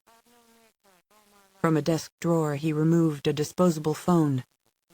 She left this with me in Napa. It's how she'll contact you in Wickenburg. Charlene took the phone. Life's been so smooth for so long, a little danger will add spice. Tell her I'll be there in Arizona. I don't know how to reach her. The email came with no address for her. Never saw anything like it. But I never saw anything like her either. Maybe she suspected I wouldn't be my full self yet, because she suggested she'd trust you if I couldn't be there. Charlene rose from the chair. When I get back, you can tell me her true story. Meanwhile, will there be a fine dinner on that jet? I know what you like. I've already arranged it, though it won't be as good as your cooking. Nothing is. She gestured toward the two blacked-out windows. You're not a man who wants to hide from the world anymore. When you going to unpaint that glass? I thought maybe in a week or two. She shook her head. Why not do it tomorrow? When I get back from Wickenburg, I'd like to see you sitting here in the light. 24. Wainwright Hollister sits alone in the snowcat that is parked at the farm supply, keeping warm while the search is organized. He will join the others later. The town is blanketed and draped in snow, the roofs capped in white, huddled and humble and small, like some modern-age farmland Bethlehem. Wainwright Hollister hates the place. Of several homes that he owns, Crystal Creek Ranch is farthest from a city, making it ideal for his center of operations during the last stages of the revolution. If, at some point, certain potentially hostile elements in the existing power structure, or even the TV-besotted, internet-mesmerized, cud-chewing public, should become wise to the techno-Arcadian ascendancy, the crisis will then necessitate greater violence. Thousands of assassinations will be carried out in a few days, not merely by those hollow, murderous creatures Bertold Schenek named Rayshaws, but also by platoons of adjusted people living unrecognized in numerous places of great importance. In the Department of Justice, the Associate Attorney General is adjusted, as are the heads of the Antitrust, Civil Rights, and Criminal Divisions, and as are the Executive Secretariat, the head of the Office of Public Affairs, and the Director of the FBI, as well as 100 agents working under him. Together, in a coordinated assault launched from within, they could liquidate most people in the higher echelons of the DOJ. In the Department of State, an adjusted person serves as the Chief of Staff and Assistant Secretary for Public Affairs. 10 others, plus half the officers on the department's security staff, are adjusted and ready to be controlled for whatever purpose. Enough White House aides and Secret Service agents have been injected with control mechanisms that the executive branch could be decimated in an hour. Hollister would rather take 2 more years to raise the number of the adjusted from the current 16,000 to maybe 40 or 50,000, particularly saturating the military command with them. But if a crisis comes sooner, the streets will run with blood, and portions of some cities will burn. Better then to cite the chair of ultimate power in a place as remote as Crystal Creek Ranch, where he can pull the strings of revolution without being in the thick of it. The drawback is that, during the ramping up toward the seizure of ultimate power, he must for the most part live in this tedious, bucolic county with its dismal litter of little towns. Among the rustic residents, none of whom, if invited to dinner, would know the salad fork from the fish fork. Lonely is he who wears the crown, at least until everyone knows the name of the king and understands what he can do to them if they do not become precisely the kind of people he wants them to be. He is in Willisford now, to put an end to Thomas Buckle. The next-to-last driver, screened at the barricade on I-70, reported seeing a vehicle ahead of him depart the highway and go overland. He had been at some distance from it, because of the chaos of snow and the confusion of the roadblock. He could say only that he thought it had been a truck of some kind, or van, or SUV, and that it had been dark in color, blue or gray or black. Given the point at which the vehicle had gone overland, it could have found only one paved route nearby, the county road that led either north past Crystal Creek Ranch, or here, to Willisford, south of the interstate. With the forces at his command, and considering the ruthlessness with which he can pursue this hunt, Hollister is confident that Tom Buckle is already as good as dead. There is no escape for him. 25. In spite of its weirdly ornate skeleton of timbers festooned with beards of dead grass and brush borne by the tempests of other days, the weather-beaten structure, perhaps meant to pump water from a well, sufficiently resembles a windmill that it can't be mistaken for anything else. However, as the thing looms over the small house, stark and eerie against the sky, its veins unmoving in the languid air, it also seems, at least to Mustafa al-Yamani, like a monolith erected by some cult of shamans, placed here as a warning of doom impending. No doubt the bizarre consequence of the raid on the DeSoto operation has rattled him and left him vulnerable to paranoid imaginings. Under a corrugated rusted metal roof sits a small stucco house with a sagging wooden porch that hasn't been painted in years.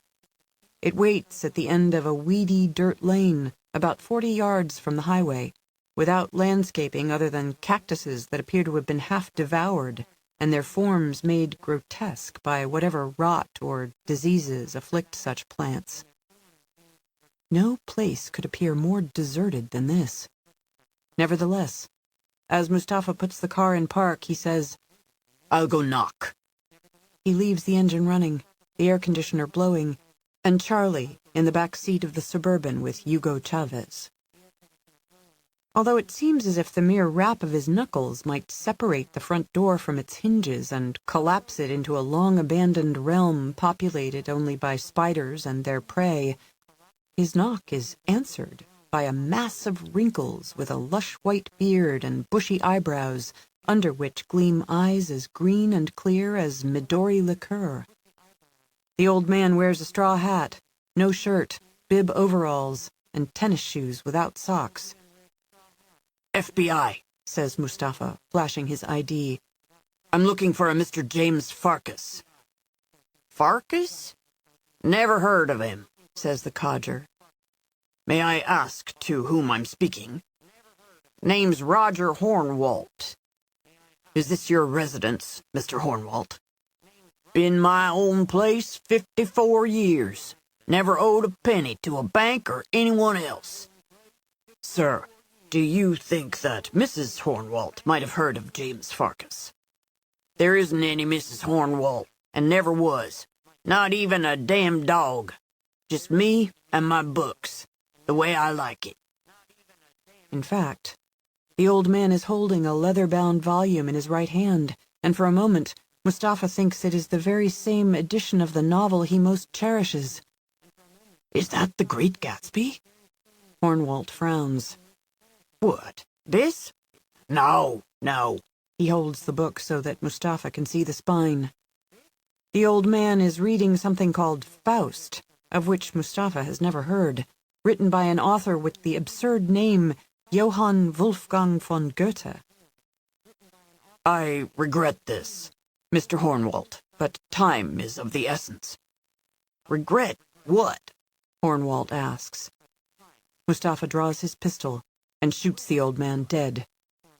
Hornwalt falls back into the house, making it easy to drag him off the threshold and farther inside. Curious, Mustafa pauses to examine the book. It's over 400 pages of verse. Verse! Hornwalt is obviously one of those lifelong desert dwellers Mustafa has heard about, eccentric in youth and full-on crazy by midlife. Mustafa returns to the Suburban and opens the driver's door. He switches off the engine and says to Charlie, "This place is plenty private enough for what you need to do." Charlie carries the satchel of interrogation instruments into the house, and Mustafa escorts Hugo Chavez, who protests every step of the way, cupping his broken wrist in the palm of his good hand. Much of the residence is lined with leather-bound books. The small but cozy living room features an armchair with footstool, a sofa, and reading lamps. It is open to the kitchen. Between the two spaces stands a chrome-legged table with a red formica top and two chrome chairs with red vinyl upholstery. This is a far cry from an elegant mansion in East Egg Village, but it is undeniably cozy, except for the corpse and the mess on the floor around it.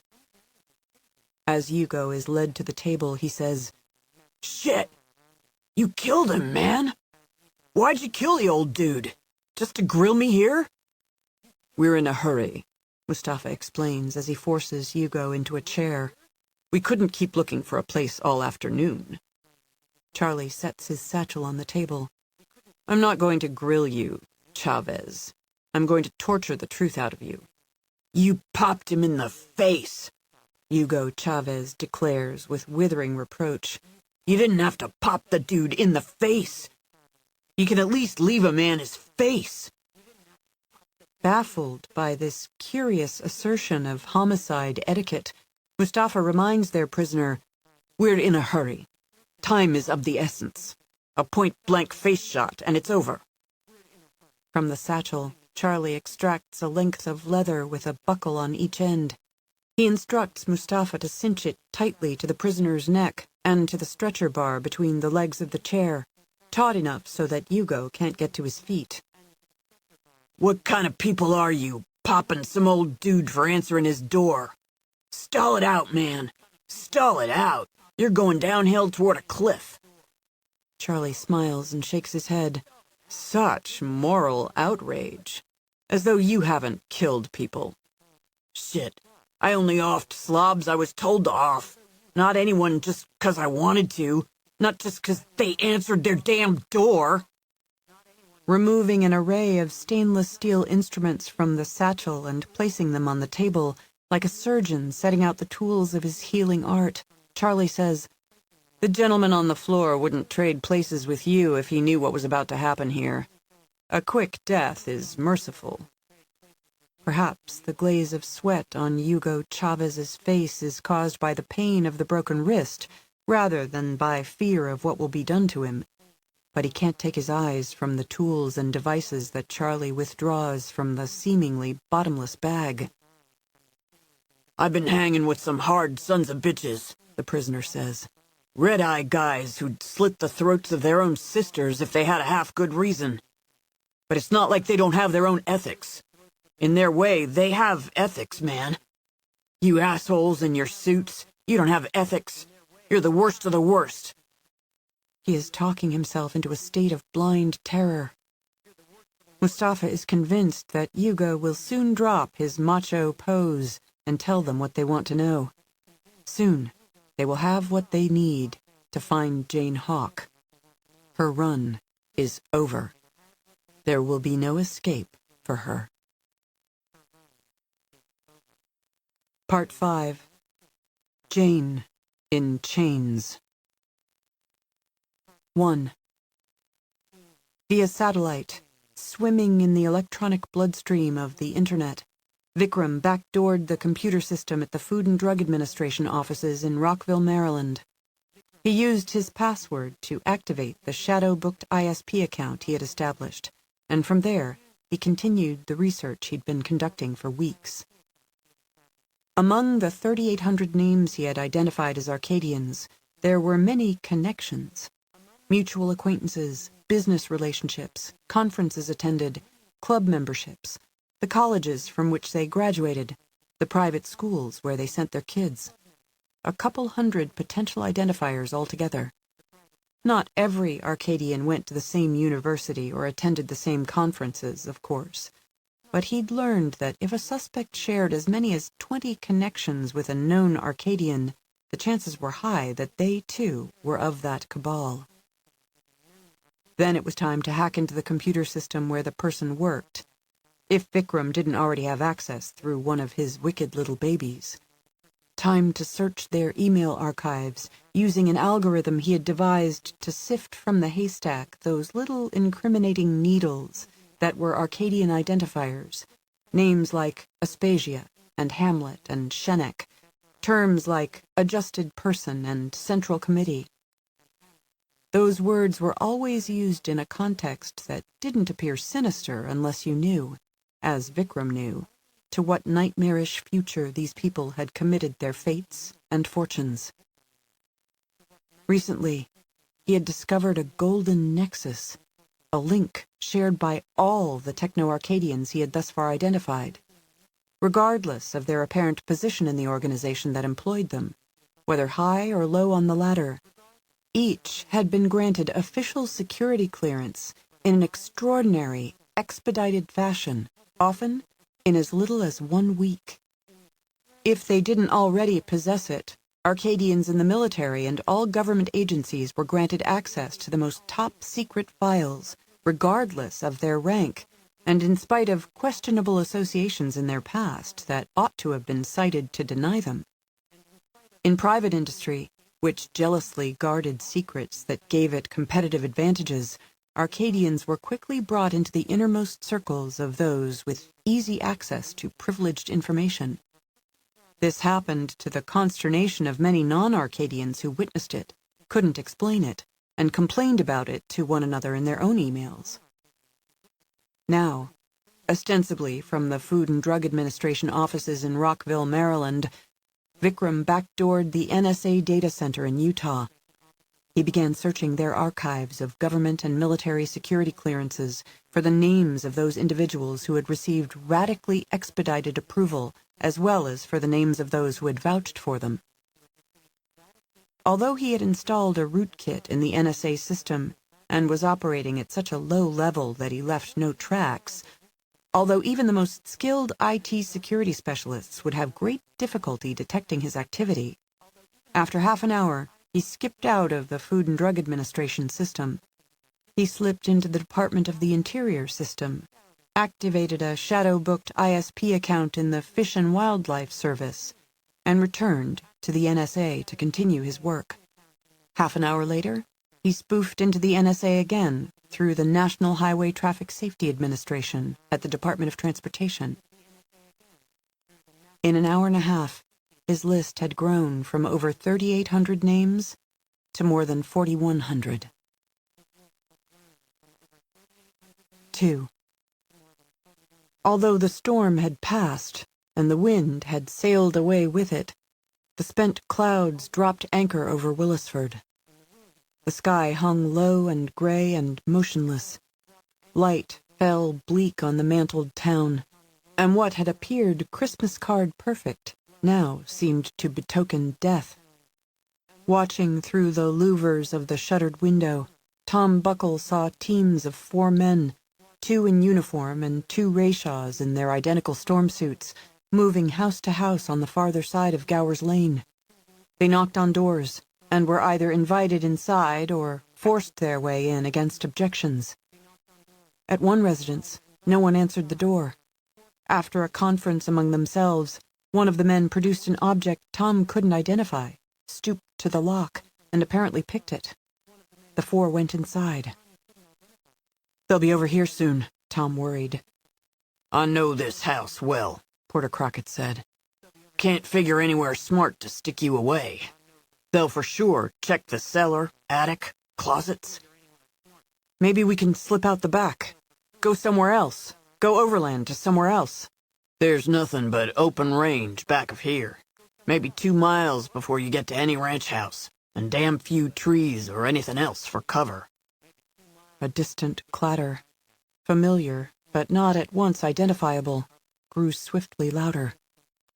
"Helicopter," said Porter. They stood staring at the bedroom ceiling as the roar of the engine and the rhythmic chop of the rotary wings swelled in volume. The helo passed overhead at low altitude, cruised out beyond the county road to the north, and then seemed to circle back in a wide loop. "They got themselves some aerial surveillance," said the colonel. "We're going nowhere from here. And 2 measly..." 3.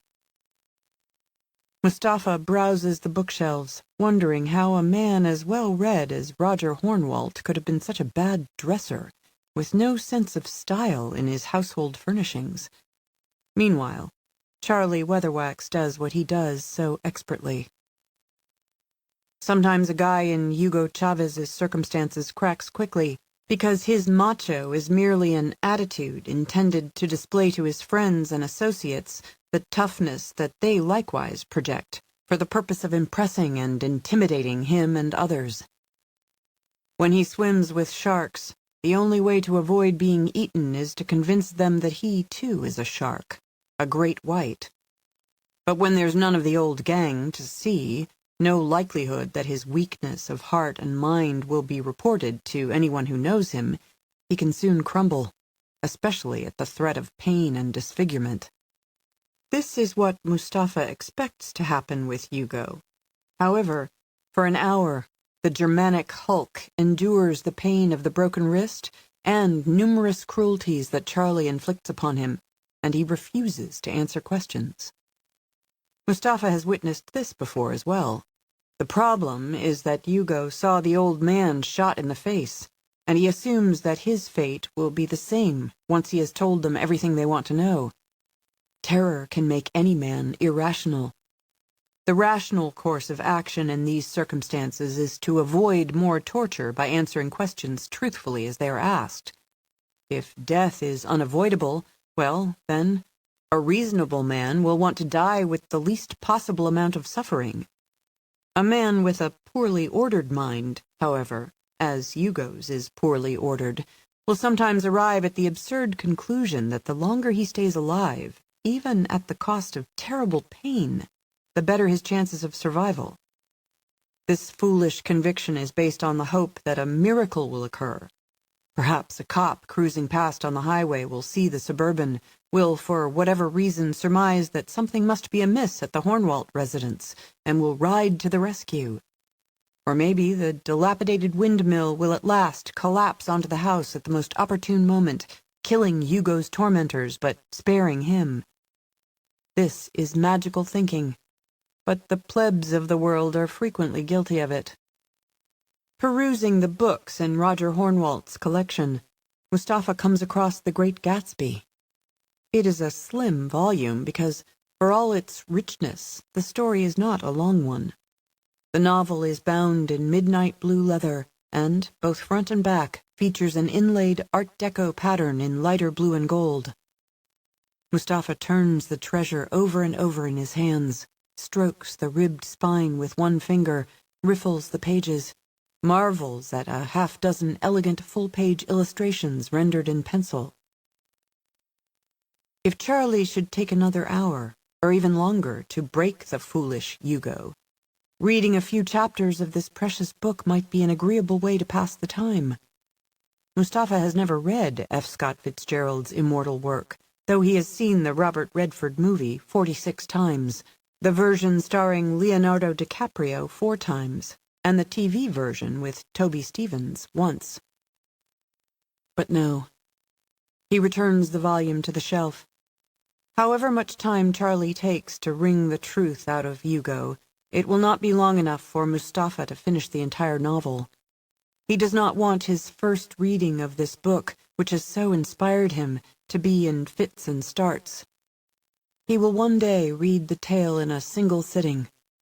In truth, he is also somewhat afraid that after the glamorous film with its sumptuous sets and spectacular costumes, not to mention the incomparable Robert Redford, the book might be a disappointment.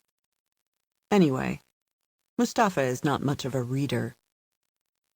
As Mustafa turns away from the bookshelves, the clenched-jawed, stoic, stubborn Hugo at last screams like a little girl, which is a promising development. 4.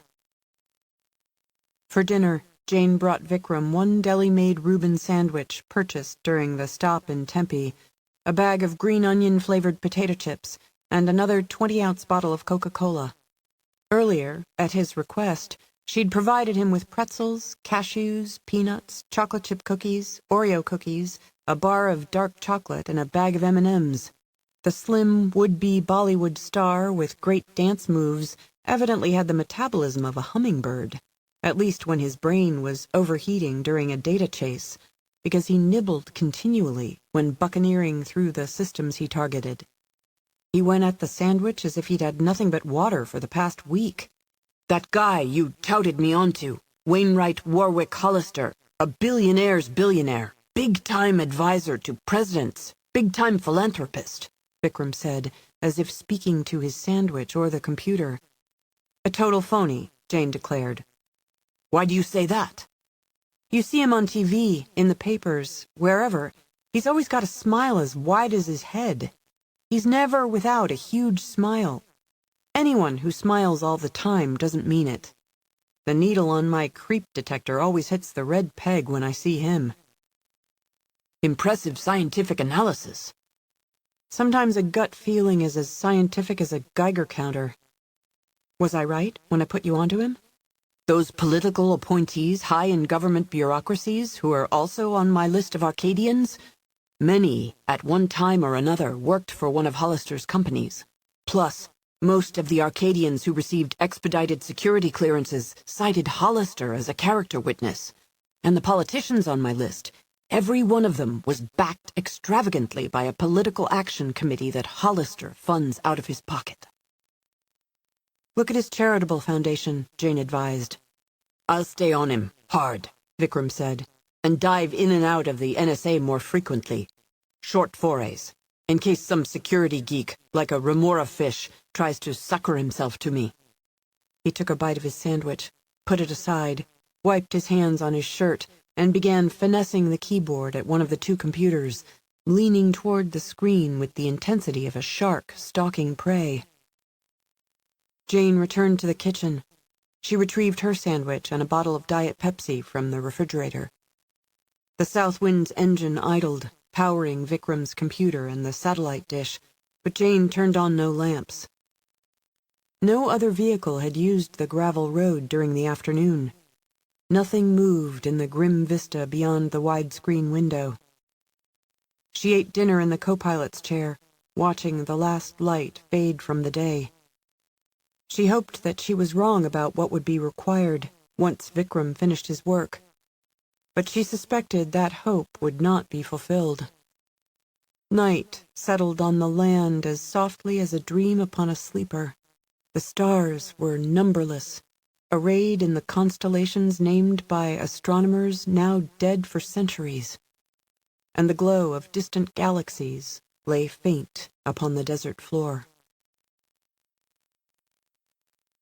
5.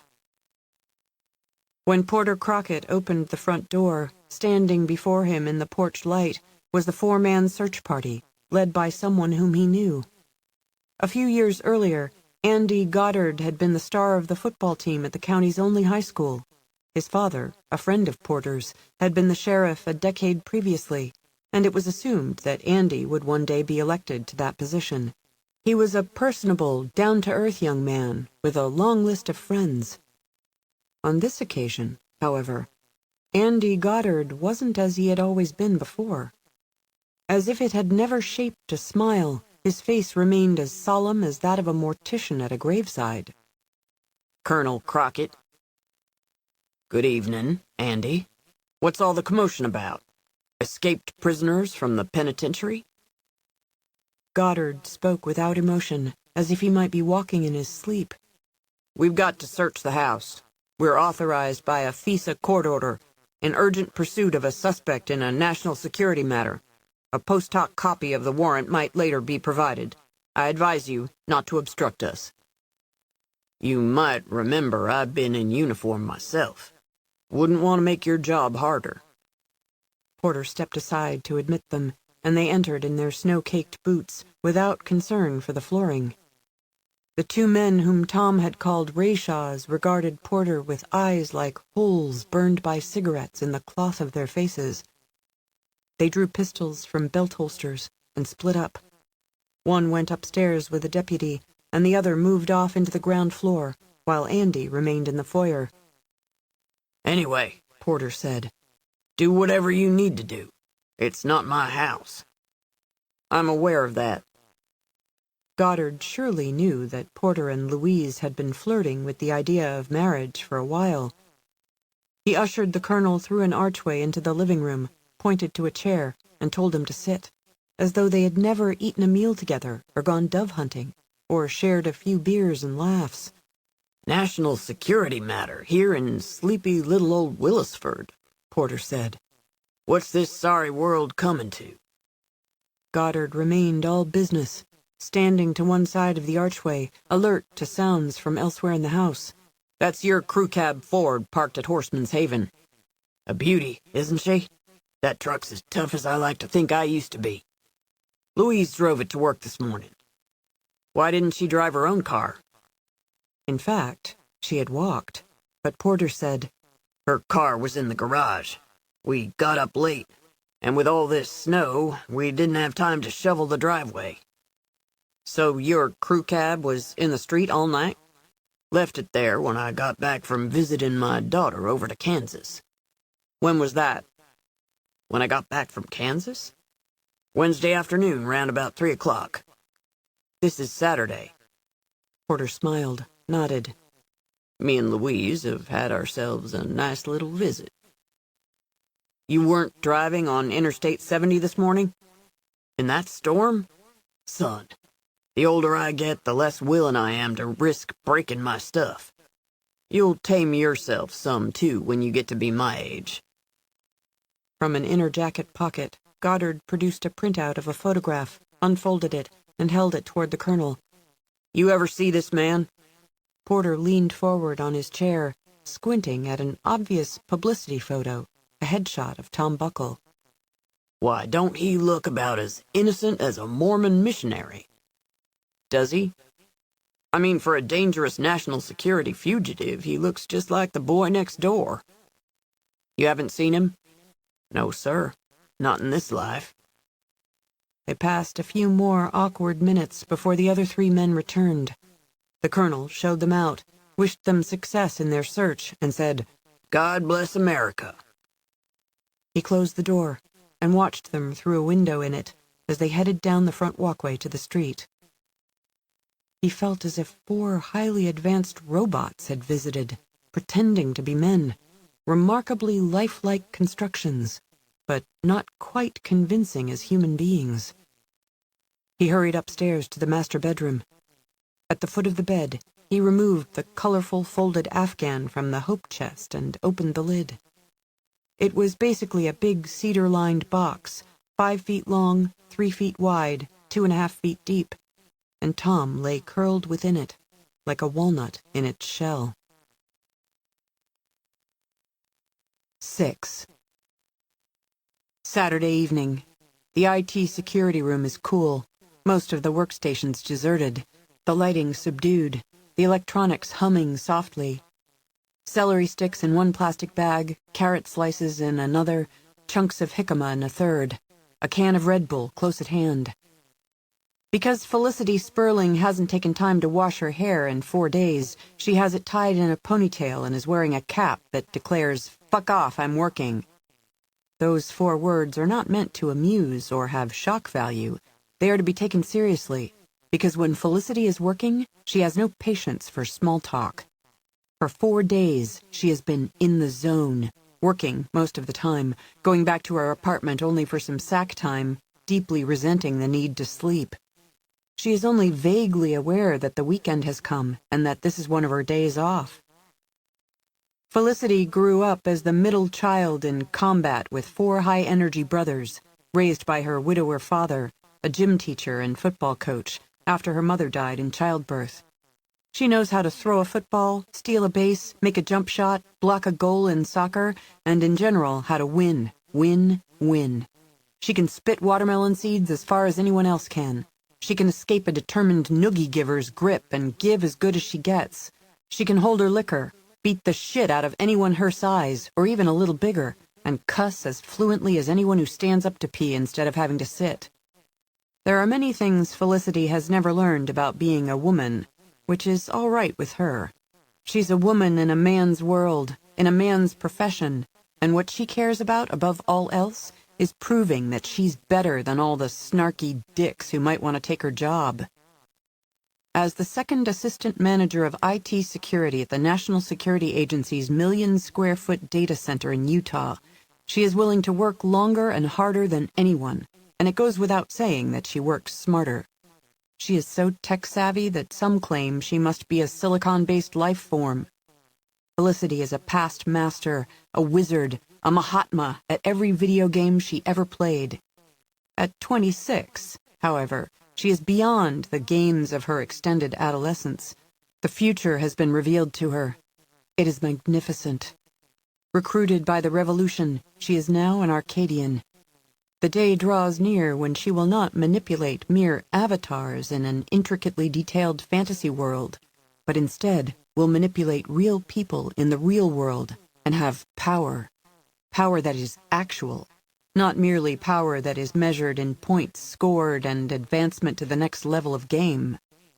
After the revolution, as an Arcadian, she will be always at the highest level. She is excited to be leading 3 lives. Friends and family think she is merely a data analyst for an obscure government agency. In fact, she is an agent, office-bound but still an agent, of the NSA. And now, she is also a techno-guerrilla secretly serving the revolution from within the nation's primary intelligence-gathering apparatus. Too cool. Her first big job as an Arcadian is to stop Vikram Rangnekar, who is assumed to have created back doors of his own, including one into the NSA, while at the FBI. If he is now working with Jane Hawk, as suspected but not proven, the ocean of data archived by the NSA is invaluable to him. Felicity needs either to find the rootkit that he seeded in the system and rip it out, or catch him in real time swimming through the data, tag him, and track him to source. If she should be so fortunate as to get a fix on Rangneckar, she has been instructed by her boss here in Utah, also an Arcadian, to inform him second, after first contacting the agent leading the hunt for the hacker. The phone number for the agent, Charles Weatherwax, is programmed into the directory of her smartphone. However, Rangneckar's design skills are so refined, so elegant, that his handiwork is invisible, leaving her only the hope of being alerted to his presence when he's inside the system. As a result, Felicity has crafted a series of security fixes, including a program to trigger alarms when someone is diving deep into data chasms and seeking information that might be related to the revolution. These triggers are words, phrases, and names supplied by her cell leader, who received them through a regional commander, who was given them by the Central Committee. Felicity doesn't know why these words are associated with the Arcadians. She has been told to avoid researching them and speculating, lest she develop a breadth of knowledge that makes her a liability to the revolution. At 9:11 p.m. Mountain Time, as Felicity is leaning back in her chair, taking a brief jicama break, her computer issues a tone that signifies suspicious activity. A name appears in red on the screen: Diederik Diodatus Foundation. It is one of the trigger words and phrases provided by the Central Committee. 7. High on sugar, deep in the murky world of Wainwright Hollister, Vikram discovered that the NSA, in addition to its hundreds of other interests, gathered and stored information on scores of charitable foundations about which it had suspicions of one kind or another. Some were fronts for extremist groups, by which funds were channeled into anti-American causes and to support terrorism. Others seemed to be banal organizations that, innocent of wrongdoing, became entities of interest for bogus reasons. But once brought to the attention of the intelligence bureaucracy, they would be suspect until the universe stopped expanding and collapsed back on itself. According to the mission statement for the Diederik Diodatus Foundation, it was established by Wainwright Hollister and funded with $3 billion of his tax-deductible contributions in honor of his only sibling, Diederik Diodatus Hollister, whose life tragically ended in the crib when he succumbed to sudden infant death syndrome. Although Diederik hadn't died of any malignancy, the foundation was formed to research cures for childhood cancers. Vikram noticed that everyone on the board of directors was also among those he'd identified as Techno-Arcadians, including the late billionaire DJ Michael, with whom Jane had survived a showdown in San Francisco. Poring through the foundation's grant recipients over the past 6 years, he saw a few institutions known for cancer research, but the larger grants had been to non-profits of which he'd never heard. After making a list of the latter, he retreated from the NSA system to research them through conventional internet sites. 8. Felicity Sperling has at her command state-of-the-art track-to-source software, which she employs to get a fix on the intruder in the Diederik Diodatus Foundation archives. He has not come through an official portal, but instead through a back door. The hacker opens a file on the employees of the organization, occupies himself with that for a few minutes, drops out of it, and opens another file filled with information about the board of directors. Felicity has his electronic thread, his tail, the software does the tracking, and a point of origin citation appears boxed on the screen. Federal Aviation Administration, Department of Transportation, 800 Independence Avenue, Southwest, Washington, D.C. Admission to the NSA system is strictly limited to approved individuals in various intelligence services and to certain high aides to the president. No flyboy or desk pilot at the FAA is authorized to access the Utah Center, nor is anyone at the Department of Transportation for that matter, which indicates that someone with knowledge of a back door, surely Vikram Rangneckar, he who built it, is spoofing into the NSA through the FAA to hide his true location. spoofing won't save him. Felicity can track him through any labyrinth he has built to conceal his whereabouts. The keyboard and touchpad give her the power of a bloodhound, and his trail cannot be lost in a swift-running stream. She is hardly set to work, however, when he closes the file on the Foundation's board of directors and drops out of the system. Gone. Shit, shit, shit, shit, shit, Felicity chants, as yet making little use of the colorful cussing she learned in a family of ornery brothers. 18 minutes later, her computer issues the familiar tone, signifying suspicious activity, and the words Diederik Deodatus Foundation once more appear in red on the screen. 9. Searching 5 websites of the non-profits conducting scientific research, supposedly regarding childhood cancer, Vikram discovered that Shenek, or his wife Inga, or both, served on the boards of every one. Vikram had found the primary source of the funding for the nanoweb control mechanisms. Perhaps he had also found the chairman of the Arcadian Central Committee, Wainwright Hollister. And now he knew as well the location of their several laboratories. Rather than devote time to penetrating the Diederik Deodatus Foundation by establishing a back door, he returned to the National Security Agency's computer system. The NSA already had an exhaustive file on the Foundation, though apparently they had not effectively investigated it. Within their archives, he might find more of what he needed. He ate another Oreo. 10. When after 18 minutes he returns to the NSA system and dives straight into the agency's archives on Diederik Deodatus, the intruder knows what file he wants. It is labeled Donors. Another point of origin citation appears on the screen within seconds. General Accounting Office, 441 G Street, Northwest, Washington, D.C. Felicity doesn't know what the General Accounting Office is. Washington is home to a gajillion agencies and bureaus, and probably half the people working in them don't know what their organization really does or why it exists.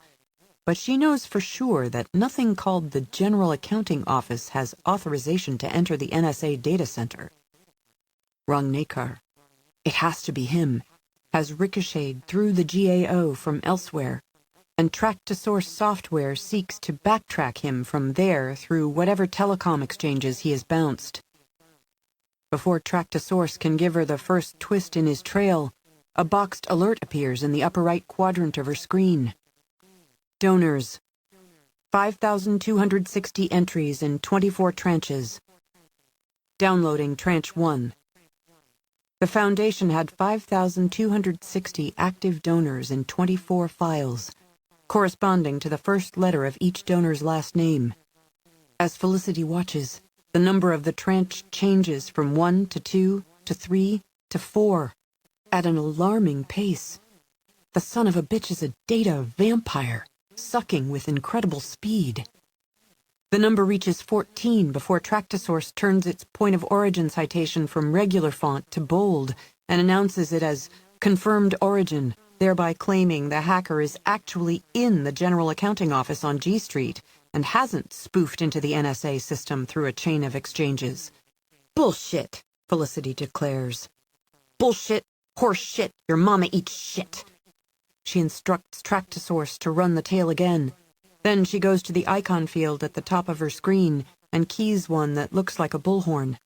This activates a soft alarm tone throughout IT security and summons other on-duty personnel to her workstation.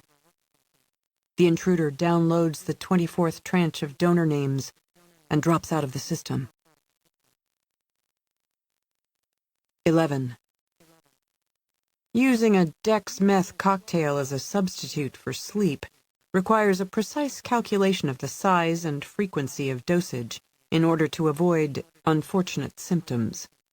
This is especially tricky for Charlie, because he isn't a regular user with known tolerances. If he takes too little, at some point he'll amp out too soon, drop into total exhaustion at a critical moment, and require a day to recover.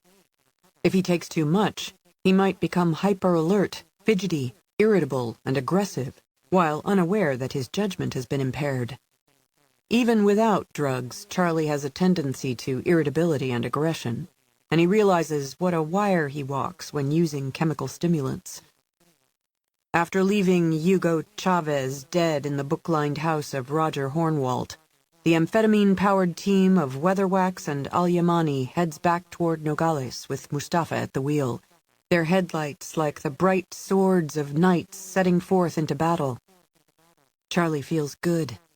He feels great, as alert as a cat, as quick as a skink.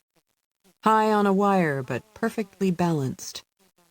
Thanks to the interrogation, they know their quarry is in a 36-foot Fleetwood Southwind, towing an Explorer Sport, although Hugo was unable to remember the license plate numbers that Enrique de Soto had provided for either vehicle. When they acquire cell phone service at the perimeter of Nogales, Charlie places an encrypted call to Gary Greenway, the senior of the 4 agents attending to matters at the Casa Grande Holiday Inn. He doesn't mention Jane Hawk. He is determined to have her in his sights before breaking the news to anyone that she is definitely with Vikram. Following the sudden death of Ganesh Rangnekar from a heart attack or aneurysm, they had lost the chance to find the infuriating bitch earlier in the day. Now, he has no choice but to compensate for that screw-up by nailing her, or forever conceal his error. For the record, they are on the trail of Vikram Rangnekar and no one else. He tells Gary Greenway that they are seeking a Fleetwood Southwind towing an Explorer Sport. From Casa Grande, the vehicle could have gone south on I-10 to Tucson, north on I-10 to Phoenix, or west on I-8 to Yuma. Currently, in all cities with a population greater than 100,000, key intersection cameras, including interstate ramps and connector loops, record 24/7 and transmit their traffic video to archives, including those at the NSA. If Rangnekar took delivery of the motorhome at 10 a.m., hooked the Explorer to it, and was on the road half an hour later, there are different windows of time in each of the 3 metropolitan areas when he might have been captured by a camera. The 2 yoked vehicles provide a unique image and should be easily identified. It's tedious, Charlie tells Gary Greenway.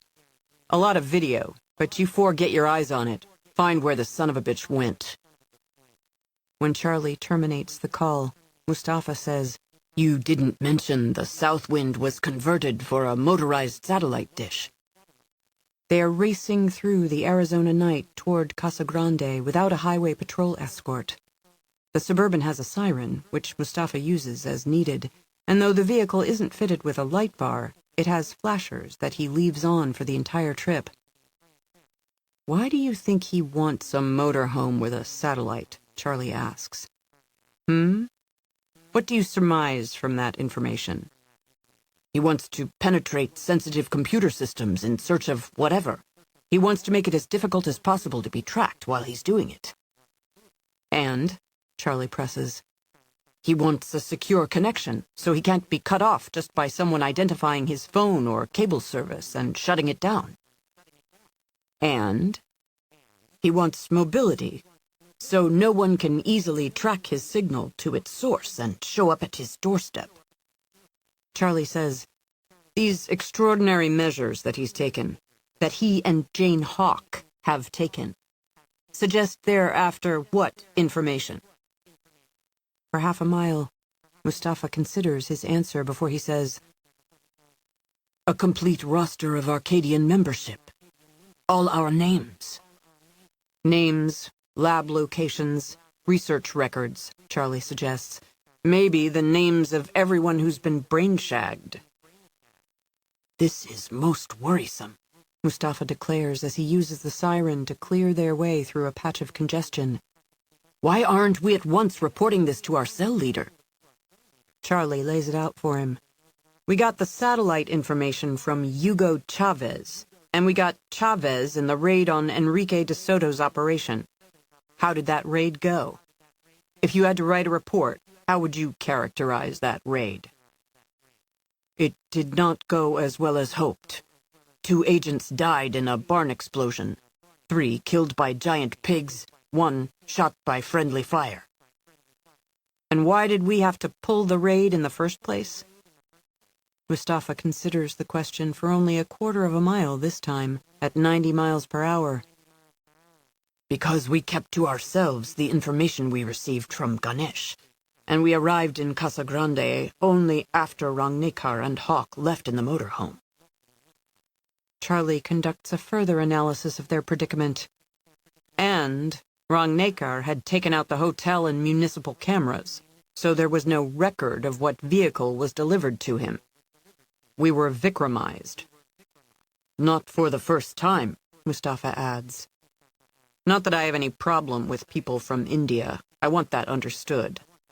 But I hate this bastard. We were in Casa Grande because we were previously Vikramized at the warehouse in Ontario. Charlie emphasizes each word by pounding the side of his fist against the dashboard. I hate this asshole Rangnekar. Mustafa accelerates past 100 miles an hour. His demeanor is usually placid, but now, in the light of the instrument panel, his face is wrenched with hatred. And before that, we were Vikramized at the Steinhaus in La Cañada Flintridge. If we pass along the information about the satellite dish, this will be taken out of our hands and given to the butt-kissers who rank above us. Exactly. Even if they catch Rangnekar and Hawk, we'll get no credit. But they'll damn sure make an issue out of all the times this terrible man pulled the rug out from under us. Mustafa finishes. And you know what that means. We are screwed. Brain screwed. At 110 miles an hour, the tires stutter across every irregularity in the pavement, and the chassis rattles on the frame. With bitterness that has a benzodrine edge, Mustafa says, We started this in a luxurious, bespoke Mercedes-Benz G550 squared with a bi-turbo V8, and now we are reduced to a common Suburban. My suit is wrinkled, and my shoes badly need a shine. We'll find them and kill them, Charlie insists. What these shitheads don't want to understand is, even if they obtain all this information, they won't be able to get it out to the public. We have people, Arcadians and adjusted plebs, in control of the media, the internet, law enforcement, the intelligence community, both major political parties. This country is ours. America is over. Arcadia is rising in its place. His voice has become harder as he speaks, and cold with passion, sending an icy thrill through him, as if he is listening not to himself, but to an orator of considerable power. And if these two pieces of shit find a sympathetic ear, whoever the hell it is, we'll inject the son of a bitch, or order some brain-screwed pleb to whack him and then kill himself. Jane Hawk is too late. Beautiful monster? Contemporary Joan of Arc? No. No. No! She's nothing. She's just a gash, a pump, a piece of ass who doesn't know her place. But she's going to learn soon enough, damn soon. We've infiltrated too deeply. The revolution isn't just beginning. It's nearly over. He looks out the side window at the deep darkness of the desert lying under a moon that illuminates little, and stars that are configured without meaning. It's over. And so is she. 12. At 9:31, Jane Hawk was walking the land around the south wind, listening to the sounds of silence. At first, the desert seemed as eerily hushed as an airless moon. But when she stood very still and quieted her mind, the night offered a subtle chorus of clicks and rustlings, wordless whisperings, the thrum of bat wings overhead, the faraway, forlorn voice of a coyote like a faint cry in a dream, and the soft susurration of a barely felt breeze licking the stems and leaves of sage, of mesquite. She was startled when Vikram's voice bloomed in the earpiece of her walkie-talkie. "Come, see this." She tapped the mic. "On my way." Tapped it again to disconnect, and returned to the south wind. She locked the vehicle behind her and made her way back through the dark interior, slid open the door to what had been the bedroom. The place was illuminated only by a lava lamp, his preferred work light, and computer screen glow. Sitting at his workstation, in the amber light of the lamp and the amoeboid shadows cast by the ceaselessly changing red wax forms within it, Vikram looked like a magical figure, as if he were some wizard who should be dressed in a long blue robe patterned with stars and crescent moons. He held up a pair of flash drives. 2 copies of the complete roster of Arcadians. You're sure? 5,260 names and addresses, including Hollister. They're listed in the Diedrich Deodatus Foundation file as donors. Some have given as little as $100, others, millions. But they're not just donors. They're techno-Arcadians. That list I compiled on my own, every one of them is one of these donors. She accepted one of the flash drives. Amazing. Beside some donor names in their records are the letters CL, which I suspect means cell leader. Beside a fewer number is RC, which probably means regional commander. Given the high-powered names on the Foundation's board of directors, I'll bet my goalies they're also the Revolution's Central Committee. The flash drive seemed too small and light to hold within it the fate of the world, the hope of the future. The research labs? Where they produce the control mechanisms? A small number of non-profits received enormous grants from Deodatus. Shenik and his wife were on the boards of all of them.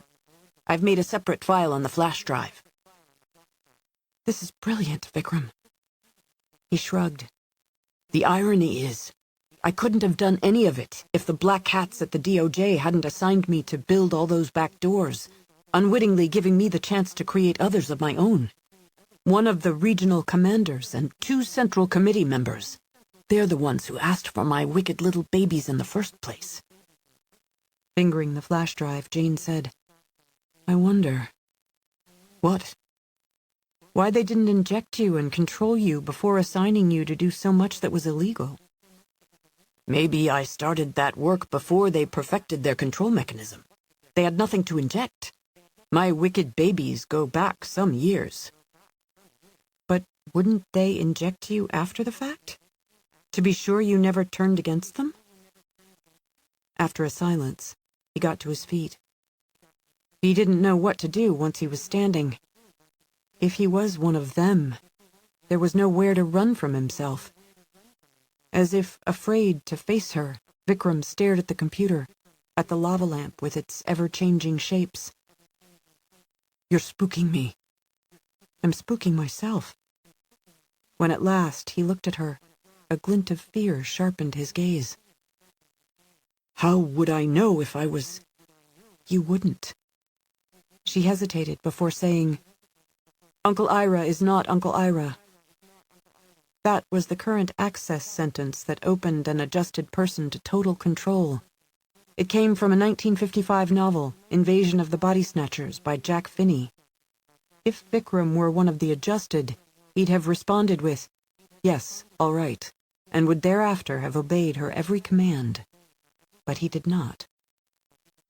The original access sentence had been play Manchurian with me, a reference to Richard Condon's famous novel about brainwashing, The Manchurian Candidate. When she'd learned that one, the Arcadians had reprogrammed the adjusted people, probably with phone calls, and installed the Finney quote. They know you're aware of the Uncle Ira command? He asked. Yes. She realized what he meant. Maybe he was adjusted, but had been reprogrammed with a sentence she didn't know, which might be why he didn't respond to the command she'd just given him. When did you learn about Uncle Ira? He asked. A week ago. He shuddered and let out his breath in a sigh of relief. I fell off their radar 10 days ago, before they would have changed the command. If I was adjusted, I'd still be responding to Uncle Ira. She put her arms around him, and he held her tightly as well. They stood that way for a long moment before he let go of her. I still have to find the names of the people they injected. The adjusted people. In the files of the same charitable foundation? There's no reason for them to store the data somewhere else. They obviously think the foundation is perfect cover. Get it done, Vikram. I feel as if we're running out of time. He dropped into his chair and swiveled to the screen. Leaving the room, Jane slid the door shut. She went forward to the co-pilot's seat. She wanted a double vodka to steady her nerves. She didn't allow herself to have it. The wide-screen windshield presented far more night sky than desert, for the land was flat, while the heavens were concave and all-commanding. The sight of countless suns in that vast void had often inspired her to cope, when coping seemed too difficult. Stars reminded her that the universe and life had infinite possibilities, but also that her powers of mind and body were modest in the scheme of things, that when a terrible task lay before her, it couldn't be accomplished with fierce will alone, but required also humility in the presence of grace. On this occasion, however, the wealth of stars conjured in her imagination an evil, glimmering constellation of junction points in a nano-web secreted in the darkness of a skull, and thinking of the mission ahead sent cold tremors through her. 13. Wainwright Hollister, who hunts people for sport and can control more than 16,000 men and women as if they were puppets and he the puppeteer, prides himself on his physical and mental stamina. But he sleeps in the snowcat at the Willisford Farm Supply, while others, all marionettes under his command, continue to quarantine the town and conduct an exhaustive search. He dreams, and the dreams are the kind that might chase another man awake, screaming, but Hollister has a high tolerance for horror. He is 9 years old again, creeping stealthily through the great house to the nursery, where his infant brother sleeps. The night nanny has gone to the kitchen for a piece of cake. A mobile hangs above the crib, colorful plastic birds that will circle to a soft, cheerful tune if they are activated with a remote control. On a nightstand, the lamp base is a ceramic teddy bear, the shade of pale blue silk, the three-way bulb at a low setting. Pillow in hand, young Hollister approaches the crib, which is much larger than he remembers it. As he quietly lowers the railing to facilitate his assault on this would-be thief of his inheritance, he is surprised that Diederik is not, as usual, snug in knitted pajamas in plain sight. There is a blanket, though there has never been a blanket before. Mother worries that a blanket might dangerously entangle her precious angel. He grips a corner of the blanket, and as he throws it aside, he realizes that the shape beneath it is too large to be Diederik. Before him lies naked Mai. Although part of her head is missing, she opens her eyes, which are sunken in her skull, and reaches for him with both arms, and spreads her thighs, and smiles and says, "Come, die in me." The dreams flow one into another until someone speaks his name. Mr. Hollister. Sir. Mr. Hollister. And gently shakes him by the shoulder until he wakes. Deputy Andy Goddard is in the driver's seat. Hollister yawns, stretches, sits up straight. Have you found him? Have you found Thomas Buckle? No, sir. He's not here. We've searched everywhere. I don't think he was ever here. Hollister has little patience for such defeatism, and he at once wonders if it might be more than mere pessimism and laziness. Bertold Schenek always insisted that adjusted people were not only incapable of disobeying a master's order, but were also incapable of deceit. But Hollister isn't convinced of their absolute reliability. Husbands deceive wives, and wives deceive husbands. Mothers deceive sons, and sons deceive their mothers. Deceit might be the defining quality of human beings. In a world where duplicity, fraud, and subterfuge are rampant, perhaps even a brain trapped in a neural lace can be full of cunning and trickery. Search it again, he commands Deputy Goddard. Again? Sir, you mean the entire town? That motorist saw a truck or SUV leave the interstate and go overland. If Buckle was aboard the damn thing, it definitely didn't go to my ranch. It could have come only here. Goddard's tone is apologetic, submissive. Or, sir, maybe whoever picked him up. Maybe they just drove straight through Willisford. And went where? To some isolated ranch where no one is likely to take him in? No. If Buckle's not here, then he's gone for good. And he's damn well not gone for good. He's mine, and I'll get him.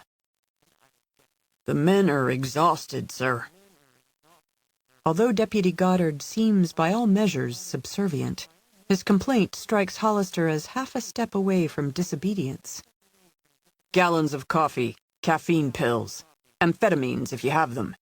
Stay on your feet and stay on the job. I have never failed, and I won't fail at this. The ones before Buckle were easy. They were nothing, and he's nothing. Nothing. Find him. All right. Yes. We'll find him. A weariness still infects Goddard's voice, and it infuriates Hollister. If adjusted people cannot be used until they collapse, if they have to be coaxed to perform to their furthest limits, they are hardly better than the lazy and shiftless plebeian hordes who have made this world so much less than it should be.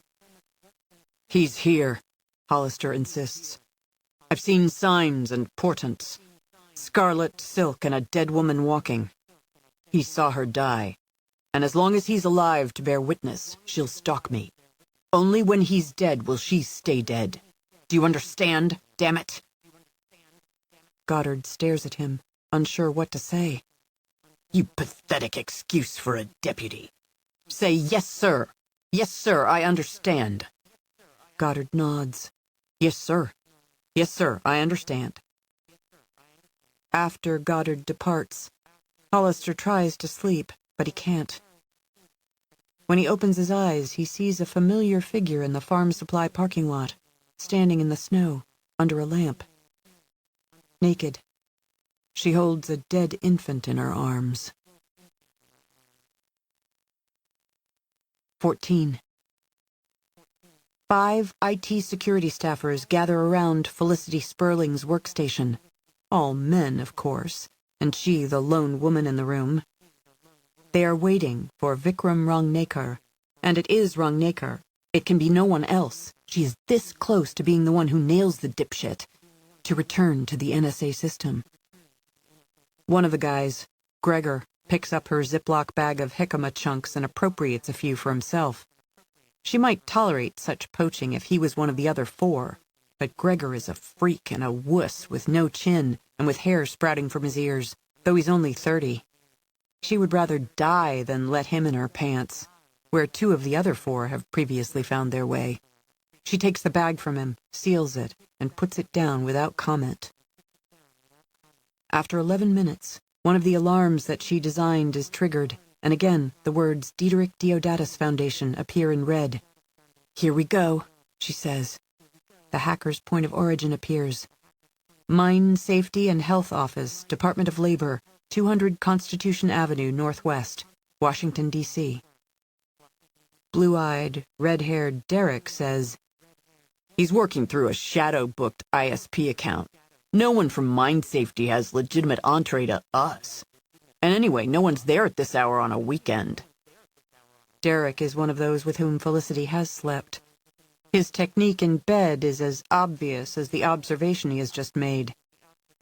As Track to Source seeks to follow Rangnekar's electronic tail to its true endpoint, a boxed alert appears on screen. Potential donors. 16,912 entries in 26 tranches. Downloading Tranche 1.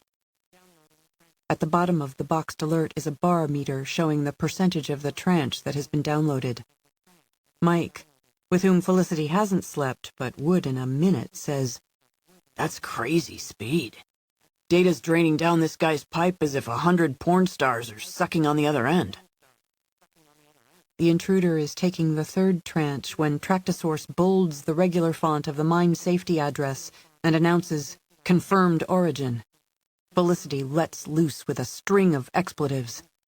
Warren Farley giggles too girlishly.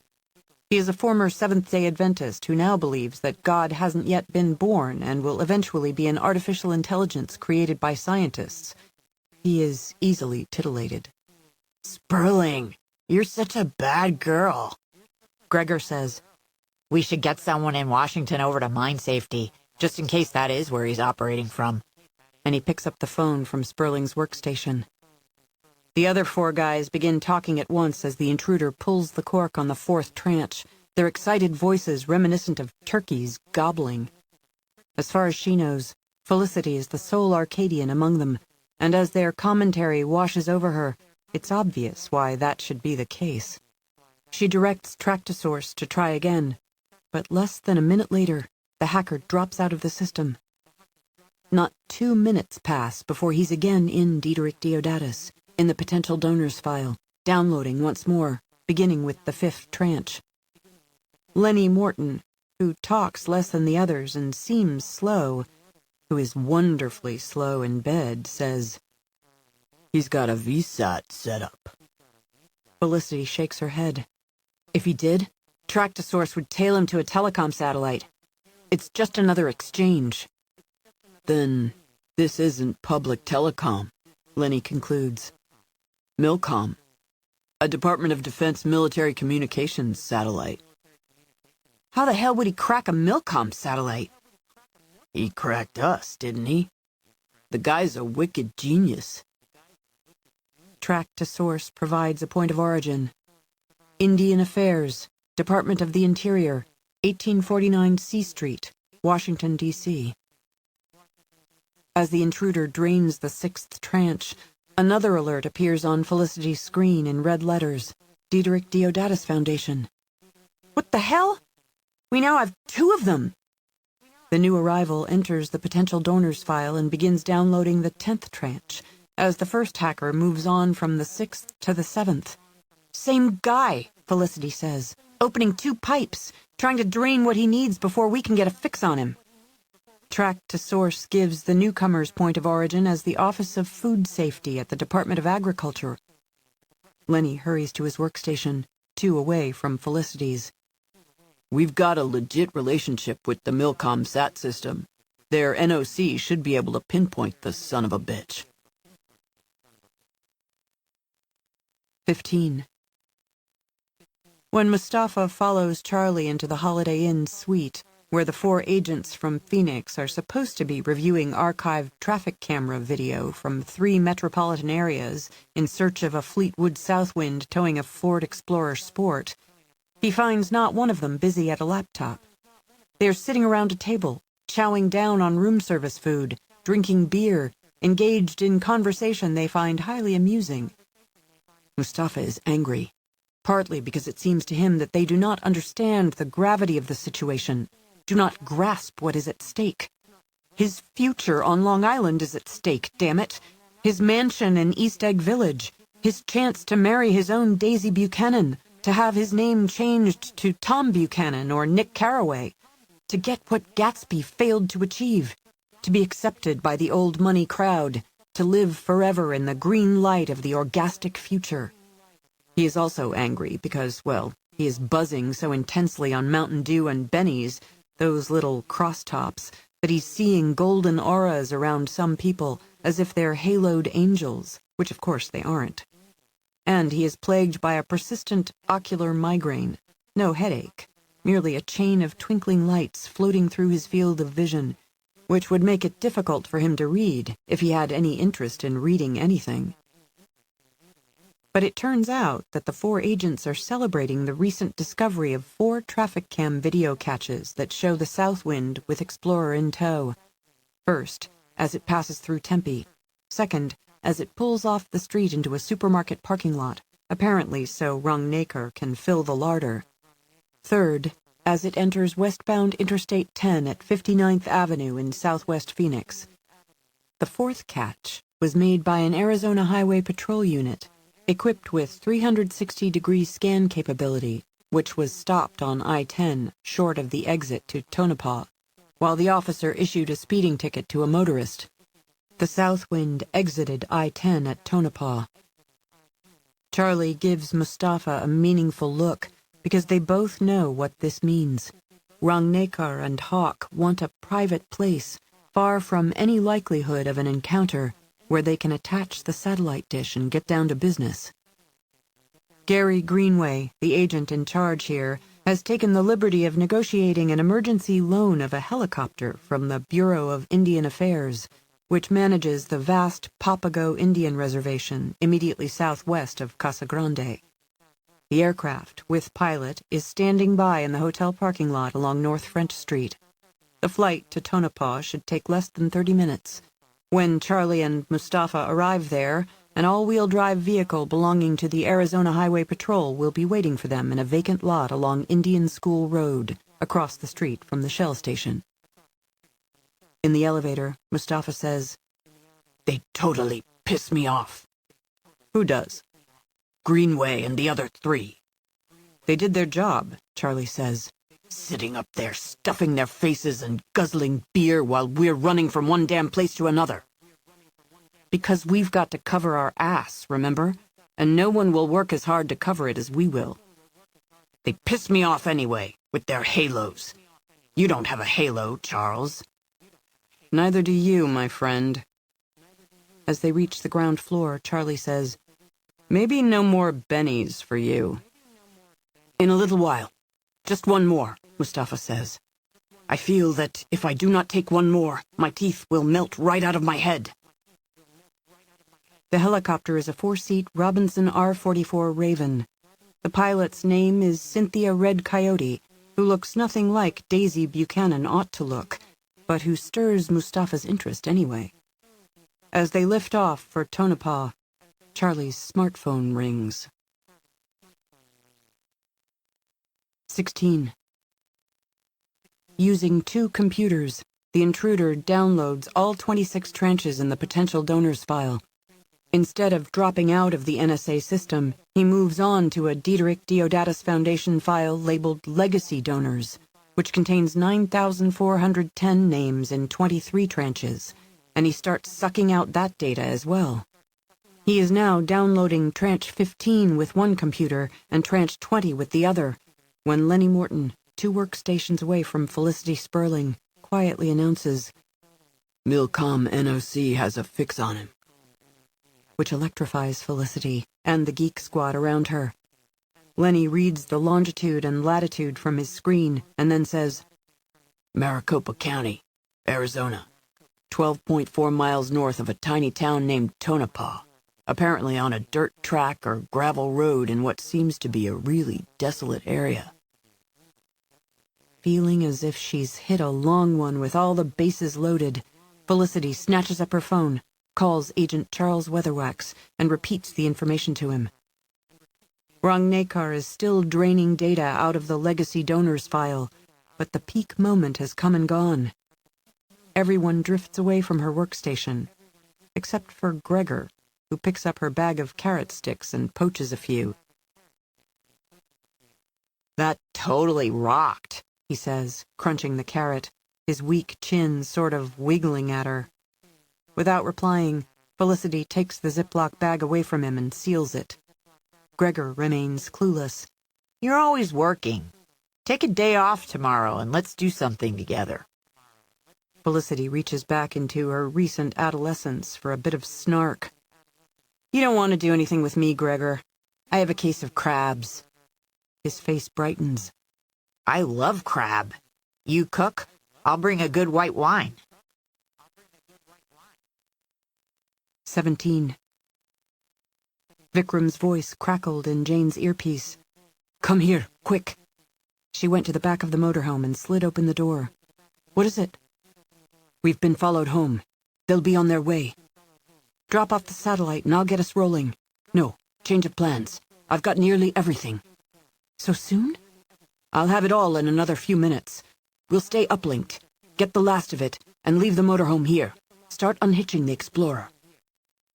No less hopeful than fearful, grateful for the promise of victory, even as she dreaded what the cost of it might be, she went forward again, grabbed the flashlight and toolbox from behind the co-pilot's seat, and stepped out into the warm starlit night.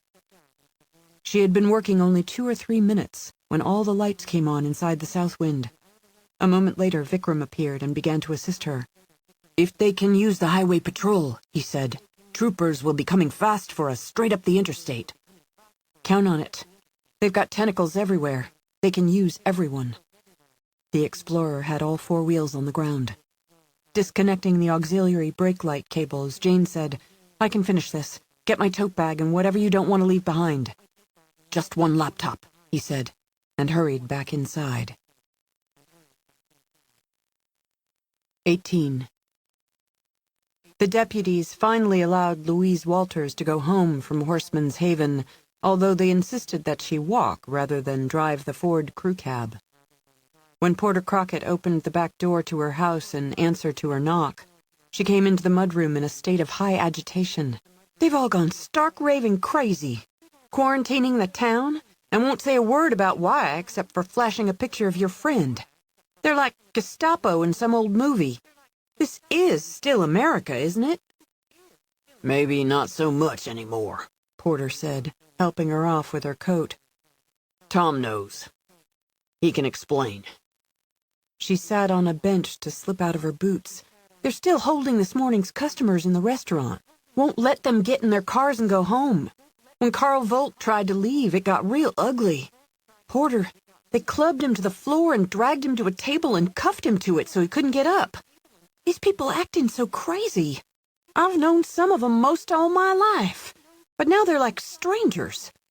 Her hand shook as she put on a pair of penny loafers that she'd left there earlier. "Where is he?" "In the kitchen. Just had us a bite. The blinds are closed. No one can see him. They searched here earlier, but we outfoxed them." Louise went into the kitchen, Porter trailing after her, and Tom Buckle got up from the table where he was having a mug of coffee. "Miss Walters, I'm so sorry about the trouble I've caused." "You're not the trouble, young man. It's these deputies gone wild that scare the bejesus out of me. And however you and Porter outfoxed them, we better hope you can do it again. Out on the main street, they're starting to search again, every place they already searched before." 19. Jane, behind the wheel of the Explorer, Vikram holding fast to the grab bar above the passenger door window. Barrages of gravel rattling against the undercarriage. They rollicked across the rutted terrain of the Sonoran Desert. She dared the headlights, because it wasn't likely the Arcadians would be able to find a helo near enough to launch an aerial search this fast. Soon, but not yet. "You're sure the potential donors file is actually the list of people they've injected?" "You said Booth Hendrickson. When you broke him, he told you over 16,000. "Yeah. The list of potential donors is 16,912, and then there's the legacy donors. Legacy donors usually means people who bequeathed money in their wills, but that's not what these bastards mean by it. I suspected it might be a list of those chosen for self-destruction. 9,410 people. Jane, I checked for Nick. His name was there." Emotion trapped the words in her for a moment. "Hamlet list." 3 miles north of where they had left the motorhome, Vikram said, "There it is," pointing to a cairn of loose stones that marked the intersection. The gravel road continued northwest for 22 miles to the town of Aguila and US 60, an undivided old federal highway that, if they followed it westward, would lead them between the Harquehela and Harkuvar Mountains into La Paz County. The dirt road to the right led directly north-northeast for about 18 miles, past the Vulture Mountains. It also came to US 60, just west of the larger town of Wickenburg, which had a population of just over 7,000. "You'll need the headlights all the way," Vikram warned as she turned onto the dirt. "My research says there ought to be some tire tracks to follow if the wind hasn't blown them away, and there's also supposed to be a small cairn every mile to mark the route. But who knows if the people using this track actually maintain them?" Accelerating, Jane said, "Who the hell does use it?" Damn if I know. Probably nobody at this hour. It could be easy to lose the track at night, even with headlights, and maybe never find your way back to it. "I'll call out every mile," she said, "and you spot the cairns for me." Despite a fissured, cratered landscape roughened through millennia, Jane was able to press the Explorer to 60 miles per hour and still hold the twitching wheel. They ought to see a new cairn every minute.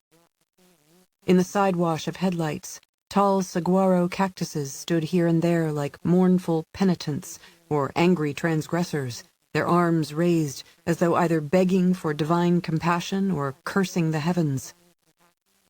"That email I sent for you by satellite," Vikram said. "This Dougal Traherne. Is he the guy who went into Shennick's Napa Ranch with you?"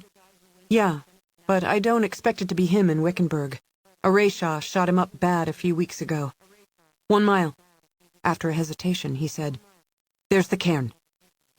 A county sheriff's unit, perhaps even 2, but not likely, might be assigned to the 79-mile length of US 60 that ran from the minuscule town of Brenda east to Wickenburg.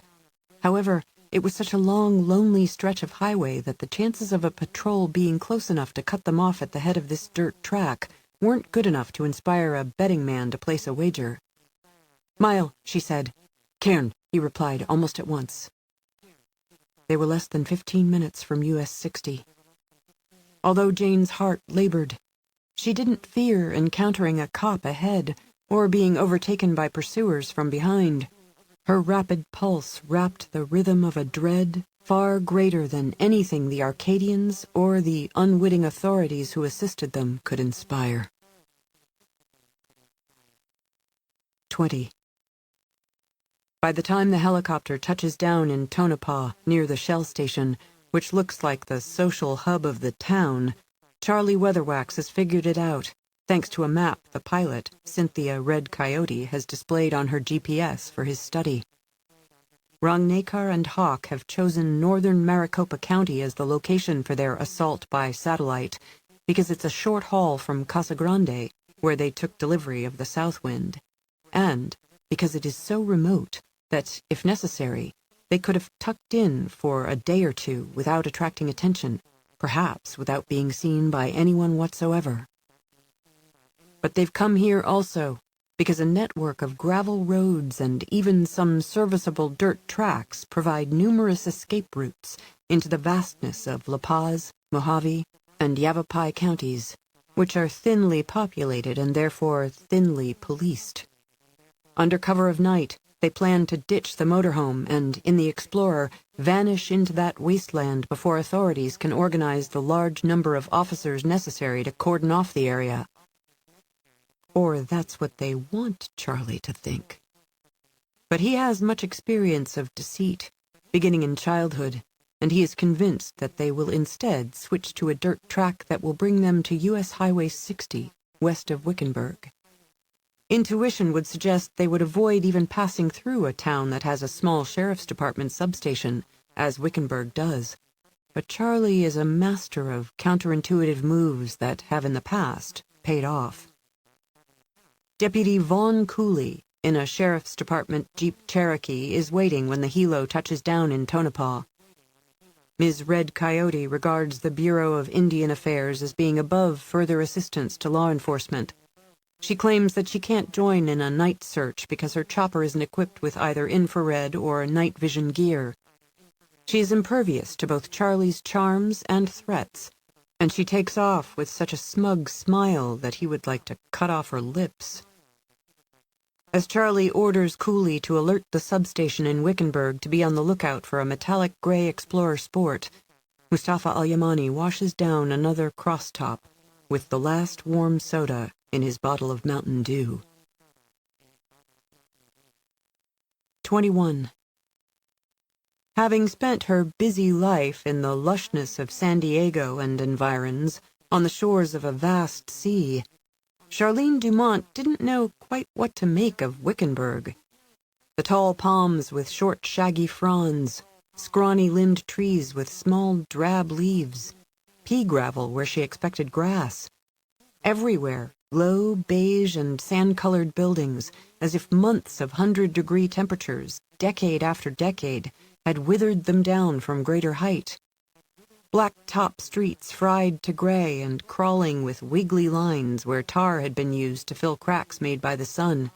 And everywhere, so much open space, wide streets, wide lots, vacant land, gave her an exhilarating sense of freedom, but one that altered with an equally disturbing sense of emptiness, loneliness.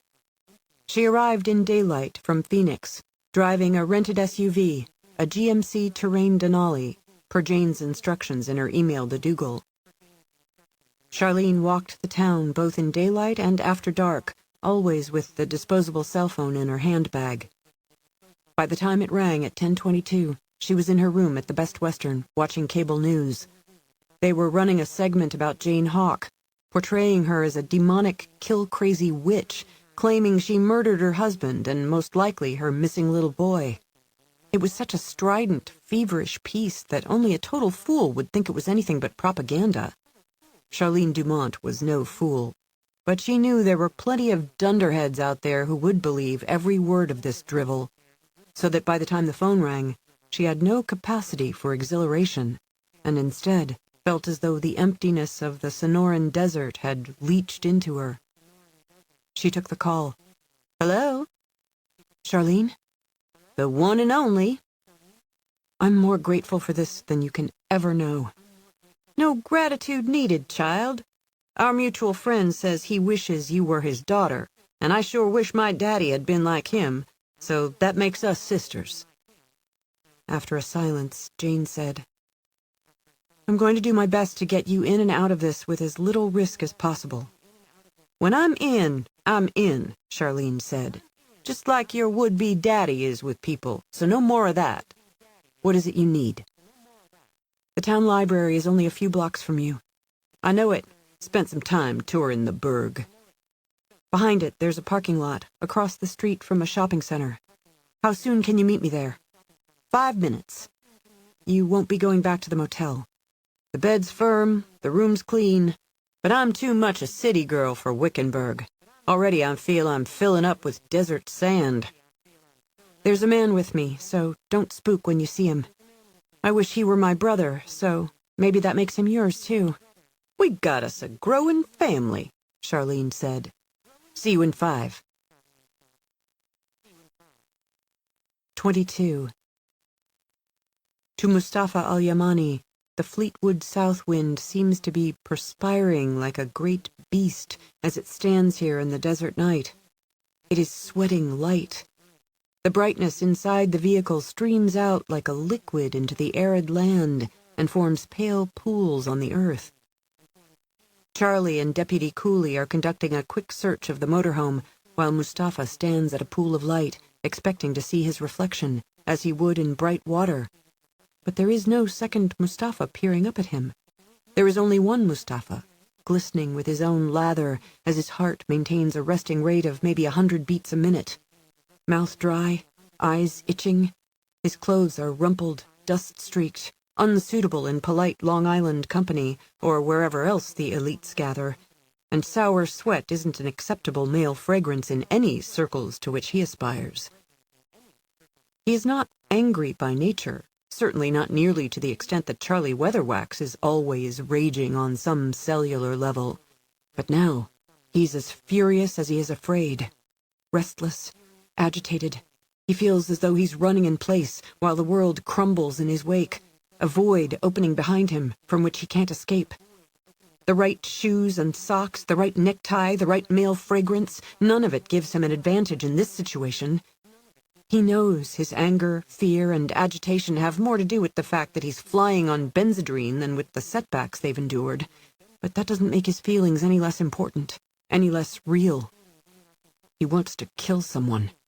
He understands as never before the relief that Charlie must experience when he wastes someone like Hugo Chavez or Jesus Mendoza. Life frequently drops boulders in a man's path, infuriating twists of fate, and there's nothing he can do but struggle around or over them. But no relief is to be had in merely persevering.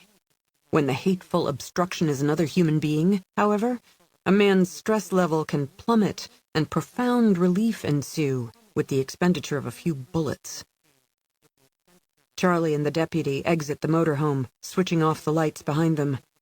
Now, it's the darkness that seems like a liquid, washing around Mustafa, a threatening tide. Charlie is in a hurry, and Deputy Cooley will drive the Jeep Cherokee, so Mustafa gets into the back seat alone. He wishes he were driving. Because he has nothing to do in the back of the vehicle, his agitation grows, his fear, his desperate need for relief. The darkness in the footwell seems to be crawling up his legs. As they race north, leave the gravel road, and angle northeast on the dirt track toward Wickenburg, he considers shooting Cooley in the back of the head and taking the wheel. He knows this isn't a good idea. The Cherokee might go out of control and crash, and if that didn't happen, there would be a lot of biological debris in which Mustafa would have to sit, further soiling his expensive suit. Besides, Cooley isn't a serious obstacle, only an annoyance because of his insistence on driving, and killing him might not bring the desired relief. Mustafa will have to wait. He will find someone to kill in Wickenburg. Until then, he will have to wait. He fidgets in the back seat. He keeps wanting to ask, "Are we there yet?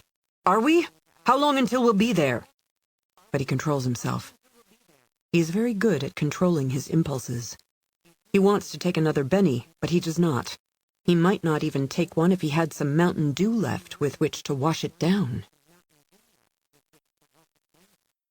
23. The antique-looking lampposts in the parking lot behind the library were widely spaced. Jane had parked the Explorer as far from one of them as she could, though she found no place where shadows were as deep as she would have liked. If the library had security cameras, they were focused on its doors. There were none in the parking lot. The shopping area on the other side of East Yavapai Street was closed. Wickenburg appeared to be an early-to-bed town, and little traffic plied its streets at this hour. As she and Vikram waited for Charlene Dumont, Jane couldn't stop thinking about Cornell Jasperson, one of the guardians of her boy. Cornell was a stone fan of Paul Simon, in whose music he found a guide for his troubled life. In moments when he was fearful and a bit pessimistic, he sometimes repeated a line from a song that now flowed repeatedly through Jane's mind. The nearer your destination, the more you're slip-sliding away. When the Terrain Denali entered the lot from the street, Vikram put up the tailgate of the Explorer, and Jane directed Charlene to back her SUV up to theirs, to facilitate the rapid transfer of their luggage. 2 minutes later, they were leaving the library lot, heading south on US Highway 60. In 40 miles or so, they would arrive in the western suburbs of Phoenix. Of course, the nearer your destination, the more you're slip-sliding away. 24. Charlie Weatherwax has come a long way from a suite in the Peninsula Hotel in Beverly Hills to this desert backwater, leaving 3 dead bodies in his wake. This does not count the deaths that occurred during the raid in Nogales, which accrued not to his credit or blame, but rather to Enrique de Soto's. All of this has gone down in not quite 30 hours, though he feels as if a month has passed since the Peninsula. Partly, this distortion of time is a result of the Dex-meth cocktail with which he has been staving off sleep. But it is also a consequence of the quiet desperation that arises from the inescapable feeling that he is in a long death spiral. A sheriff's patrol car waits in the parking lot behind the Wickenburg Public Library when Deputy Cooley arrives with Charlie and Mustafa. The department dispatcher alerted Cooley en route that the Explorer Sport has been found, abandoned. The deputies stand at a distance, conceding jurisdiction to the FBI, while Charlie and Mustafa pretend to search the Explorer for clues. In fact, as they check under seats and look in the glove box and lift the floor mat in the cargo area to inspect the spare tire well, they expect to find nothing of interest, and they are going through this charade primarily to be able to confer in private, keeping their voices low. Our assignment was to find Vikram Rangnekar, Charlie says. Isn't that right? Just Rangnekar. That is right, Mustafa agrees, nodding vigorously. That is exactly right, exactly. You have put your finger on it, exactly. So who besides you and me knows for sure that Rangnekar found Jane Hawk and is working with her? Verna Amboy. She was with you when you interrogated Ganesh. She is not my type, but I would like to see her naked. Don't take another Benny, Charlie warns. No, I will not. If I take another, I will implode. Amboy will most likely tell her partner, Eldon Clucker. But they are sworn to silence about what happened in that warehouse, Mustafa reminds him. Did either of us say anything about Jane Hawk to Gary Greenway or the other three in Casa Grande? We did not. No, not a word, no, never, Mustafa insists. Hugo Chavez knew. But we're the only ones who spoke with him. Yes, only us, and he's dead. Very dead, Mustafa said. We will have to kill Amboy and Clocker. Of course, Charlie agrees. But that can wait until tomorrow or the day after. Right now, we need a story for our cell leader. What is our story? Mustafa wonders. We're still hot on the trail of Vikram Rangnekar, and because of something Chavez told us, we have reason to believe that, after using his satellite dish and abandoning the motorhome, he intended to make his way to a safe house. Safe house? What safe house? Where? Where is the safe house? We don't know, but we have a lead, a slim lead, and we're going to follow up on it tomorrow, as soon as we get some sleep. But we have no lead.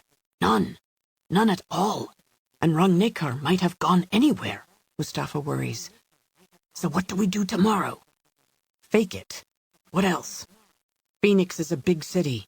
No one can blame us if Rangnekar loses himself in it. Why would he go to Phoenix? Charlie sighs. Because that's the nearest place to here where we can get rooms in a 4-star hotel. Yes, I see. You are brilliant, Charles. I know. They conclude their pretense of searching the Explorer and motion for the deputies to join them. Charlie asks that the vehicle be impounded by the sheriff's department and held until the FBI can arrange to take possession of it. He asks Deputy Cooley to drive them to the Arizona Biltmore in Phoenix, approximately an hour away, and Cooley shortly receives permission from his superiors to do so. On the way out of Wickenburg, Charlie places a call to Gary Greenway at the Casa Grande Holiday Inn. He directs Gary and the 3 other Arcadian agents to bring the Suburbans to Phoenix, a 1-hour drive, take rooms for themselves elsewhere than at the Biltmore, and be ready to meet at 9 in the morning. With a second call to an Arcadian facilitator within the DOJ, he arranges to have his and Mustafa's luggage, which is still in their rooms at the Peninsula Hotel in Beverly Hills, flown overnight to Phoenix and delivered to the Biltmore sharply at 7 o'clock in the morning. Whatever fearsome shitstorm might be coming, it's nonetheless exhilarating to be a revolutionary when the government you're bent on overthrowing is generously providing you with every imaginable luxury at its expense. 25. Ephrata Sonnenberg was 90 years old, but still spry enough to hurry up and down the hidden staircase, seeing to the needs and comfort of her guests. Handsome Mr. Rigowitz, the strange but sweet Cornell Jasperson, the darling boy, and the 2 well-behaved dogs. The secret basement had been equipped with 4 beds, 1 more than currently needed. Earlier, Ephrata had stripped off the plastic dust covers that had long covered the mattresses. Before the guests had arrived, she and her daughters, Orly and Nofia, had dressed the beds in fresh sheets and pillowcases. They supplied the bathroom with plenty of towels and toiletries, and stocked the refrigerator. For the duration, the dogs would remain upstairs, where Ephrata and Nofia, who had lived here 4 years, since the death of Victor, her husband, could take care of them. Orly and Nofia and Cornell and the handsome Mr. Rigowitz were sitting at the table, having a late nosh and playing cards, which Ephrata had found was a reliable way to settle one's nerves. The boy was in pajamas, in bed, unable to sleep in spite of the late hour, sitting with his back against the headboard, holding a large glass containing a root beer float that Ephrata had made for him. She sat in a chair beside the bed, with a storybook in hand, but Travis was too full of questions to listen to a fairy tale. "Why did you hide a whole cellar?" he asked. Well, because for a long time in my childhood, I lived every day in fear. Of the cellar? Did it have a monster in it? No, not of the cellar. In fear of those who might find me hiding in the cellar. I'm sort of a crazy lady, you see. He cocked his head and regarded her dubiously. You don't look crazy. You make good root beer. Well, I'm crazy enough, I assure you. I never quite got over that fear. In fact, I never got over it at all. Not even here in beautiful America. I always wanted a place to hide, or to hide others, if the world turned darker. It's a complicated story, dear, and too scary for a child your age. He spooned some ice cream from the glass. How do you make this cellar here and keep it secret? When my hubby, Sam, and I built this lovely house, the basement wasn't secret at all. But my Sam indulged me. He always did. He was the kindest, gentlest man. We designed the place so the stairs could later be hidden away and everything down here lost to memory. But why? He asked again. Tell me. I don't scare easy. I'm an FBI kid, you know. She considered him for a long moment, and then put aside the book. When I was a child, about twice your age. How long ago was that? Oh, I suppose almost 80 years ago. Wow! You are really old. She laughed softly. I really am. Some days it amazes me how old. Anyway, this was in Holland. My entire family was saved when some good people hid us in a portion of their basement, which they walled off so no one knew it was there. Where's Holland? In Europe, half a world away from here. Who were you hiding from? Nazis. Have you ever heard of them? Nope. I heard of vampires and werewolves, but I don't think they're real. Were the Nazis monsters? Yes, honey. They were terrible monsters. Did they want to eat you? That's pretty much what they wanted, yes. Now finish your root beer. It's late, and growing boys need their sleep. When he finished his treat, she took the empty glass from him and set it aside and tucked him in and kissed him on the brow. He reached out and put his hand on hers. I'm glad the monsters didn't eat you. Thank you, Travis. I like to believe they would have broken their teeth on me if they tried. Do you think they'll eat me? No chance, sweetheart. You're safe here. There are no monsters here. My mother's out there alone somewhere, and I know they really want to eat her. Although Ephrata's parents had survived, her grandparents, whom she'd loved so much, had perished. The enduring memory of that loss made it difficult for her to be, to any degree, a Pollyanna. But she believed what she said to the boy. Honey, there's a world of people out there who love your mother. People who've never even met her, but somehow know the truth of her. And when she asks for help, I'm sure there's always going to be people who stand beside her when she needs them. 26. Bound for Phoenix in the patrol car, alone in the back seat, with Mustafa up front next to Deputy Cooley, Charlie receives an urgent encrypted call from his cell leader, Raimundo Cortez, the Attorney General of the state of California. He's a sarcastic prick, but Charlie has to answer to him. Cortez reports that the Techno-Arcadian Central Committee has minutes ago learned that among the nearly infinite oceans of data stored in the National Security Agency's facility in Utah is an exhaustive file on the charitable foundation that serves as a front for these activities. Somehow, Vikram Rangnekar made a connection between this foundation and the revolution. He now has the locations of all laboratories, the names of every Arcadian, and the names of every hapless pleb who has been brain-brewed. Where the hell are you? Cortez asks. On our way to Phoenix, less than an hour out. Tell me you're not doing your Inspector Clouseau act. Tell me you have a lead. He's there, Charlie lies. In Phoenix. Rangnekar? Yes. I'm not in a position to talk freely at the moment. Screw that. Talk. Where is the little puke? Where in Phoenix? In a safe house, Charlie lies. The address? We just know a safe house in Phoenix. Who's your source? This guy, Chavez, who tried to escape a raid we conducted in Nogales. His motorcycle flipped. He was fatally injured. We only had a few minutes with him before he was gone. Cortez is furious, and perhaps panicked. That's all you got out of the scumbag? Some bullshit about some safe house that could be anywhere in Phoenix? Phoenix is what, the sixth largest damn city in the damn country? That's the needle in a haystack you're handing me. That's all you've got?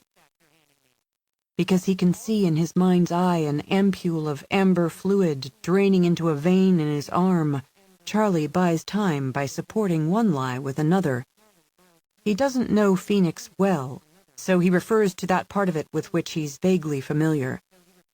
Chavez said it's within walking distance of the state capitol building. That's all he knew. Cortez's anger swells. Walking distance? How's the asshole define walking distance? 6 blocks? 10? 12? I can't ask him, sir. He's dead. But our target is somewhere within walking distance of the Capitol, which is off West Jefferson Street, between 17th and 18th Avenue. We'll flood the zone, Cortez declares. We'll throw everyone we have in there. But we can't get an operation this big mounted before morning. If he splits before we have the area sealed, we're totally screwed. All of us. Including you, Weatherwax. A third lie is necessary. Chavez thought our target is going to be in the safe house for at least a week. You just remembered that? You didn't think that little detail mattered? Sorry, sir, I'm tired, exhausted, wiped out. My partner and I haven't slept since Friday afternoon. We're on our way to a hotel. With withering sarcasm, Raimundo Cortez says, Heroes of the revolution. All right, get some sleep. But be ready to roll by 8 in the morning. He terminates the call. For all Charlie knows, Vikram Rangnekar and Jane Hawk are headed northwest from Wickenburg toward Kingman, or north toward Prescott, or northeast toward Flagstaff.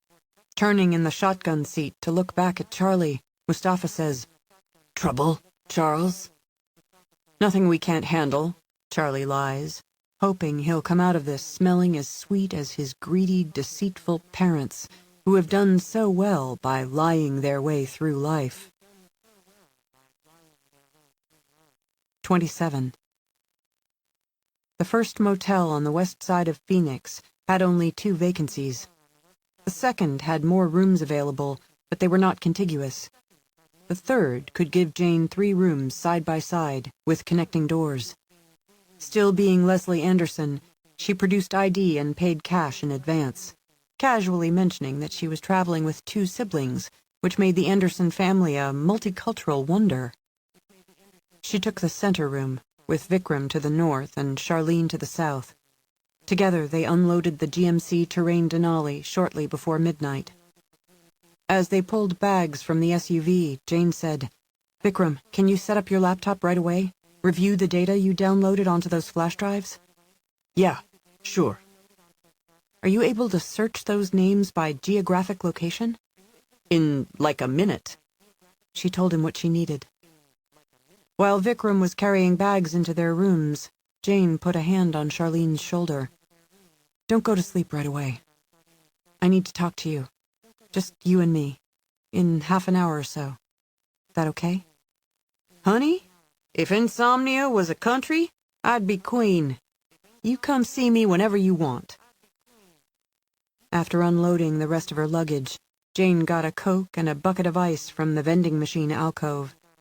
Worshipping light, 2 large moths repeatedly offered their soft bodies to the 4 recessed bulbs in the ceiling, a quartet of gods indifferent to their desire to sacrifice themselves. In her room, she retrieved a pint of Belvedere vodka from a suitcase, fetched a glass from the bathroom, and fixed a strong drink. She needed it to grease her thought processes and to boost her courage. Unable to stop the ice from rattling in the glass, she set the drink on a small table beside an armchair. She unlocked the first of the 2 connecting doors and rapped softly on the second. Vikram unlocked it, and they faced each other across the double threshold. Behind him, in the otherwise shadowy room, the screen of his laptop glowed like some mystical instrument through which an oracle foresaw the future. In answer to the questions Jane had asked as they'd unloaded the SUV, Vikram spoke softly, as if events had harried him into a state of acute wariness and suspicion, until he felt as though even a motel chosen at random might be a listening post manned by their enemies. Yeah, there are more Arcadians in a state capital like Phoenix than in other cities.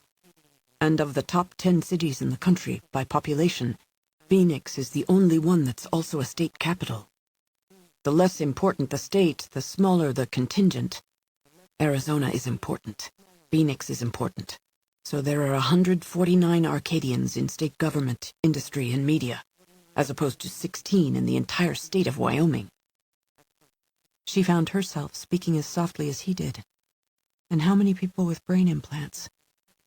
Of the almost 17,000 adjusted people, 286 are in Greater Phoenix.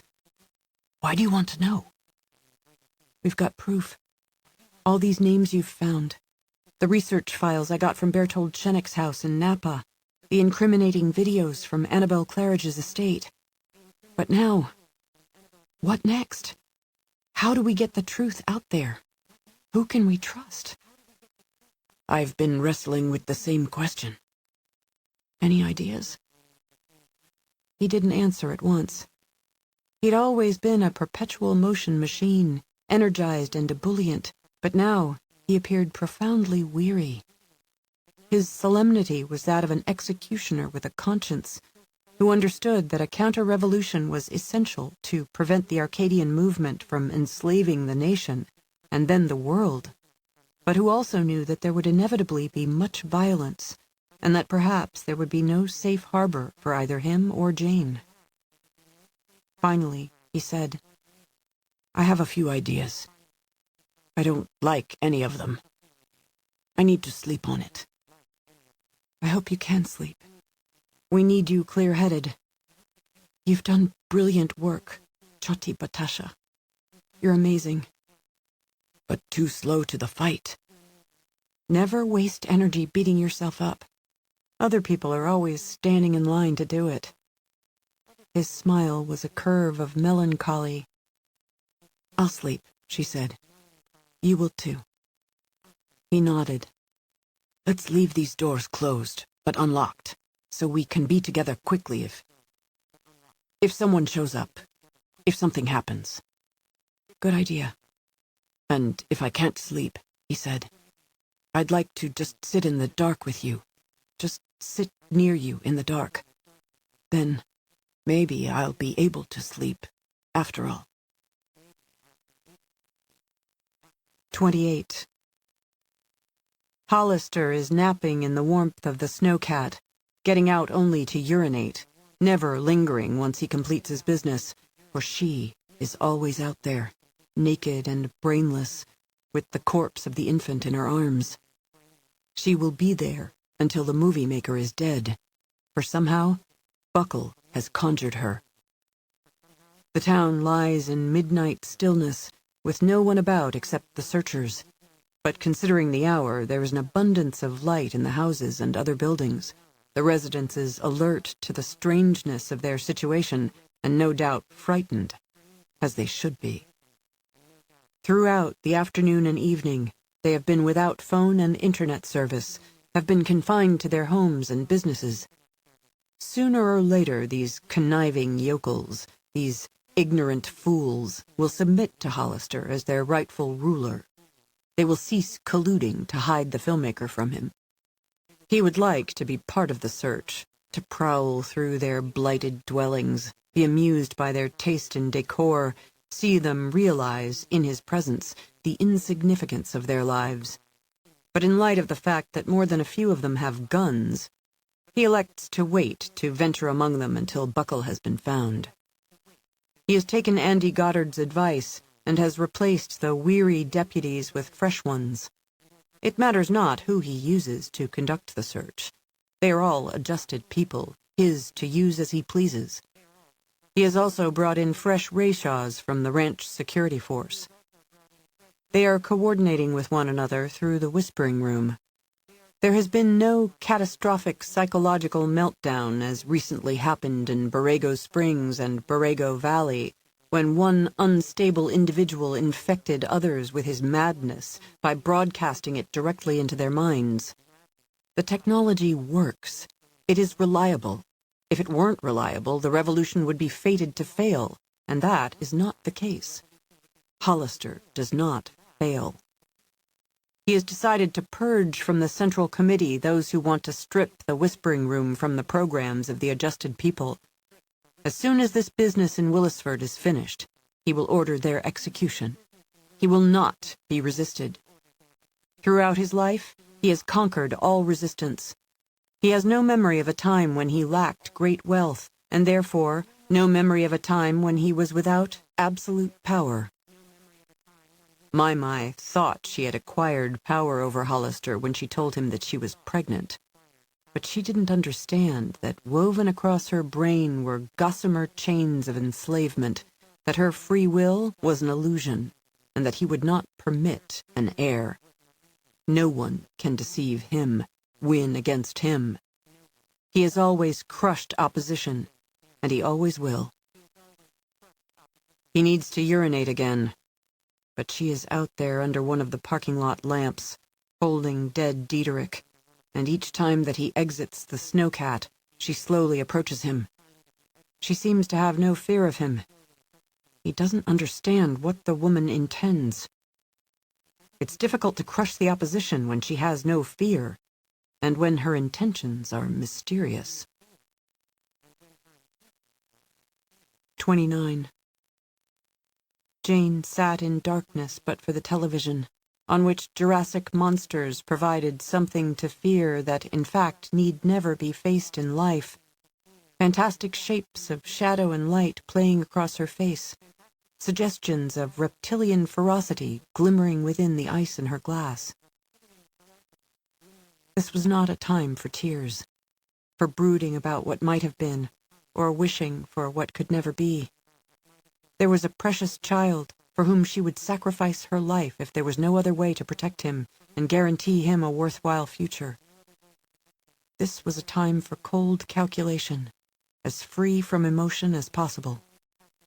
Having slept only a few hours earlier Saturday, in an armchair in the Casa Grande Holiday Inn, Jane would have liked nothing better than to sleep in this chair, in this Phoenix motel, as Saturday at last became Sunday.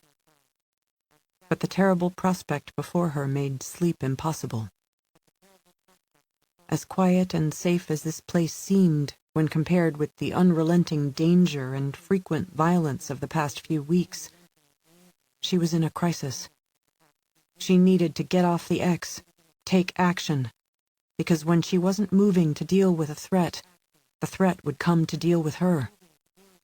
However, she needed to think this through, be certain that the one way she saw before her was indeed the only viable way, before she acted precipitously. They had acquired everything they needed to destroy the Techno-Arcadians, proof of unprecedented evil and horror, reams of evidence more complete than that in any case brought before a court since the Nuremberg trials in the wake of World War II. A time had existed when the safest thing to do would have been to approach a newspaper or TV news operation that had a sterling reputation, give them the scoop of the century. But the public's trust of the media was at an all-time low, and at least in part for good reason. More important, many of the biggest names in journalism had been injected with nanoweb brain implants, or in some cases, were Arcadians.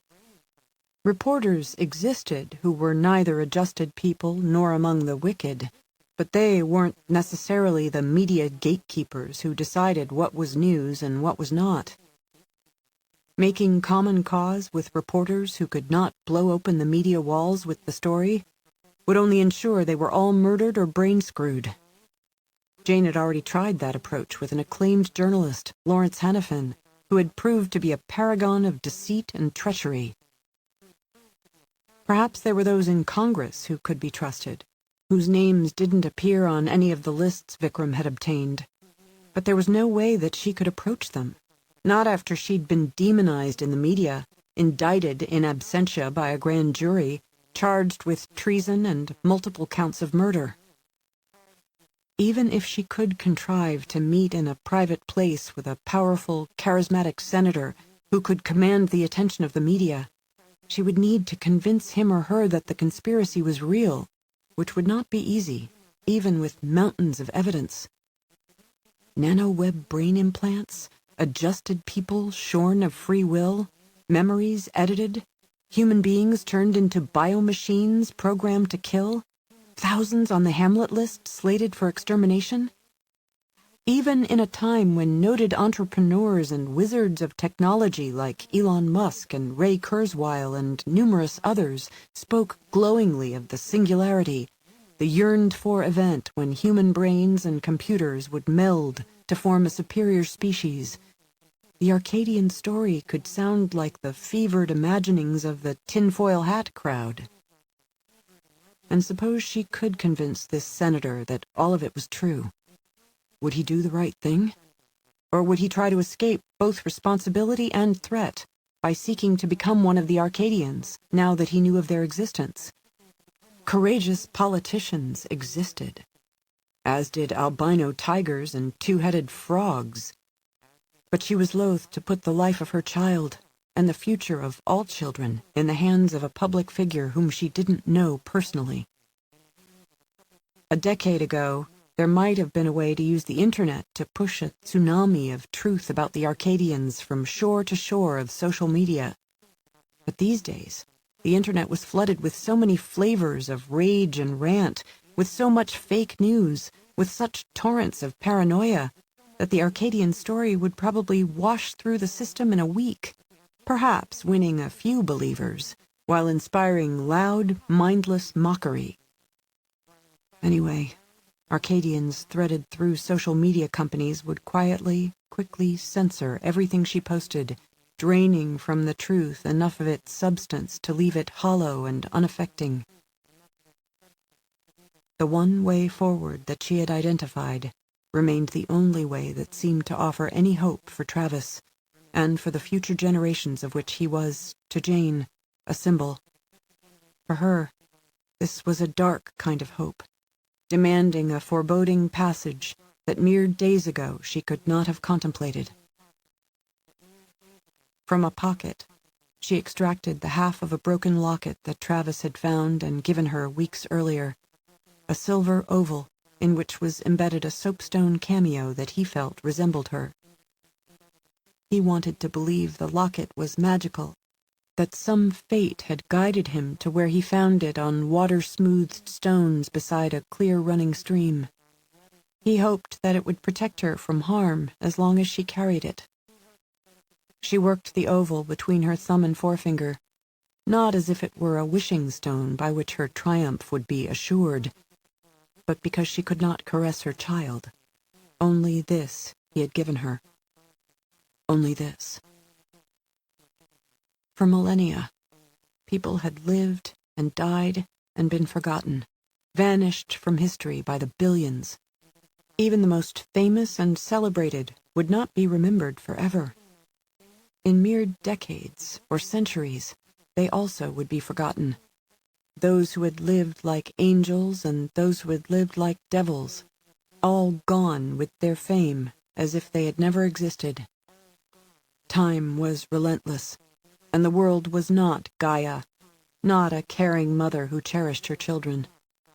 The world remained indifferent to their struggle. In the end, the true end, the final accounting of the universe, fame did not matter, and mere celebrity was the pursuit of fools. Wealth and power meant nothing in the long run. What mattered was what you did in private, when no one was looking, when you either lived by the values you claimed in public or you didn't. The truest and most terrifying thing about the human condition was that if you remained faithful to your values, even behind closed doors, no one in this busy world cared but you yourself. You were your only taskmaker, at liberty to deceive the world and lie even to yourself, to be a monster in the secret cellar of your soul. Neither the billions who had come and gone, nor the billions yet unborn would think less of you, or think of you at all. This was the beauty and the terror of free will. One way, one path, one hope. The whispering room, and no one to go there but her. She finished the vodka and Coke. Leaving the dinosaurs to caper on the screen and cast their flickering ghosts across the walls, she went to the dresser and picked up the MedExpress carrier. She unlocked and opened the first of 2 connecting doors to Charlene Dumont's room, and knocked lightly on the second. When Charlene opened the door, Jane said softly, "I need your help to save my child." Part 6. Free Will. 1. They sat across from each other at a small round table by the curtained window, where a motel guest might read the free morning newspaper or eat a complimentary breakfast of a sweet roll and coffee. Nothing about the scene was dramatic, not even the lamplight or the fall of shadows with which a movie maker might have dressed such a set. Everything about it was mundane, except for the words Jane spoke, as she laid out the truth of the Arcadians. Charlene listened and did not interrupt, as if she knew from the outset that, crazy as it might sound, Jane's story was true in each new and astonishing detail. The street was a hard school, and you didn't graduate from it unless you developed a reliable bullshit detector. There was also the fact that she had such deep respect for Dougal Traherne that she would never second-guess his considered opinion of anyone, and Jane came with his strongest endorsement. Perhaps Dougal would have denied Jane his help in performing this grim task. His life had been scarred by exceptional traumas beginning when he was 10 years old, and those events were of a nature that impressed on him the essential truth and importance of free will. Furthermore, after what he and Jane had been through at Bertold Schenck's ranch in Napa, he had said he loved her like a daughter, and no loving father, even a surrogate father, would want to assist a daughter with this injection. Unlike Dougal, who'd never had children of his own, Charlene Dumont had known the joy of a daughter and a son, and had lost both. Larissa died of cancer at 5. Jerome had been killed in gangbanger crossfire when he was 9. The deaths came 1 year apart. Charlene would have given her life for either child, and she understood that Jane could do no less.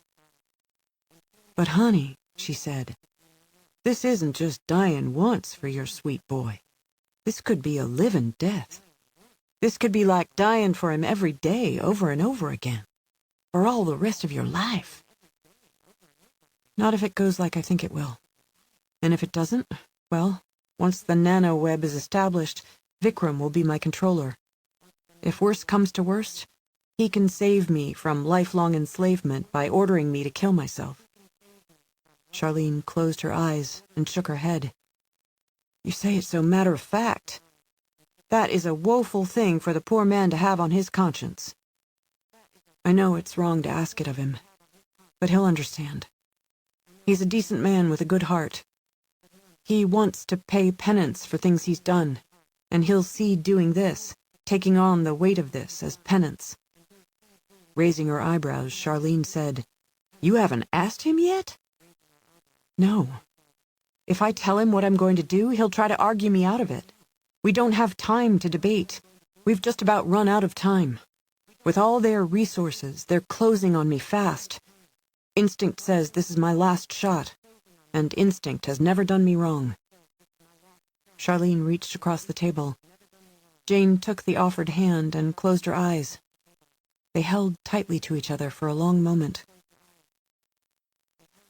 With Jane now were her mother and her husband, both gone from this world and yet no less full figures in her heart as they had been when alive.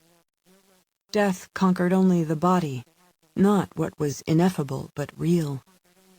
She thought of a Dylan Thomas poem that Nick had given her before he'd shipped out for a Black Ops mission overseas. He had not marked the 2 lines that were important to him, and he didn't need to cite them, for she knew them on first reading.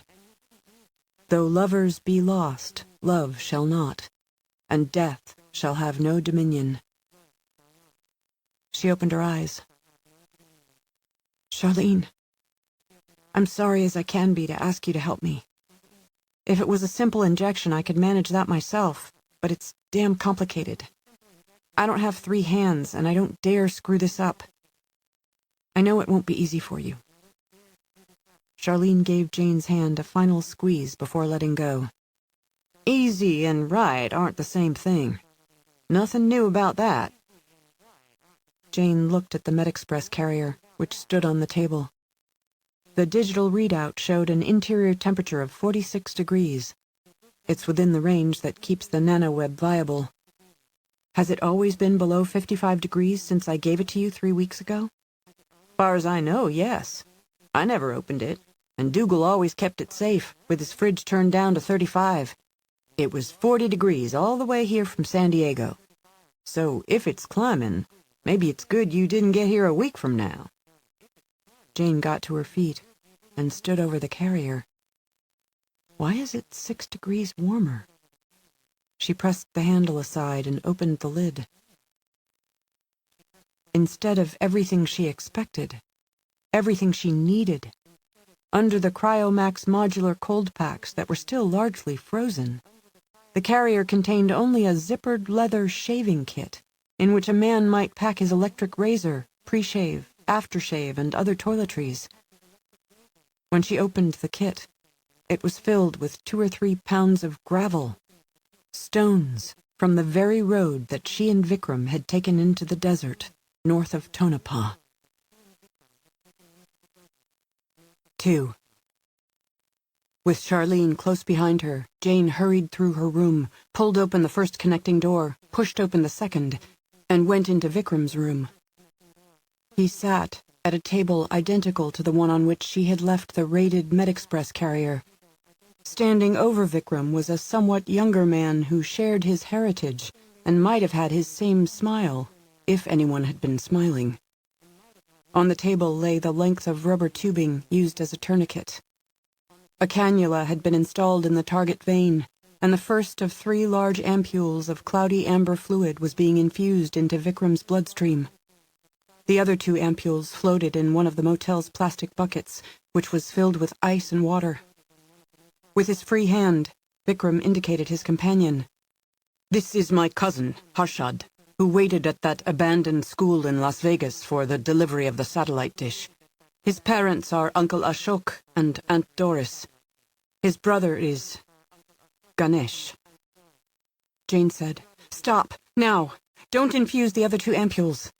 "Too risky," Vikram said. "The one I've received is on its way through the blood-brain barrier. It needs the other 2 if it's to form properly. What happens if it can't become what it was designed to be? All those tens of thousands of nano parts forever bumping against one another inside my skull, trying to assemble. A stroke? Catastrophic failure of the brain's natural electrical activity? What would I be then? What strange version of myself? Briefly, Jane stood, frozen in tumult, her heart laboring through each heavy-laden convulsion, as if it had forgotten the automatic rhythm it had known through all its years of life, as though she must consciously will it to beat against the multiple gravities that weighed upon it like a mile of ocean upon the hull of an abyss-traveled vessel. Her mind no less oppressed than her heart, she went to the plastic ice bucket and peered at the floating ampules. There were 6 in the carrier. 2 complete control mechanisms, labeled with the date of production. Where are the other 3? You can't have them, Vikram said. I opened them and poured them down the sink drain. She started to speak, but he raised his free hand to silence her. By morning, when I'm adjusted, I won't know what's happened to me. That's how it works, right? The program wipes from my memory the truth of my condition. Not quite. Others who are injected don't know anything more than that something's been done to them against their will. They don't know what the injection was or why they received it. After the nanoweb is in place, a controller instructs them to forget being restrained and injected. But you already know everything about the implant, and I won't tell you to forget. You'll know what's happened and why. You'll be unique among those who've been adjusted. Still, doesn't someone have to unlock me with a key sentence to activate my program so I can access the whispering room? I need a controller. Maybe not. Maybe you only need me to counsel you, not control. Maybe you can do what needs to be done yourself, although you might be confused. We're in uncharted waters. Other than me, Vikram said, only you know what has to be done. And though I love Harshad and my brother and all my family, there's no one but you in this world I trust to have control of me, to be in possession of my mind and soul, if it comes to that. When she was able to speak, she could barely summon the words in a whisper.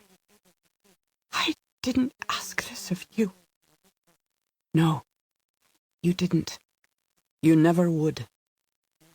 God, I wish you hadn't. Given the alternative, I'm so very glad I did. Harshad fished the second ampule from the ice water. 3. One bedside lamp aglow, otherwise the room in shadow. Jane at the table with Vikram. Much to be said, and much for which there were no words. This was a city of fewer sirens than most, as if the curative dry heat baked some of the lust for violence from its populace. But there were engine sounds in the night, the periodic clank of an ill-fitted manhole cover protesting a tire, and occasionally voices in the distance. A drunkard in his wandering passed along the street, singing that old Cole Porter song, I've Got You Under My Skin. Although he was in fine voice, he sang in an inappropriate key, so that it sounded like a threnody accompanying a funeral procession, giving the words an eerie subtext. With backup flash drives of the data Vikram had taken from the NSA, Harshad now set off on an urgent mission. Unknown to Charlene Dumont, alerted by Vikram, Harshad had been at the Best Western in Wickenburg, where she'd taken a room to wait for Jane's call. He'd followed her to the rendezvous with Jane, then here to Phoenix. Charlene felt bound to Jane and Vikram by the enormity of what had happened in this room, and by the terror of what was happening in the world beyond these walls. She wanted to stay through the morning mission rather than return to San Diego. If she could have slept, she didn't try. She sat in the armchair with her well-worn rosary, silently meditating upon mysteries sorrowful, joyful, and glorious. In the crook of Vikram's right arm, a band-aid bore a spot of blood, the only evidence of his sacrifice. A chill passed through Jane, different from any she had felt before, as cold as the light of a winter moon, but of such strange character that she sensed it was a quiver of warmth when compared to some great Arctic sea of cold that could rise within her and drown her if anything worse happened to Vikram than the wrong to which he had already been subjected. She had done terrible things since the Arcadians had murdered Nick. Although the acts she committed had been essential, even justified, they were nonetheless terrible. Perhaps the worst for which she must account was bringing Vikram to a point where he'd done this to himself out of what? Love for her? Worse, out of adoration? Adoration that she had failed to work hard enough to discourage? The intuition by which she lived now told her that if Vikram, in her control, suffered worse than what he had already endured, she would have earned her hell in this world, as well as in any world to come. Each of them had an open can of Coca-Cola, and there were 2 more cans nestled among cubes in the ice bucket. She had gotten a bottle of caffeine tablets from her tote, and both she and Vikram had chased a pair with cola. In light of what was happening to him, neither of them could sleep. Yet, when the time came to act in the morning, they needed to be as clear-headed as possible. Jane said, "When did you know what I meant to do?" "Soon after you had me send that email to Dougal Treherne, just after I had the satellite dish up and running." "Even then? But how could you know?" "You said we might need to select an Arcadian or 2, inject them, control them, and direct them to confess all in some public forum. But I couldn't see how that would work, with an army of them closing in on us, or why it would be necessary if I could get all their names and the locations of their laboratories. But then I realized, once we had it all, how would we get the truth out through media the Arcadians infest? They have countless ways to thwart us, silence us." She said, "It's not unlike being in the old Soviet Union, with all channels of communication clenched in the fist of the state, with every dissident branded insane, stifled at once, and sent to an asylum to get his head straight. Except for their one weakness, the whispering room. If they could have gone to one of the adjusted people on Vikram's list, could have accessed him and used him to do what must be done, Jane would never have considered injecting herself. But the Arcadians had changed the access sentence, play Manchurian with me, immediately when they knew she'd learned it from Bertold Schenek. And when she took down Booth Hendrickson of the DOJ, they realized she had learned the new sentence, Uncle Ira is not Uncle Ira. So they would have reprogrammed the adjusted people yet again. With no way to learn the newest key sentence, at least not in a timely fashion, and with time running out, she had seen no alternative. "I've thought it through," Vikram said. "There's no other way." For the rest of Jane's life, however long or short it might be, she would always wonder if she had thought it through well enough. If she shouldn't have dared delay another day, to work through the Gordian knot that was their situation, even at the risk of being found and enchained. 4. According to their labels, the ampules contained the most recent iteration of the control mechanism. The first nanowebs had taken 8 to 12 hours to install, but this one should be in place in 4 hours, shortly after 5 o'clock in the morning. Jane did not sit across the table from Vikram any longer, but at his side, the better to monitor his condition. Occasionally she took his pulse or held a palm to his forehead to feel for fever, as she had sat bedside with Travis when he was stricken with the flu. Often she touched Vikram not in the role of nurse, but to reassure him, and herself, that he'd be okay. This was also reminiscent of times when Travis had been ill, squeezing his shoulder, smoothing the hair back from his forehead, holding his hand. "You didn't give the elephant a chance to miss you," she said. "You stepped right out in front of it." "I guess I did. But I haven't been trampled. I'm okay. I don't feel anything strange." He pressed the fingertips of one hand to his forehead. "I thought I'd feel those tiny constructs moving, swarming in my head. But there's nothing." "No fear," she said. He smiled. No fear. Charlene brought a straight-backed chair from Jane's room and joined them at the table. I'm not much of a drinking woman, she said, but using Jane's pint of Belvedere, she had mixed a vodka and Coke for herself. I don't know how to feel. I've always held tight to hope, but I'm in a dark place now. And the longer I have to think about what you told me, the darker things seem. People who tell us they're our leaders, our betters, them that claim to know how the future should be shaped, seems the smarter they get, the less they know. The more progress they force on us, the more ignorant they are about the consequences. They don't realize there's truest evil in the world that'll make misery from their progress, so they don't guard against it.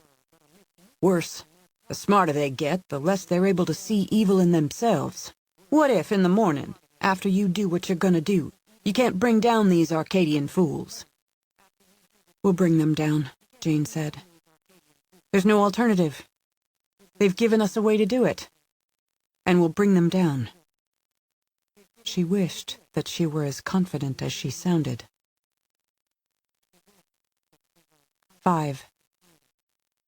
Since their hours in the desert north of Tonopah, Jane had been mentally composing what she would broadcast through the whispering room to other adjusted people once her brain implant had installed, and Vikram had become her controller/counselor.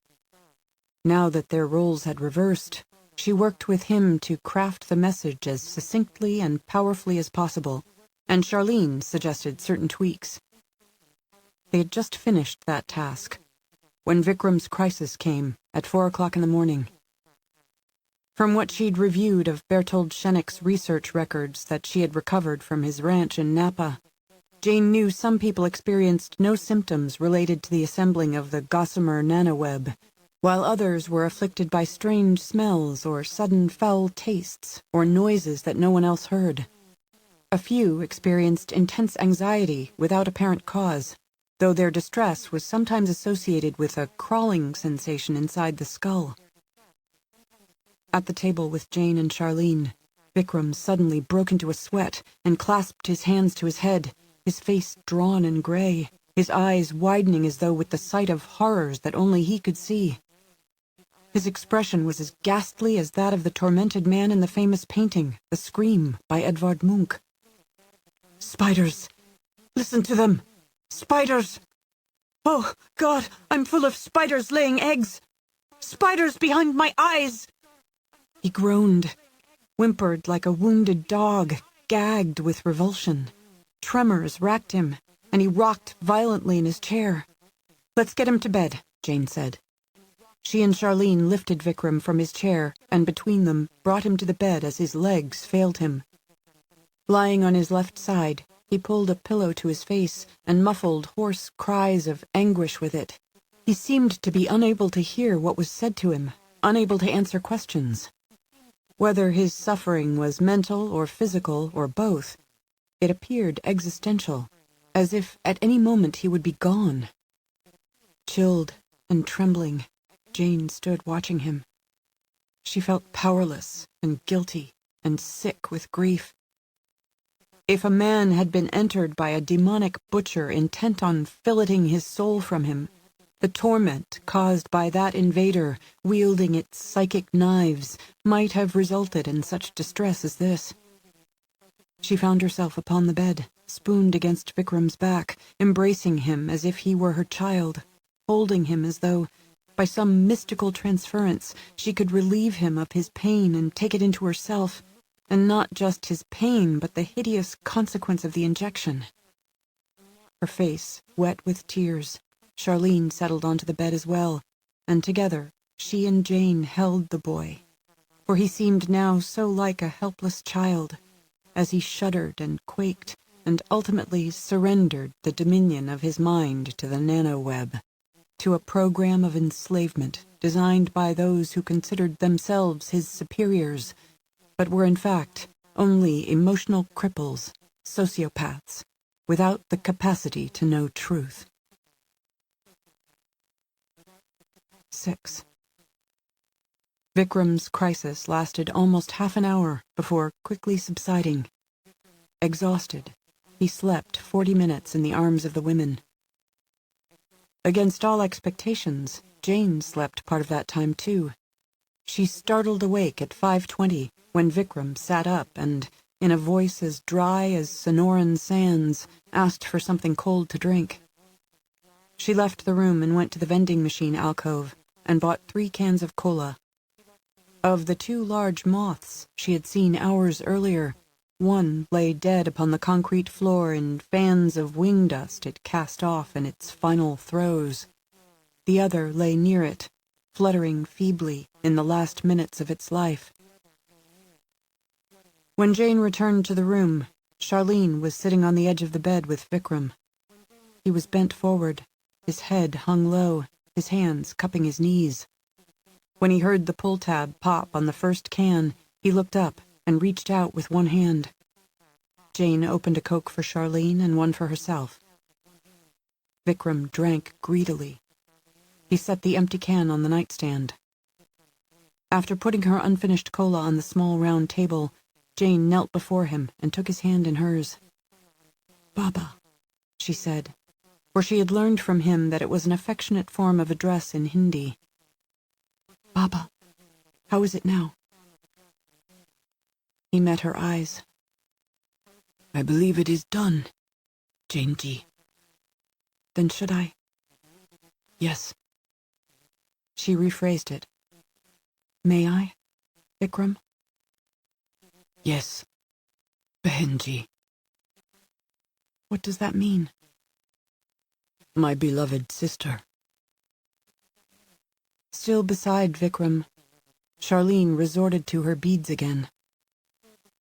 Although this control mechanism was of the latest generation, it had been produced before the key sentence that unlocked the mind of an adjusted person had been revised.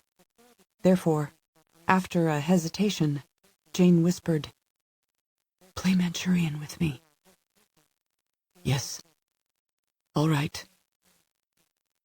She wanted to believe that nothing changed within his eyes, that she only imagined a sudden diminishment of their light, a new and awful meekness, subservience.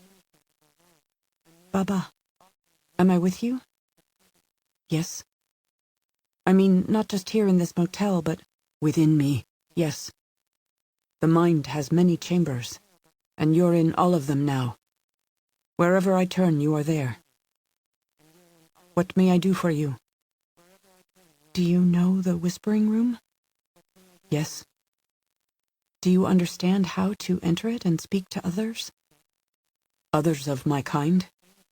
"Yes." It was an exaggeration to say that the words "others of my kind" broke her heart, but the bruise it left would be enduring. She needed a long moment before she was able to say, "Then we're ready. Don't forget this exchange we've had. Never forget anything that happens while you're controlled." She closed his program by saying, "Auf Wiedersehen." "Goodbye," he responded, as he had been programmed. When his hands tightened on Jane's, she said, "Vikram, do you remember what just happened?" "Yes. I am adjusted, but unlike the others, I know that I am." "Can you use the whispering room without being told to do so?" "No. My program can be activated by someone, like you, either in person or through the whispering room. But I have to be in a controlled condition before I'm able to communicate that way with the others." "Then we will be side by side through all that's coming." "And what is that?" Charlene asked, looking up from her beads. "I'm almost afraid to ask, and I'm for sure afraid not to ask. What is coming?" 7. Morning light in Willisford, Colorado reveals that the skin of clouds has for the most part been peeled away from the bright fruit of the sky, which is ripe and round and pendulous in its blueness. The crystallized town lies as quiet as a deeply buried strata of quartz, its residents paralyzed by an overwhelming sense of peril and by bewilderment as to the reason for their quarantine. In the early light, 2 rickshaws at last escort Wainwright Hollister on foot from the Snowcat in the farm supply parking lot to the home of Louise Walters. During a second and more thorough search, Thomas Buckle has been discovered hiding in a hope chest at the foot of a bed. The house is secure. Louise and her paramour, Porter Crockett, are restrained in that very bedroom, where later they will be injected with control mechanisms and brought to heel. This moment of triumph would be exhilarating for Hollister, if not for the artist who obediently destroyed her art at his command, who at his order serviced his every sexual desire with eagerness, a little maid-servant whore who never was anything other than a slut with a pretense to artistic talent, a humping animal. The brainless, naked bitch with the perfect body and the now grotesquely distorted face, holding the smothered infant as though she is a Madonna of death, appears from behind a tree, leaving no footprints. Appears in the street, standing sentinel. Steps into sight on the front lawn of the Walters house. Each time, she comes slightly nearer to Hollister than she has previously dared. In the house, as he follows the hallway toward the kitchen, he thinks he sees the menacing shape of her in the shadowy living room, but isn't sure. He passes archways and opens doors with caution, in spite of the rickshaws with him. Thomas Buckle is zip-tied to a chair at the kitchen table and watched over by a rickshaw. At the sight of Hollister, the filmmaker tries to appear stoic, even defiant, but anxiety has drawn lines in his previously smooth young face. Hollister can read eyes as well as a gemologist can read the value of a diamond by its clarity, its carats, and its way with light.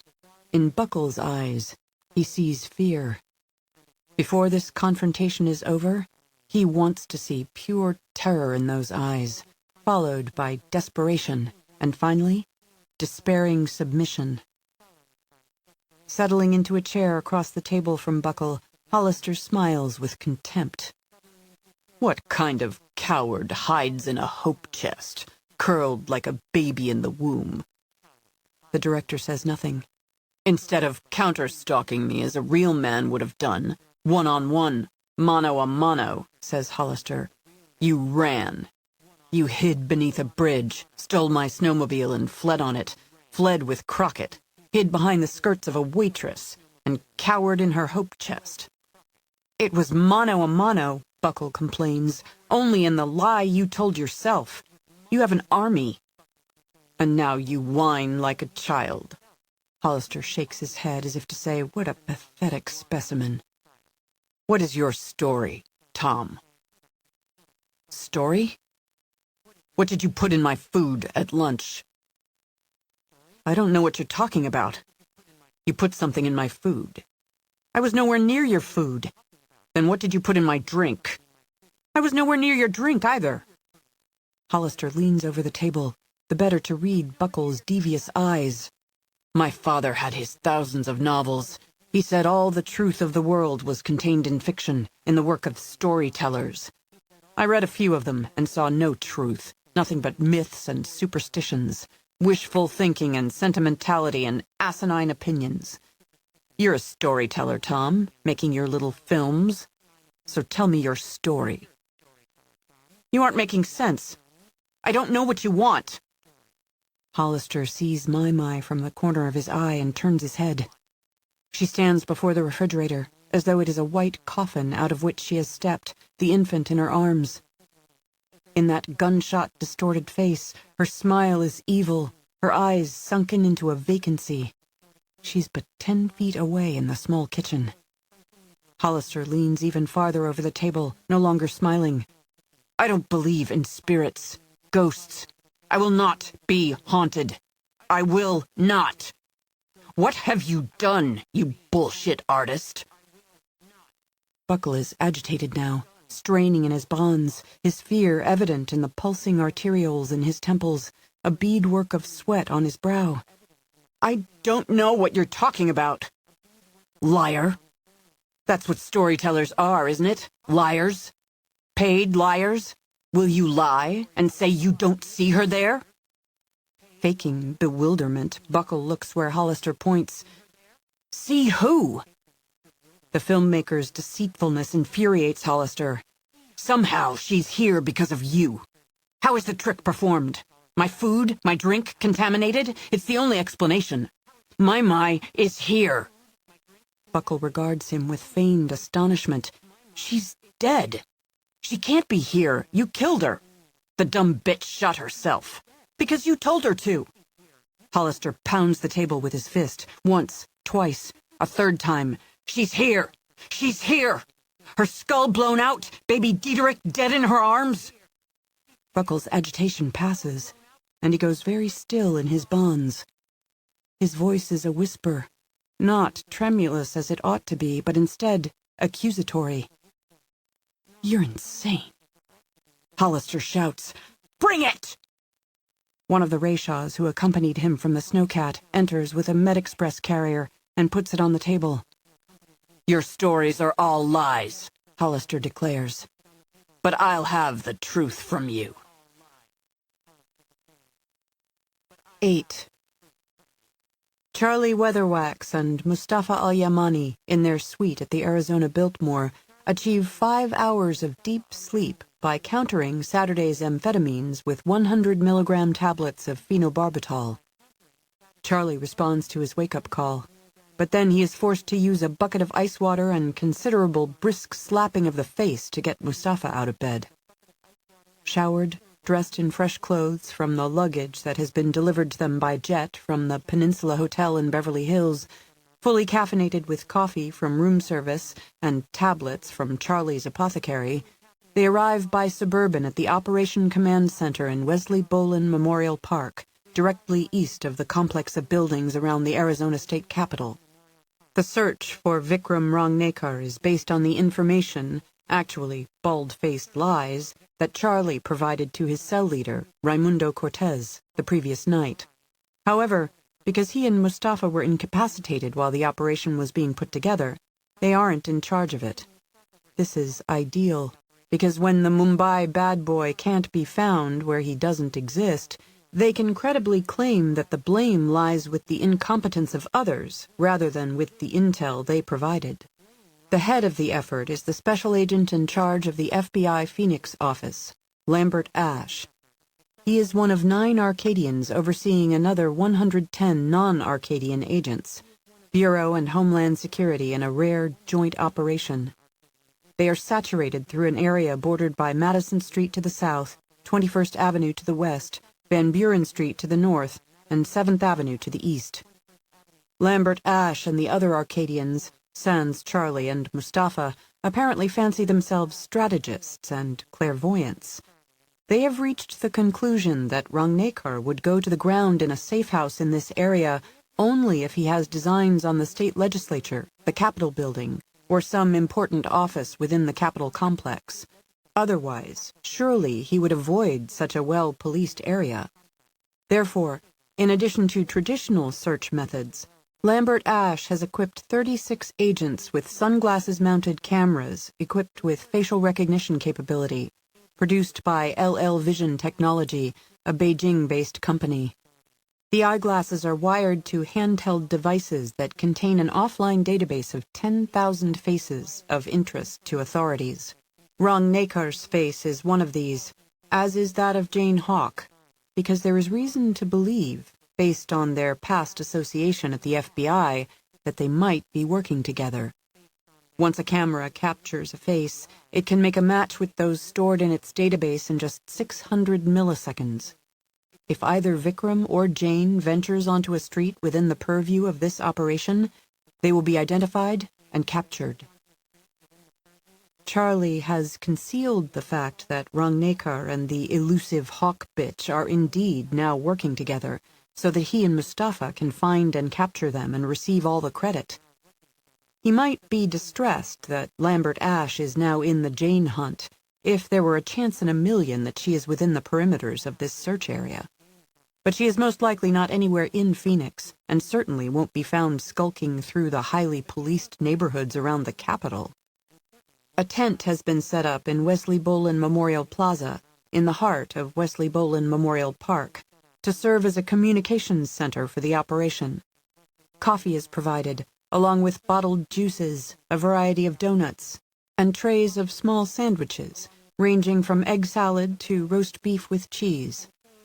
Charlie and Mustafa, suffering from drug cocktail hangovers but with serious appetites, avail themselves of the buffet. They stay within the shade of the tent, amused by the urgency infecting the other agents. From time to time, Lambert Ash or another Arcadian asks them a question about Rangnekar. They are pleased to answer if they have the wanted information, as long as it is not particularly helpful and as long as they are not expected to offer an opinion of any aspect of the search plan that might result in their sharing responsibility for its inevitable failure. Because Charlie and Mustafa are based primarily in California, they are treated politely by these Arizonans, but as interlopers with little to contribute now that the ball has rolled across state lines. This suits them perfectly. Hours earlier, their prospects had seemed grim. But the enthusiasm with which this operation has been mounted and staffed puts all expectations on the shoulders of those in charge of it, leaving Charlie and Mustafa as bystanders who can, at the sad end of all this, file a report regretfully but solemnly noting the errors in the strategy behind it and the inadequacies of procedure. As the two of them stand at the end of the buffet, eating in the shade, Mustafa says, "These roast beef sandwiches would be better if they contained sliced cornichons." "I agree," Charlie says. "What do you think of the egg salad?" "Too much yolk, Charles, and not enough chopped onion." "Exactly. But the lettuce is crisp." "Yes, and it is the only correct lettuce for such sandwiches." "Romaine," Charlie agrees, "is the best of all lettuces." 9. After the three of them showered and dressed and loaded their luggage in the terrain Denali, they reconvened in Vikram's room at 8 a.m. and sat at the small round table. For the first time in weeks, Jane intended to venture into the world without a disguise. No wig, no colored contacts, no nose ring or fake mole attached with spirit gum. "Well, if it isn't Alice Liddell," said Charlene. "How you been, girl?" Although Vikram always wrapped himself in effusive, glittering personality and good cheer, within that foil was a tenderness and shyness that were the best of him. He regarded Jane now with the bashfulness of a boy and spoke with the awkward poetry of adolescent yearning. "It is such a gift to see you again as you really are." The worry that oppressed Jane could not restrain her smile. "I have no reason to be someone else anymore. This either works or it doesn't.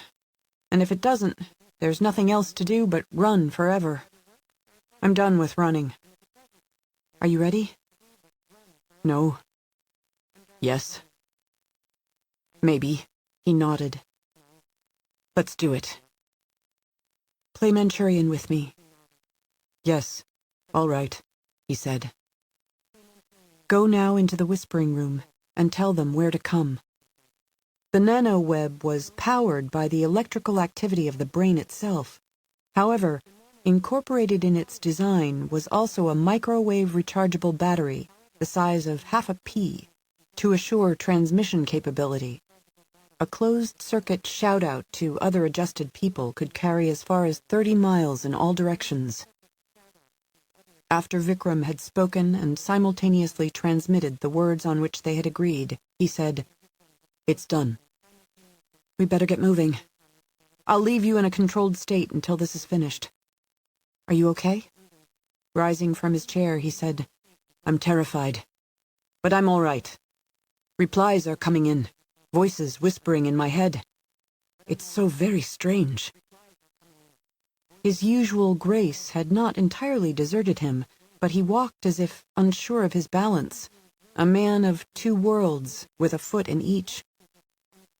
Under a pale blue sky, Phoenix thrust up in stark, hard-edged southwest splendor, a metropolis of light, brightness seeming to fall upon it from every direction at once, the shadows crisp and black and short-lived, the decorative greenery sparse and drought-tolerant and architectural.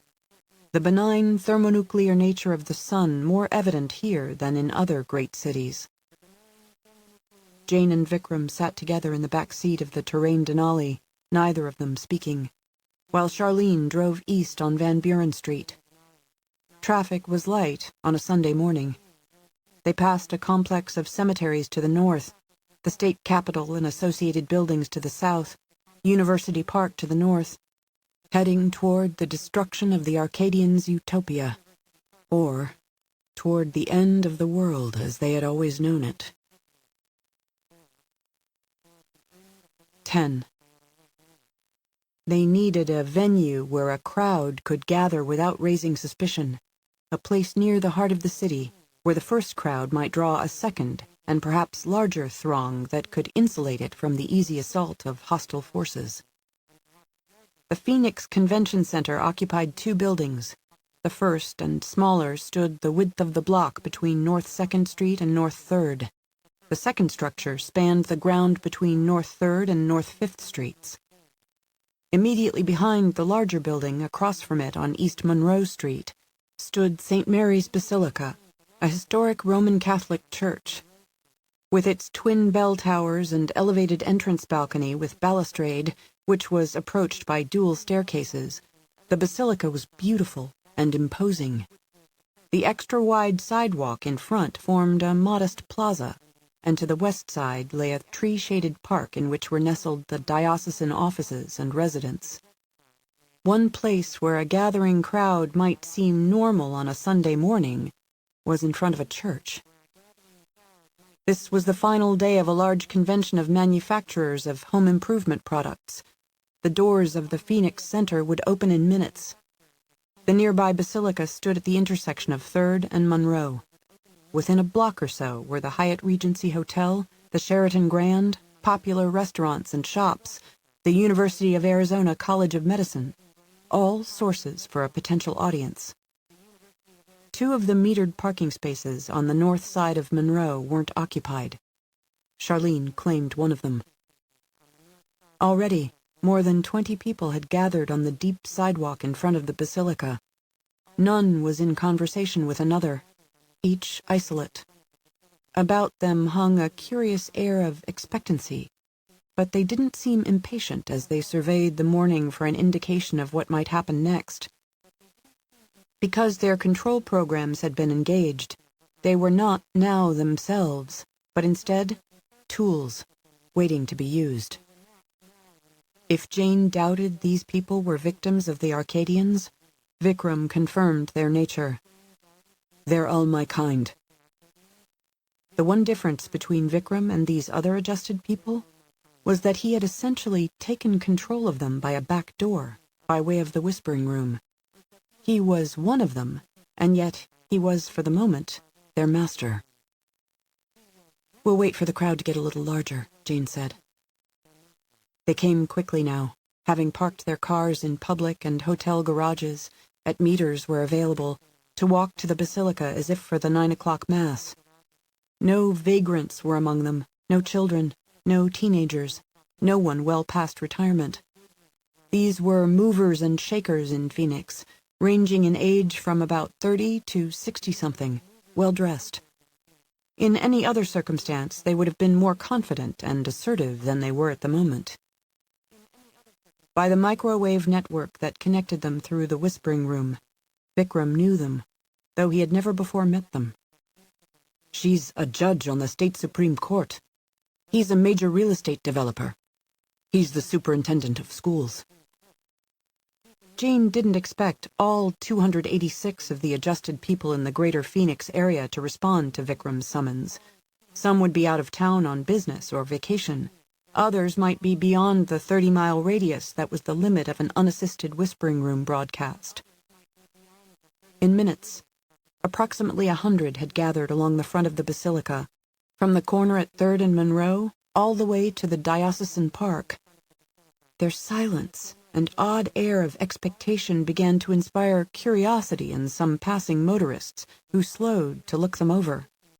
A few people across the street had stopped outside the convention center to stare in puzzlement at the gathering.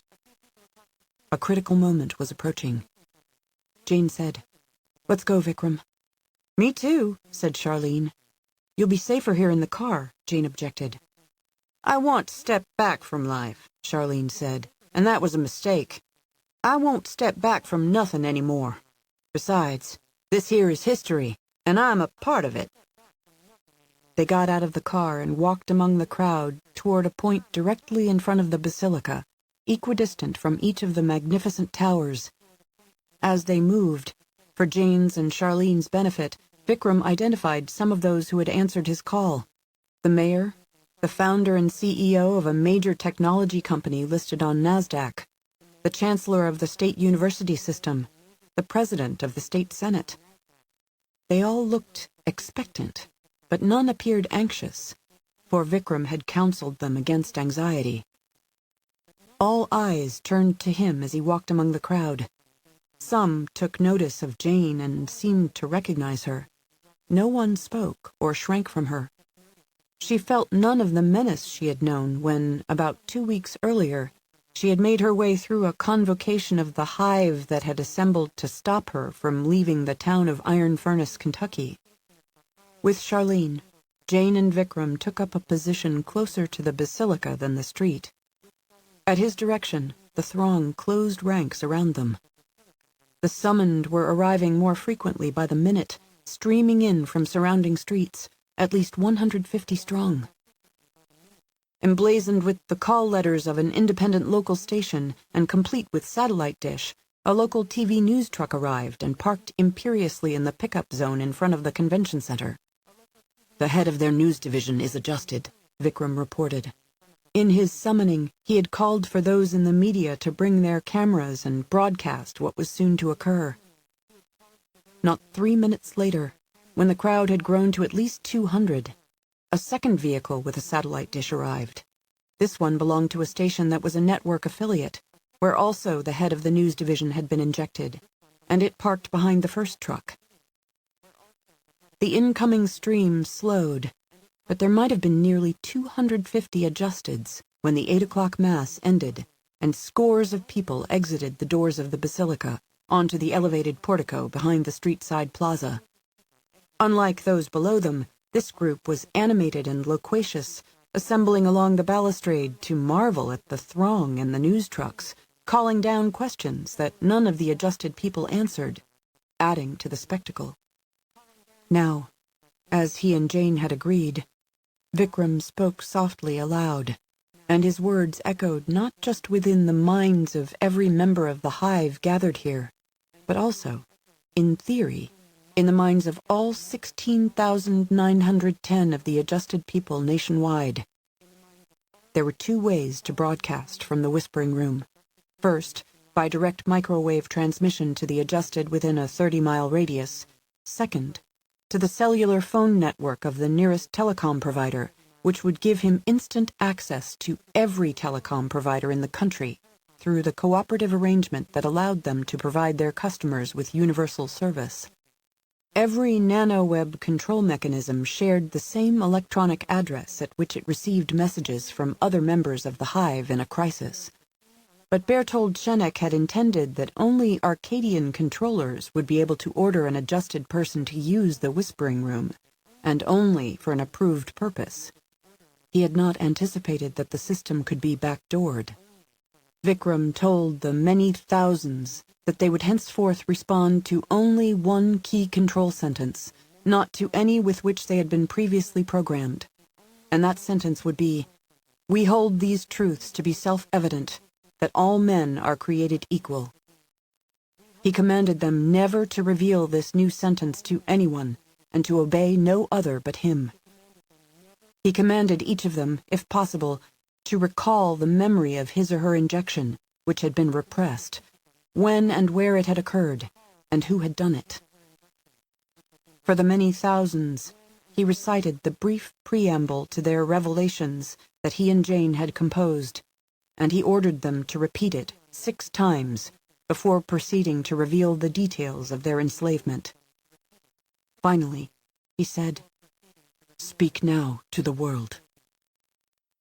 A moment later, all around Jane, at least 250 voices rose as one.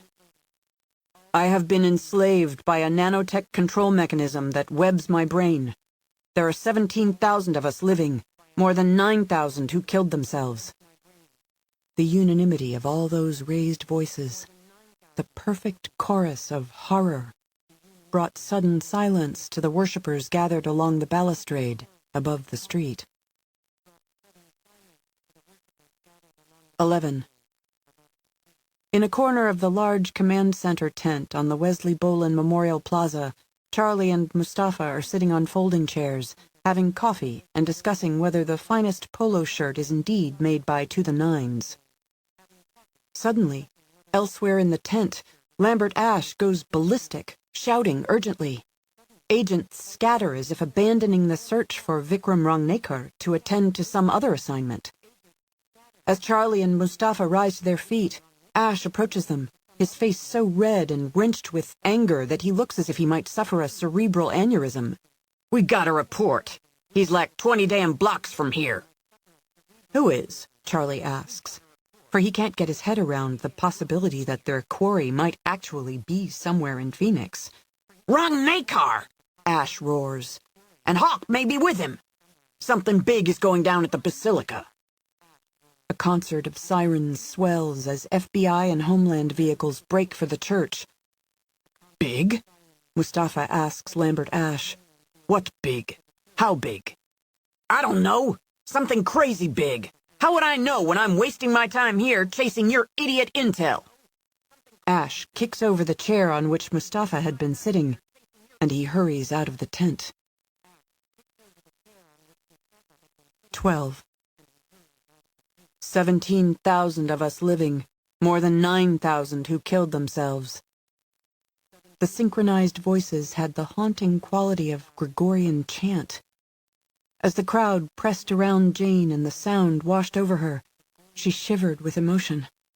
Her heart pounded so hard that her vision pulsed in time with the rhythmic rush of blood. She felt exhilarated and terrified, because triumph and defeat seemed equally possible in this ledge walk on which they were engaged. On-air talent with their microphones, followed by camera crews, had started toward the Basilica when the crowd of well-recognized civic leaders abruptly launched into its shocking recitation. Startled, reporters and cameramen halted in the street, forcing eastbound and westbound traffic to come to a stop. Vehicles quickly clogged the intersections with Monroe at 3rd Street and at 5th. Sirens rose in the distance. Vikram stood rigid, as though entranced, as if his mind were elsewhere, or in many elsewheres. As the throng swayed and shifted, Jane gripped his arm, concerned that they might be separated, and Charlene grabbed hold of Jane's sport coat. The crowd completed the final recitation. Their sudden silence seemed to unnerve onlookers almost as much as had the moment when they'd first spoken as one. None of the people along the balustrade above shouted to those below, and for maybe 10 seconds, the TV crews stood frozen in the street. Then, the woman whom Vikram had identified as a state Supreme Court justice stepped into the street and spoke to the reporters. I was injected on November 6th of last year while attending a conference of judges in San Antonio. Sheila Draper Cruxton, a justice on the 9th Circuit Court of Appeals, invited me to have dinner in her suite, where I was overwhelmed by 3 men, bound, gagged, and injected. 13. The cable news channel broadcast was live, coast to coast, when the co-anchor interrupted herself in the middle of a story about accusations of sexual misconduct against a congressman to say, I have been enslaved by a nanotech control mechanism that webs my brain. There are 17,000 of us living, more than 9,000 who killed themselves.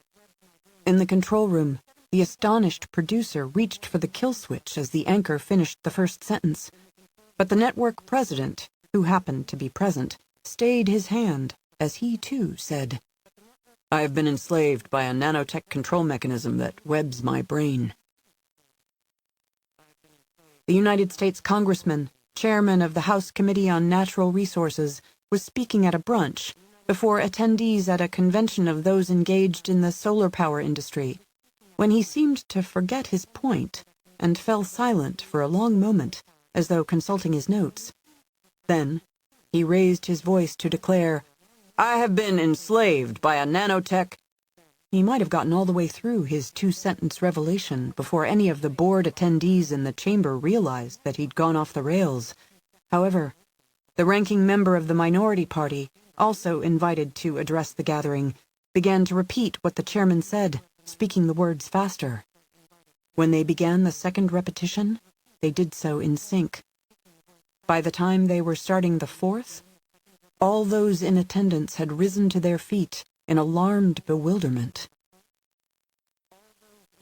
The Archbishop of Boston, John Cardinal Hickney, an activist and figure of considerable political influence, scheduled to speak after lunch to 400 business leaders and philanthropists in that city, was also there to provide the invocation prior to the serving of the first course. Standing at the podium on the dais, he had already begun when he interrupted himself to declare that he had been enslaved by a nanotech control mechanism. Startled luncheon guests were further astonished when 3 of their own rose at various points in the large banquet room and began to affirm that they, too, had been enslaved. As the cardinal and the 3 diners began their third recital of this revelation, 6 other attendees at 4 different tables rose in great agitation and bolted from the room as if fleeing from an imminent threat. Moments later, John Cardinal Hickney named one of the 6 as the man who had overseen his restraint and injection 14 months earlier. 14. Wainwright Hollister instructs one of the 2 Rayshaws in the kitchen to strip off Tom Buckle's flannel shirt, baring his arm for the injection. Restrained in his chair with zip ties, the filmmaker tries to resist, but the Rayshaw punches him in the face and then backhands him hard, nearly rendering him unconscious. Buckle slumps in his chair, as worthless as he proved to be throughout the hunt, when he'd been more mouse than man. Hollister will have the pleasure of injecting the filmmaker himself. In little more than 4 hours, when the nanoweb is formed and interrogation begins, he will know the truth of the substance with which his food or drink was contaminated, and will be able to take an antidote. He will then no longer hallucinate the brainless bitch with baby. As he moves around the kitchen table with the rubber tubing that will suddenly exclaim in unison, I have been enslaved by a nanotech control mechanism that webs my brain. There are 17,000 of us living, more than 9,000 who killed themselves. Amazement freezes Hollister. As they repeat what they have declared, his mind suddenly awakens to the unthought-of truths that no technology in history has been without flaw, and that no attempt at making a utopia on Earth has led to other than disaster.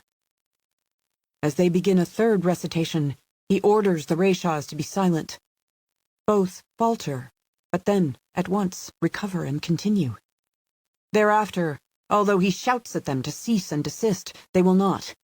Indeed, they begin a 4th repetition of this impudent indictment, so that it seems as though they will follow him through all the days of his life, chanting their accusations. Born to power, Wainwright Warwick Hollister will not tolerate such insubordination from any man or woman, not even from presidents and kings, certainly not from these hollowed-out creatures who are mere meat machines. He draws his pistol with its extended magazine and opens fire, expending 10 or 12 rounds, cutting them down and shooting them again, where they lie dead. And yet, one voice continues. Enslaved by a nanotech control mechanism that webs my brain. Assuming it is Thomas Buckle, not yet injected but mocking him, Hollister turns to the filmmaker trapped in the chair, intending to kill him as well, but realizes the error to which emotion and temper have led him. He should have ordered the Rayshaws to commit suicide. He shouldn't have shot them himself, because these human equivalents of licensed-to-kill robots are programmed to respond to an attack against one of them as if it is an attack against all. Buckle sits in stunned silence, pale with fear. The remaining voice belongs to the 3rd Rayshaw in the house. Hollister pivots toward the hallway, but he is too late. In the open door stands his fate, its face as expressionless as that of a carved stone god in some remote jungle temple, unworshipped and undiscovered for thousands of years. Bullets rip the hero of the revolution, and all strength leaves him as all pain enters. He collapses to the floor as though he is just a man like any other. He lies immobile on his left side, unable to move as much as a finger. He closes his eyes, but sees things behind the lids that he does not like, and opens them again. Naked, brainless, face fractured, Mai sits cross-legged on the floor, 12 or 15 feet away. She is no longer cradling the dead infant. Smothered Diederik, gray-faced, his cataracted eyes as white as innocence, crawls toward his brother on his hands and knees. Hollister cannot move the smallest finger, but he can roll his head and scream. Although a scream is unworthy of such a great man, he lets loose with it anyway. Relentlessly, little Diederik crosses the floor and comes face to face with his sibling. Frissons of horror shiver through Hollister's weakening heart and immobile bones. He turns his head away. Diederik leans closer, lowering his mouth toward his brother's, as though feeding on the increasingly feeble scream. The small, cold mouth touches the billionaire's feverish lips, not in a brotherly kiss, but with a greedy, hungry sucking, drawing his breath from him and giving nothing back, until Hollister cannot breathe. Cannot breathe. Cannot breathe. 15. The basilica standing tall, serene, its towers hung with bells now ringing, and naught but chaos in the street below. Adjusted people clustering around reporters to accuse those who had enslaved them.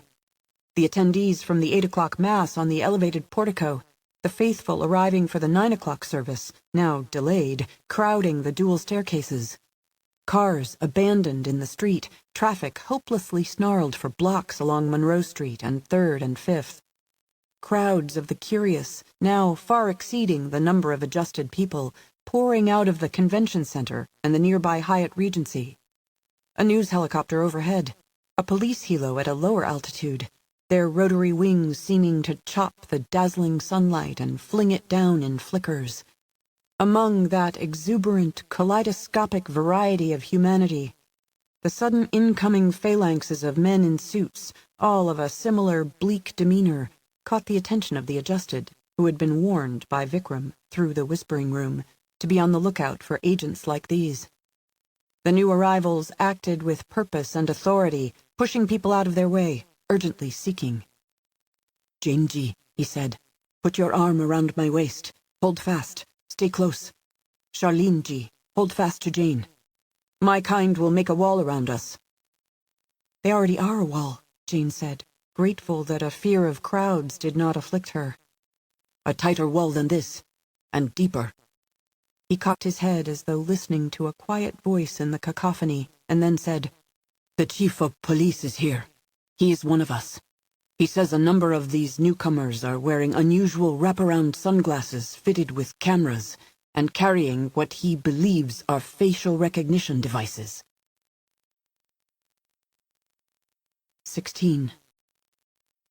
Lambert Ash and 5 other Arcadians, 2 carrying facial recognition gear, have located Jane Hawk in the sea of faces. They are moving through the multitudes now, with no intent to apprehend the bitch. She is too well insulated by the mob, beyond easy arrest. Strangely, the crowd seems enchanted by her, here in defense of her, which must mean that something has happened to begin rehabilitating her reputation, though Ash cannot imagine what that might be. The best thing now is to kill her, and later spin the story in the media so it is claimed that she opened fire first, necessitating a shootout in which numerous innocents were killed.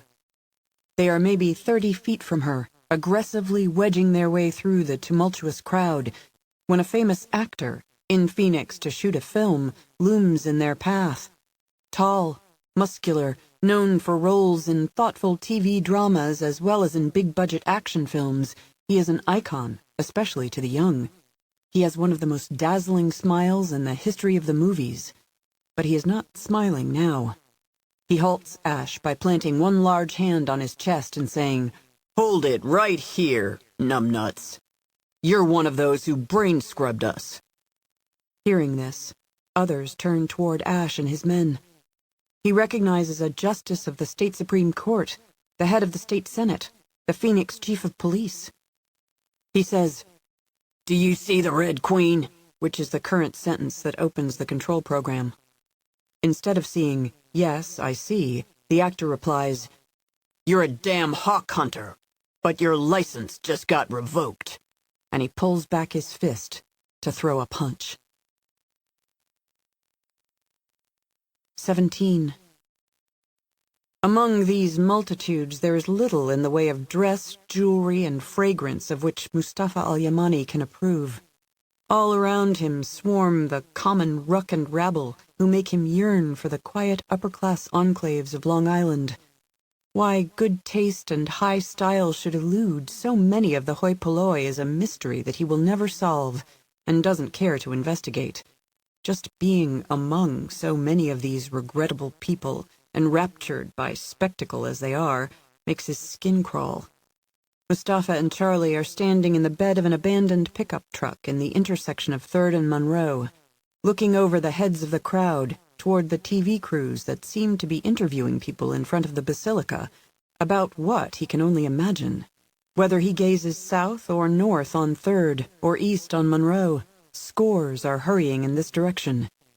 In this age of terrorism, people flee such scenes. They don't swarm toward them. There must be 1,000 people in the immediate area, their numbers swelling fast. Evidently something on television has excited them and given them the impression that it is safe to be here. He says to Charlie, "What is happening? What does it mean?" Even as he asks the question, before his mentor can respond, he hears the 2 words called out with excitement by some of the latest arrivals, who are pressing their way through the existing throng as if they must at any cost get closer to the center of the event. "Jane Hawk! Jane Hawk! Jane Hawk!" Just then, 4 men come out of Monroe Street, moving against the tide, using fists and elbows to gouge through the crowd. The one in the lead is Lambert Ash, Arcadian and special agent in charge of the Phoenix office of the FBI. The 3 behind him, also Arcadians, are familiar from the command center tent on Wesley Bolin Memorial Plaza near the state capitol. They seem to be in desperate flight. Raising his voice, Mustafa asks again, "Charles, what does it mean?" Charlie puts a hand on Mustafa's shoulder. "My friend, it means it is now every man for himself. Time for each of us to implement the escape plan he made if the worst should happen." Bewildered, Mustafa says, "Escape plans? I have no such plans. When the revolution is won, I will at last have a mansion in East Egg Village. That is my only plan." Charlie's voice is deeply sad when he says, "My dear friend, I have not wanted to throw cold water on your dreams, but there is no such place as East Egg Village or West Egg Village." "But of course there are. They are in the magnificent movie. I have read enough of the book to see they are in the book." "The author, F. Scott Fitzgerald, invented them," Charlie insists. "They're fictional places. You'll find many nice towns on Long Island, but no East Egg or West Egg." Charlie Weatherwax's voice remains profoundly sad, but there appears to be a sparkling delight in his eyes, the slightest curve in the right corner of his mouth that might be a mocking smile, as though he has long cherished the moment when he would be able to make this revelation. "Goodbye," Charlie says. "I will never forget you." Dazed and confused, Mustafa shakes the offered hand. Charlie clambers over the tailgate, drops to the street, and makes his way outward through the hordes of incoming rabble, a tall and imposing figure, serene even in crisis. "Hawk! Jane Hawk! Jane! Jane Hawk!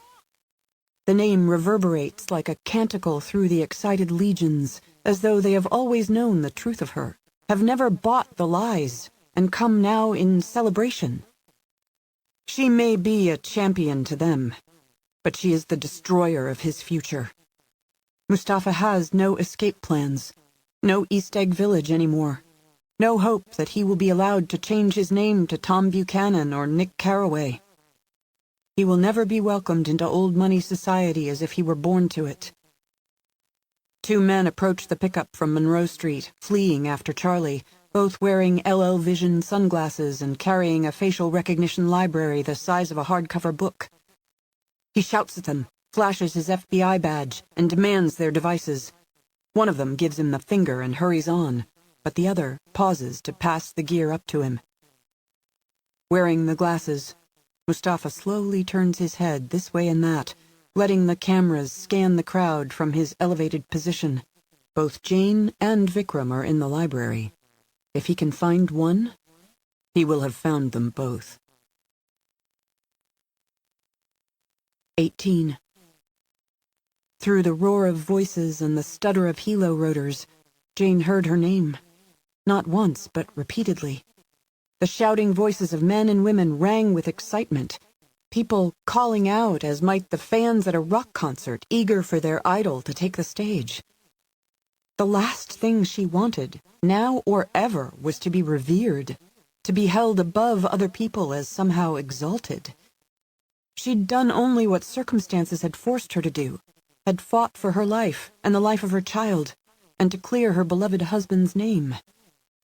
She was only one of the billions who struggled for happiness, such as they could find it, who passed from the earth little mourned, one of the billions that no one long remembered but friends and family, and only then for a generation or two.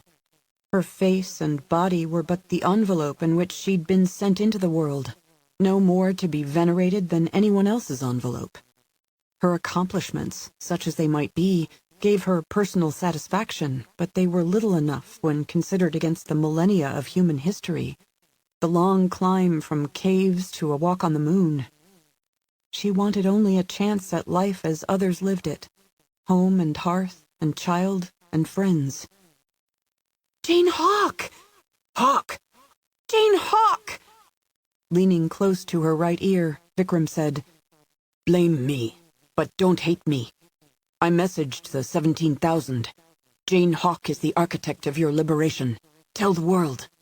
They're spreading the word everywhere they can. You're all over TV now, though not as a monster. But why? She lamented. Vikram, why? A group of Arcadian assassins were closing fast on us, intent on killing you for pure spite, not yet willing to believe they'd lost it all. If we hadn't convinced them that this crowd might tear apart anyone who raised a hand against you, they would have killed others to get to you. But now, they're fleeing. Shaken, Jane held fast to him and to Charlene, listening to her name being called out louder, with greater frequency, with greater excitement, as if the growing crowd suddenly understood that she was not merely the force behind these events, but was also present, here, among them. Listening to them, she understood that she was now, and perhaps for some time to come, the most famous person in the nation, perhaps in the world, and that the experience and wisdom she had gained during her desperate crusade were all she had to help her cope with a very different set of challenges to come. 19. Ephrata Sonnenberg and her daughter Nofia brought the three from the secret basement by way of the hidden stairs. Bernie Rigowitz, Cornell Jasperson, and Travis. She ushered them into her family room, where the two dogs, Duke and Queenie, capered at the sight of them. On the big screen TV, network news anchors appeared dazed, as if the hammer of truth had rapped them smartly on their foreheads. Some of the very reporters who had bought into the demonization of Jane were now in the awkward position of offering a mea culpa and joining in not only the restoration of her reputation, but also the construction of a heroic legend, for it was a tendency of the media to swing in extreme arcs. The photographs broadcast of her were no longer chosen to suggest some wickedness in her heart. In fact, there seemed to be a competition among the networks to see who could present images that most dazzlingly celebrated her beauty. A story came and went regarding the director of the FBI being arrested as he tried to board the private jet of an internet mogul bound for Venezuela. Events were unfolding on such a scale, with such rapidity, that what ordinarily would have been the biggest story of the year was a mere sidebar. Seated in an armchair, Bernie held Travis on his lap. On the screen appeared a news chopper shot of the multitudes gathered in the area of St. Mary's Basilica. When the news anchor identified it as a live feed from downtown Phoenix, Bernie said, "That's only a few miles from here, Bubba." Is that where my mother is? "That's what they say." Who are all those people? "You might say they've come there to thank her." Does she have to shake all their hands? "Not all of them, no." "'Cause she needs to come home." "You'll see her soon," Bernie promised. From a chair of his own, Cornell said, "This is the greatest day of my life. The greatest day. The greatest. It's like Mr. Paul Simon sang. Sail on, silver girl. Your time has come to shine." 20. 2 news choppers now. More reporters and cameramen humping on foot into the area from where they were forced to leave their vans and trucks a few blocks away. People watching the news on their smartphones. A weird sense of history in the making combined with a freaky holiday vibe. From his high perch, Mustafa has found her in the crowd. The facial rec program confirms her ID. He takes off the sunglasses and drops them, with the library of faces, on the bed of the pickup. He unknots his necktie and discards it, opens the top 2 buttons on his shirt. He unfastens his belt, strips the holster from it, and throws it away with the pistol. He shrugs out of his jacket. He rolls up his shirt sleeves. He must not appear to be what he is. He must not look like an FBI agent or a Homeland agent, not like a government agent of any kind. The switchblade in his pants pocket will do the job. He climbs down from the truck, into the welter of obnoxious, sweating humanity. Politely, patiently, he makes his way through the ill-dressed mob, not one of whom is capable of recognizing that he is wearing Crockett & Jones shoes, handmade in England at a cost of $600 for the pair. He smiles affably, responding with a word or two when one of these cretins tells him what a wonderful day it is or how very excited they are. He hates them, every stupid, stinking, ignorant one of them. He would kill them all if he could, but he must settle for just her. He does not approach her directly, but circles through the throng as a shark swims with no apparent agenda, when in fact it is acutely aware of the source of the scent that whets its appetite. 21. Jane! Jane! Jane Hawk! Whether in a violent encounter between 2 people or in a battle involving battalions, one of the moments most fraught with danger is the moment of triumph, when the other capitulates and the struggle seems to have come to its end at last. Exhausted, you want only rest, hard-earned peace. You have kept your guard up for so long that you feel as if you must let it down or perish of sheer weariness. At that penultimate moment, fortunes can be reversed in an instant. Jane saw him pressing through the crowd, through the wall of adjusted people that had assembled around her but had begun to lose its coherence. He was a short man who smiled and nodded and spoke to everyone as though he knew them. He never glanced at her, as if he didn't realize that she was cosseted in this part of the throng. He took a handkerchief from his pants to mop the perspiration from his face. He seemed harmless, and she looked away from him. Mustafa is aware of her in his peripheral vision, her lithe form, her radiant golden hair. "What a day! What a marvelous day! But so hot! he declares to a woman whom he doesn't know. He wipes his sweat-sheathed face with a handkerchief and returns the handkerchief to his pants pocket and grips the folded switchblade that rests therein. He dares to look at Hawk, and for a moment he is transfixed.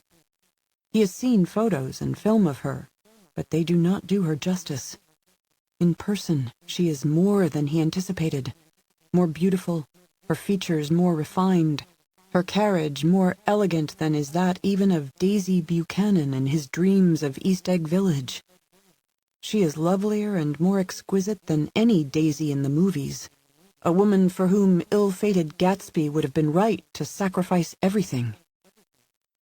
If Mustafa can't have her in life, he will have her in death. He seemed harmless, and she looked away as if indifferent to him, but only for an instant, for she had seen the A. Lange und Söhne wristwatch. It cost north of $50,000, identifying him not as some average Joe drawn into the street by all the hubbub, but perhaps as one of them, for they had an insatiable love of luxury. When she looked at once back at him, he was staring at her, his expression dreamy yet intense. He'd returned the handkerchief to his pants. As the assailant began to extract his hand from his pocket, Jane let go of Vikram, tore free of Charlene, pushed between two intervening people, surged straight at the bastard, and seized his wrist as the hand appeared. The blade flashed from the handle, and for an instant it seemed that all the sunlight of the day was concentrated in that thinness of steel. She kneed him in the crotch as he bent his wrist back. As usual, a good nut-cracking relaxed his grip enough for her to seize the weapon, slicing his thumb as she did so. He went to the pavement of the plaza in front of St. Mary's Basilica, and Jane jammed one foot hard on his neck to keep him down, where he writhed like a serpent, until others came to her assistance. 22. The pastures in the Texas high country were lush and green that spring when Jane turned 28. The horizon lay so far away, and the sky arced so all-encompassing that sometimes it seemed as if the grassy plains were a sea on which she voyaged. She didn't feel adrift, but knew herself to be under sail with some purpose, some destination that would in time become clear to her. Her in-laws, Ansel and Claire Hawk, who had been in hiding, had come home in the aftermath of Phoenix, no longer under threat. She had arranged to stay with them at Hawk Ranch for as long as it might take for the world to decide that she did not walk on water and did not want adoration. The ranch hands and the county locals with whom Nick had grown up made an effort to treat her as they always had, as if she were no more than friend and family, which indeed was all she was or wanted. She'd done 1 hour-long television interview before retreating to the ranch, just so it might be understood that she wanted nothing except a chance to live far outside the light of celebrity as only another woman seeking happiness. She turned down unsolicited offers for a book deal. A young filmmaker named Thomas Buckle, who'd been present at the timely death of Wainwright Hollister, wanted to tell her story. She persuaded him to focus instead on the lives of Sanjay and Tanuja Shukla, Vikram's cousins, who had been on the Hamlet list and perished, for they'd had great promise as writers and had fallen victim to the Arcadians. She spoke to Vikram twice a week. Toward the end of that day in Phoenix, he had commanded the 16,910 adjusted people to forget how to use the Whispering Room, thereby sparing them any worry that they might one day be accessed and controlled again by that back door. He'd become director of an advocacy agency created by the government to monitor the health of those with brain-spanning nanowebs, which might or might not lead to a greater number of cancers and other problems, and to compensate them and the families of those who had been on the Hamlet list. The Rayshaws and the women who had been sex toys in the 4 Aspasia brothels, whose memories and personalities had been obliterated, were beyond rehabilitation and became wards of the state. All this work was in part financed by the billions seized from the Arcadians awaiting trial or, in other cases, after they committed suicide. Sometimes she called Vikram Choti Batasha, and he called her Behenji. Whether or not the love they had for each other might one day mature into more than the bond between honorary sister and brother, neither could say, and neither worried about it. The matter was one that only Providence could sooner or later decide. Bernie Rigowitz and Cornell Jasperson had bought a house of their own in Scottsdale, an odd couple arrangement if ever there had been one. She talked to them frequently. They seemed to be cooking up some enterprise that they thought would intrigue her, but they knew she needed time to find her way back into the world. Her friend and comrade-in-arms Luther Tillman, a Minnesota sheriff who thought that he'd lost his family forever to nanoweb implants, was visiting at Summer's End with his wife, Rebecca, and their daughters, Twyla and Jolie, to stay for a week at the ranch. Dougal Traherne was coming too, and Charlene Dumont. It would be a week to celebrate triumph and freedom, but also to remember friends and others who had been murdered in the failed revolution. The Arcadians who fled America found no refuge anywhere except in a few countries under totalitarian rule, where their lives would be blighted, especially because the United States was relentlessly tracking down every dollar they had squirreled abroad in expectation that their utopia might come to nothing. On the afternoon of that eventful day in Phoenix, Vikram's cousin Harshad, armed with backup flash drives containing all the information obtained from the Diederik Diodatus Foundation, with Bertold Schenck's research, and with certain DVDs that Jane had obtained from an Arcadian in Lake Tahoe earlier, emailed exhaustive files not just to numerous media operations in the United States, but also to media around the world and, last of all, to WikiLeaks. The truth was too widespread ever to be contained or even censored. She wasn't surprised that her father, Martin Duroc, famous pianist and secret murderer, had proved to be an Arcadian. He sat now in prison, awaiting one of the mass trials pending. More days than not, she played the piano, everything from Chopin to Fats Domino. As it always did, music healed. Travis proved to be resilient, the image of his father not merely in appearance, but also in mind and spirit, in the vastness of his heart. His Exmoor pony, Hannah, lived now in the Hawk Ranch stables, and Ansel diligently formed the boy into a better rider day by day. The pony, the dogs, Duke and Queenie, and a lot of time with his mother seemed to be all the therapy that Travis needed, and he was the only medicine that Jane required. They slept every night in the same room. She let him out of her sight only when he was with his grandfather, though she knew the day would come when she must trust the world with him. Being here, where Nick had grown up, she faced the temptation of living in the past. She resisted. Physicists claimed that time moved slower the farther you traveled toward the edge of the universe, and that time also bent back upon itself, suggesting all that has ever happened will repeat, perhaps endlessly. If so, there must also be a place along the continuum, at the end of one cycle and the start of the next, where the mouth and tail of time meet, where all